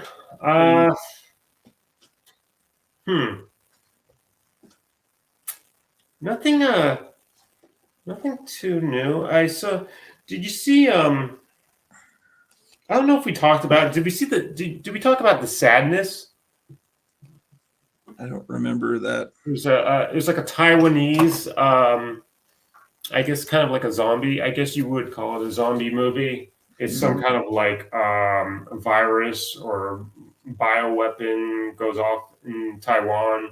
And turns everyone into well, not everyone, but everyone who inhales the junk or gets it into them gets infected. Turns into like they're like sex and murder crazed zombie kind of people. Right. So if they get their hands on you, they're either gonna like kill you or fuck you and kill you, or kill you and fuck you. Some kind of horrible combination thereof. And yeah, I don't know. It was nicely done. I thought it was decent. I understood why kind of people liked it. Is that on Disney Plus? No, I actually saw it on Shudder. I'm kidding, because Disney is degenerating so much. I wouldn't be surprised. Yeah. No, but in terms of like why it was good, I was kind of like I'm going back to like, after the fall of New York. It was good because it like felt true. It felt real. Like the people acted kind of like how people act and how they would act. There was nothing in it that'd be like, oh, I don't know anybody like that. I would never act like that. I've never seen anyone in a situation like that kind of react that way. It's like, no, it's like people, that's how people are, and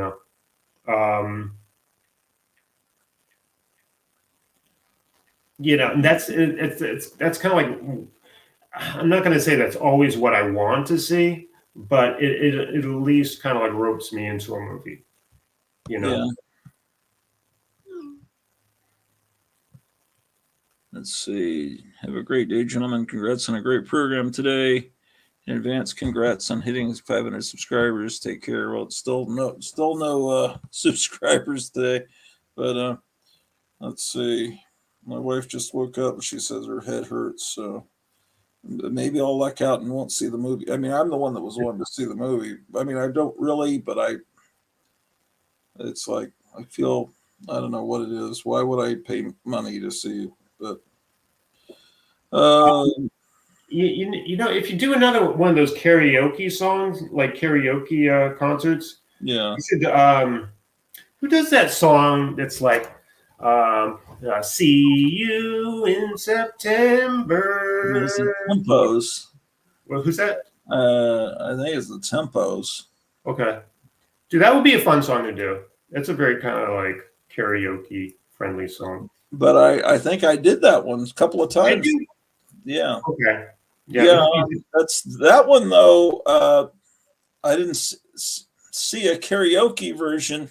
Well, there might be. The original song in the 50s by the Tempos was better than the one that most people know, which is hold on. It's I forget who did that. Someone did a cover version in the 60s of that. I think so. Let me see. And I didn't think that version was as good. Let me see if I'm even correct here. But anyway, the karaoke version was based on the remake, as I recall. And so let's see. And so anyway, I just sang along to the original song, and which yeah, I don't know. know what I was listening to recently. I guess I had heard them before because some of their stuff sounded familiar, but they had like a really striking sound because it's mostly. Oh, I'd have to listen to it again, but mostly there's very little. There's very little instruments in their songs. It's mostly just vocal. They were called the Zombies. Oh yeah, they're really good. Yeah, the Zombies. Yeah, absolutely. Yeah. She's Not There was one of their bigger. Yeah, it's very very good stuff.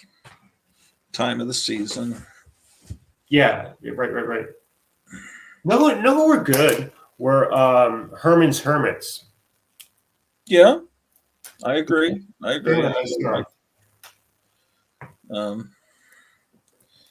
think people at the time might dismiss their music as being, for teeny boppers, but it was good. Yeah.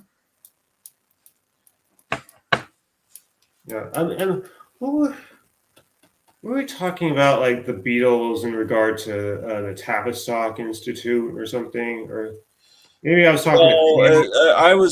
I remember I was just kind of talking about how could they have ever thought that they could release an album where they're dressed in butcher outfits, covered in blood, with mutilated baby dolls all in their laps and on their shoulders, and beheaded and stuff, and while they're with big smiles on their face. And apparently, that what they really were trying to say was that their albums had been butchered by the American wing of Capitol Records and not put out in the same, with songs formatted the same as they were on the British releases, and they had they didn't duplicate, like in England when they put out a 45, that song didn't appear on an album, so you'd have to buy the albums and the 45s, but you wouldn't get an album that had the 45s on it where you're doubling up. And in the United States, they wanted everything to be in both formats, so they would put the songs that were on 45s onto extra record, and that way they could have extra records. So sure, to keep fueling the Beatles craze and have a new album out every few months, they would make up albums with the 45s, or they would change the order that they had intended the songs to be, or something like that. And so they were trying to say that our, because that record was supposed to be a collection of stuff that had been left off of other, something like that. So they were basically making a comment that they were butchering their records. But anyone looking at it, I think it would have just halted everything and been a major cultural milestone, and the Beatles, it would have been far worse than John Lennon saying, "Hey, nowadays we're more popular than Jesus." It would have been horrible. So if someone at some point realized, "Hey, we can't release this record," and the ones that had been printed, they printed a new cover and glued it over that. Yes. So people find copies of that record from 1965, and then you can kind of see a shadow underneath, and people will steam off somehow very carefully the new cover that's glued on top of it, and then they have a record that's very valuable, and they call them butcher covers. And that's what I was talking about. And I just thought that was just ridiculous. But yeah, I remember. What cover disturbed me was like it was one of the Who albums where they're like in bathtubs full of like baked beans. Oh, the Who Sell Out. Yeah. That cover got to me for some reason. No, with the did you hear about the story? It was like in the mid 70s where the Beatles were like, well, I mean, it would be John and Paul were gonna put their differences aside and do like a special kind of just impromptu thing on SNL. I was talking about that, I think. Yeah, that was the producer Lorne Michaels of Saturday Night Live was, I mean, Saturday Night Live was a ripoff of the National Lampoon Radio Hour, and Lorne Michaels just hired away most of the cast. John Belushi, Gilda Radner, Chevy Chase, Bill Murray was on that show. Christopher Guest, well, he later became a member of the cast of Saturday Night Live in the 80s. And Brian Doyle Murray, Bill Murray's brother, later became, they were all from National Lampoon Radio Hour. And he got Michael O'Donoghue, one of the main writers of that radio show, and it was around 74 that was on FM stations syndicated. So anyway, so we start Saturday Night Live with all this young talent, and then I think Dan Aykroyd came from Canada, from Second City or something. Mm-hmm. And one of the running gags, it was actually kind of came from National Lampoon's Radio Hour, because they kept teasing, and I'm sure this was a Michael O'Donoghue written thing, that they were going to have a Beatles reunion, and before every commercial, all through that episode, they're talking about, we're going to have a Beatles reunion at the end of the show. And then at the end of the show, they got 4 Beatles solo records and played them at the same time. It was just a mishmash. That's what I was saying. Anyway, and so that was their joke. But what he did on Saturday Night Live a few years later is he kept showing this big check. He says, if the Beatles will reunite here on Saturday Night Live, I'll give them this check for $500, and all they have to do is come and perform 2 songs. It could be I Want to Hold Your Hand, whatever. I heard John and Paul were both happened to be in NYC at the same time, right? And they talked, or they were like real close to, this is what I hear. I read it maybe in the book. It might be in the book about the early years of Saturday Night Live, that they were real close to calling a cab and just going down and showing up, but then they didn't do it. And it's just one of those things, potheads. It's like we could have done it. I was thinking that it probably had a lot to do with like their agents and their lawyers and everything. Yeah.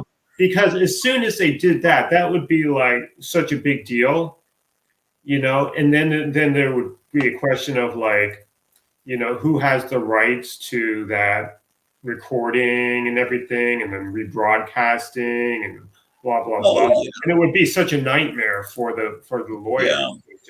But it also would have been a big FU to all those corporate people, and it would have just shown, hey, it would have come across really well to the fans. It would have shown a sense of humor.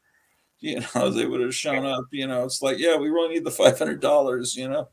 It could have been a real something that every Beatles documentary talked about. It would have been a big deal. It could have been amazing. Of course, nothing like that can happen now. There's 2 left, and they're in their 80s, I guess. Are they probably 80? Probably late 70s, I'd imagine. Siri, how old is Paul McCartney? Paul McCartney is 80 years old. Mm-hmm. Ringo Starr has to be older. Hey Siri, how old is Ringo Starr? Ringo Starr is 82 years old. Because he was the oldest one, as I recall. Yeah, that's the same age as Biden, or 2 years older. So yeah, it's unbelievable. It's who would have ever thought the Beatles would be 80, 82 years old? Yeah, well, at least they're not touring around like the Rolling Stones are these days. Yeah, well, there's this actually ties in with what we're saying, is the Rolling Stones are about to record an album, and I think they have both Paul McCartney and Ringo Starr coming in to work with them on the album. Really? It's like the Beatles and the Rolling Stones have kind of reunited, they didn't ever play together, but the Beatles gave them a bunch of songs that I wasn't aware of that. At least a couple, 2 or 3. Let's see. I'm trying to think what they are. Why I know that the Rolling Stones recorded "I Want to Be Your Man." Hey Siri, what Rolling Stones songs were written by the Beatles? Okay, I found this on the web for what Rolling Stones songs were written by the Beatles. Check it out. Check it out, dude.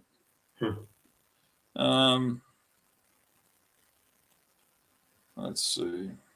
I Want to Be Your Man, but the Beatles recorded that too. Oh man, what is this? Oh, this is doesn't tell me shit.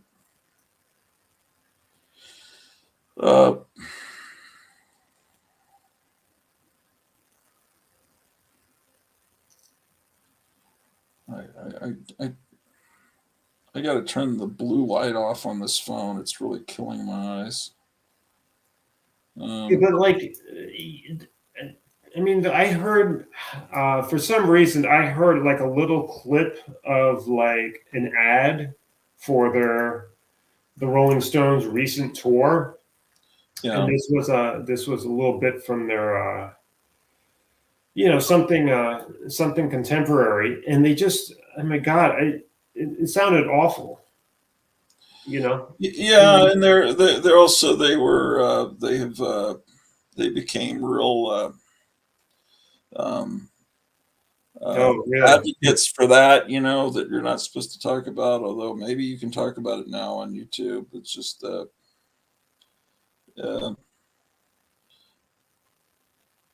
let's see. I'm only getting "I Want to Be Your Man." Yeah, I can't. It's really hard to kind of relate to like why they would be doing that. Like, I mean, if you're 80 years old and you're probably like a billionaire, why would you go like on tour and like you're 25 years old again? It's like, yeah, I think I'm confused. I think it may only be "I Want to Be Your Man," but there were a bunch of songs that the Beatles gave away to other bands that, and that's like Billy J. Kramer and the Dakotas, "I'll Be on My Way." That was written by Paul McCartney. I mean, I would think that like at that age, that you would just want to like not have anything to do with the world, and like maybe like once a year you would give like an interview or something. Well, I guess so. Unless you really enjoy it, or I don't know what. I mean, how could you enjoy it? I don't know how you honestly, I don't even know how you would enjoy it at like 30. And don't you feel like it would be getting kind of old at that point? Yeah, I can't relate to it, but I mean, that's all they've pretty much ever known. And maybe they want the money, but I don't know how much money do you really need at that age, but yeah. I mean, well, when you have that much money, and that's the thing, it's like they were good with money. They I don't know how much they were ripped off here and there by record companies. I mean, record companies are always notorious for ripping people off. But from what I understand is like, wasn't like Mick Jagger, wasn't he like a business? He was he was majored like in business or something. Or he had like kind of like a sort of a business type background. So he like knew about money. He wasn't like stupid about it. That's probably true. The way the press forms our opinions of things, is we were talking about this earlier. From what I understand, the Beatles were portrayed as being these nice young gentlemen, really nice guys, and the Rolling Stones were portrayed as being these nasty, rough group and it was absolutely the opposite. That the Rolling Stones were perfect gentlemen, and the Beatles were real foul-mouthed, really low-class kind of scum from Liverpool. That's how they've been described. People that met both of them, just how they came across. Well, yeah, I mean, it's kind of marketing too. It's like there were so many bands, like when the Beatles broke, there were so many bands that were kind of like trying to be kind of like clones of the Beatles.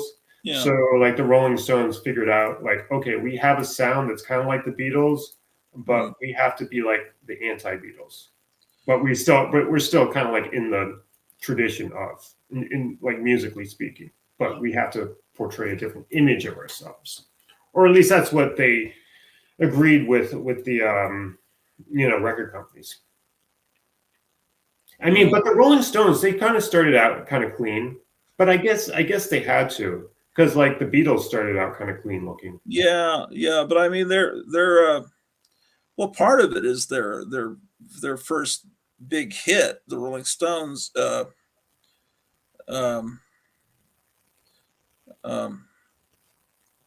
has it just it's pretty offensive, at least for the time. I'm doing two things at once. Okay. My wife, she's saying, "You're not going to believe this. I have been having nightmares about going to the movies." And I typed in, "We don't have to go because I don't really care." The nightmares were so intense. That's what woke me up. I had a full-on meltdown, screaming in my dream. I put, "We won't go." Ha ha ha. She says, "I think I now have PTSD about going to the movies." She has a nightmare about going to the movies. Shit. What I'm trying to think what my point was. Brown sugar? What their oh God, what was what am I thinking? I'm just completely forgetting their And this was early on. This was one of their early on. Yeah. Hold on a second. I'm just saying, my mind's not working here. That's all right. It's just,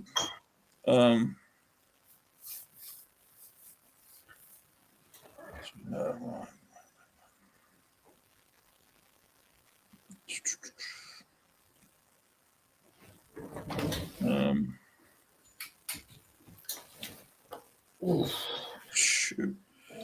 Anyway, what animation you working on now? I'm working on something.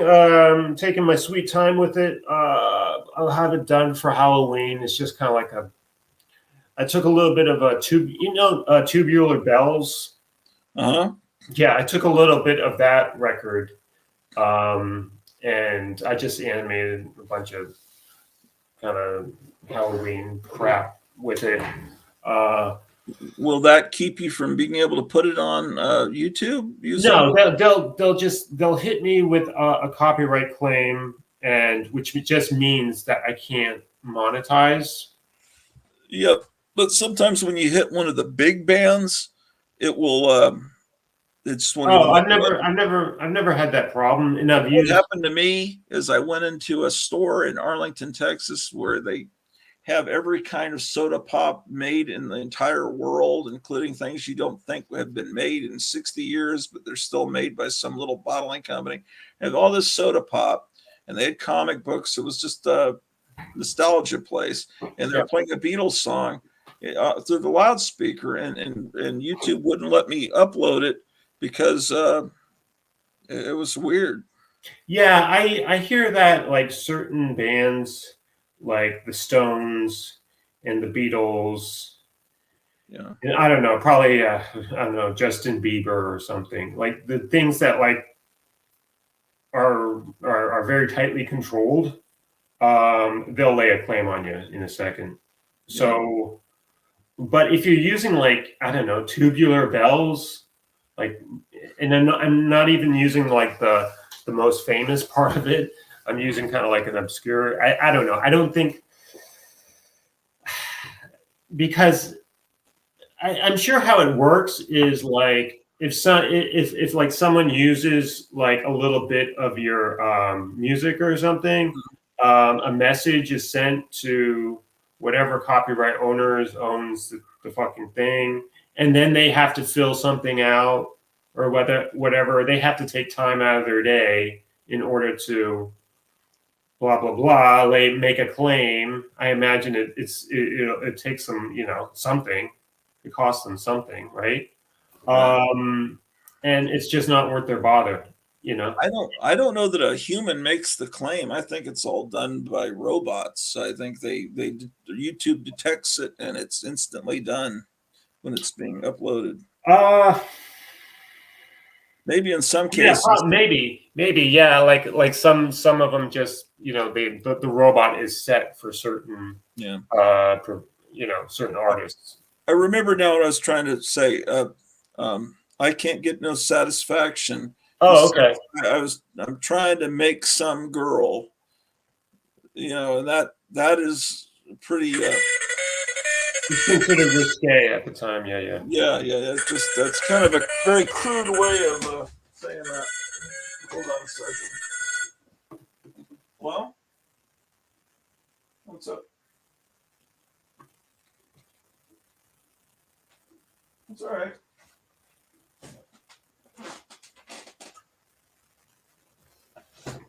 Yeah. I'll be up there in a second. Yeah, it's gonna come on here in a minute. All right, I'll be up in a second. Bye bye. That's you guys, my wife. you guys I'll show you this book. This is hilarious. This book about the Beatles. Look how they drew them. Yeah, they don't look like the Beatles. I mean, John kind of looks like John. I guess that's supposed to be. The only thing is, I guess the glasses tip you off, but I don't think he was wearing them at that stage. But it's the artwork inside it's a graphic novel. Yeah, it's it's horrible throughout, but the cover's especially bad. That's funny. But anyway, there's Charles Bronson there. Oh yeah. Okay, that's supposed to be Ringo. Okay, yeah. Yeah, I guess so, but I didn't know he looks like exactly like Charles Bronson. He does. Here's and I just found this. It's a little digest. Sergeant Rock's Combat Tales. Mm-hmm. It's where everything's printed so absolutely tiny. Looks big on the television there, but trust me, the print is microscopic. Yeah. Anyway, maybe I'm going to luck out and not have to go to that movie. We'll probably just stay home and watch the Trump speech on CPAC, which is on Right Side Broadcasting. Actually, they may not show it.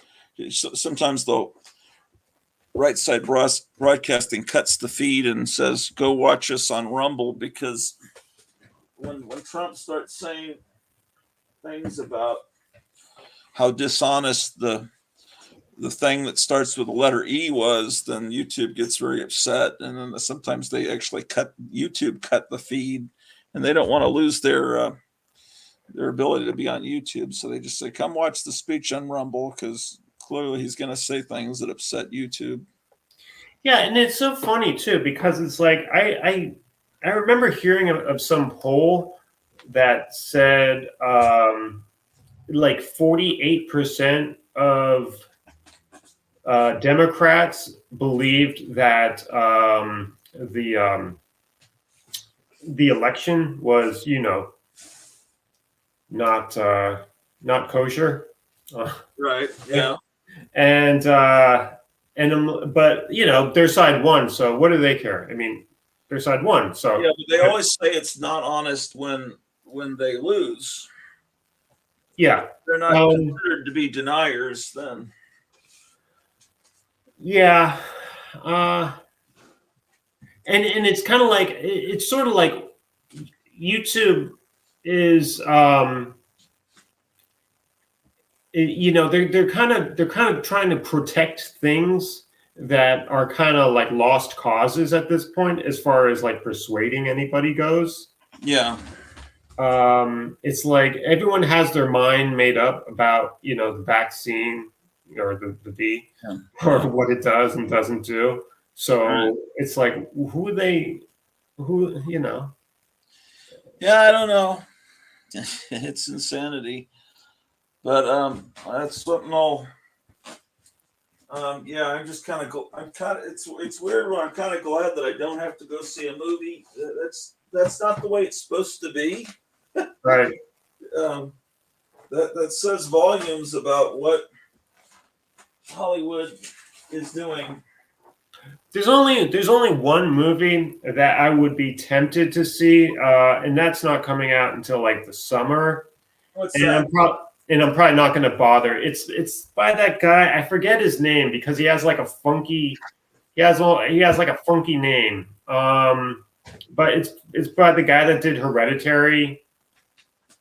He also did Midsommar, which I didn't see. Midsommar. Oh yeah. We saw that. That was pretty scary. Okay. Yeah, he's got a new movie. It's got Joaquin Phoenix in it.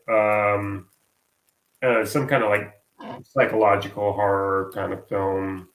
I think it's called Beau is Afraid, I believe is, and I don't know. It looks. I don't know if I would like it or not, but that would be like the one thing that I would be tempted to see. Yeah, that might be good to see. I haven't heard of that, but last movie I saw in the theater was The Mule, the Clint Eastwood movie. That was ages ago. Oh yeah, no, I didn't see that either. I gotta run because I haven't peed in 5 hours, and I just realized I'm about to pee my pants. Yeah. All right, man. Okay. Well, I'll talk to you soon, and you call me if you want. Yeah. And, okay. Well, I'm probably I'll let you go. And I'll see you when I next see you. But yeah, it's fun to hang out, and thanks for having me. Yeah, absolutely. I'll do another live stream soon. Take care. Give me a call if you want. Take care. Okay. Bye. Yeah.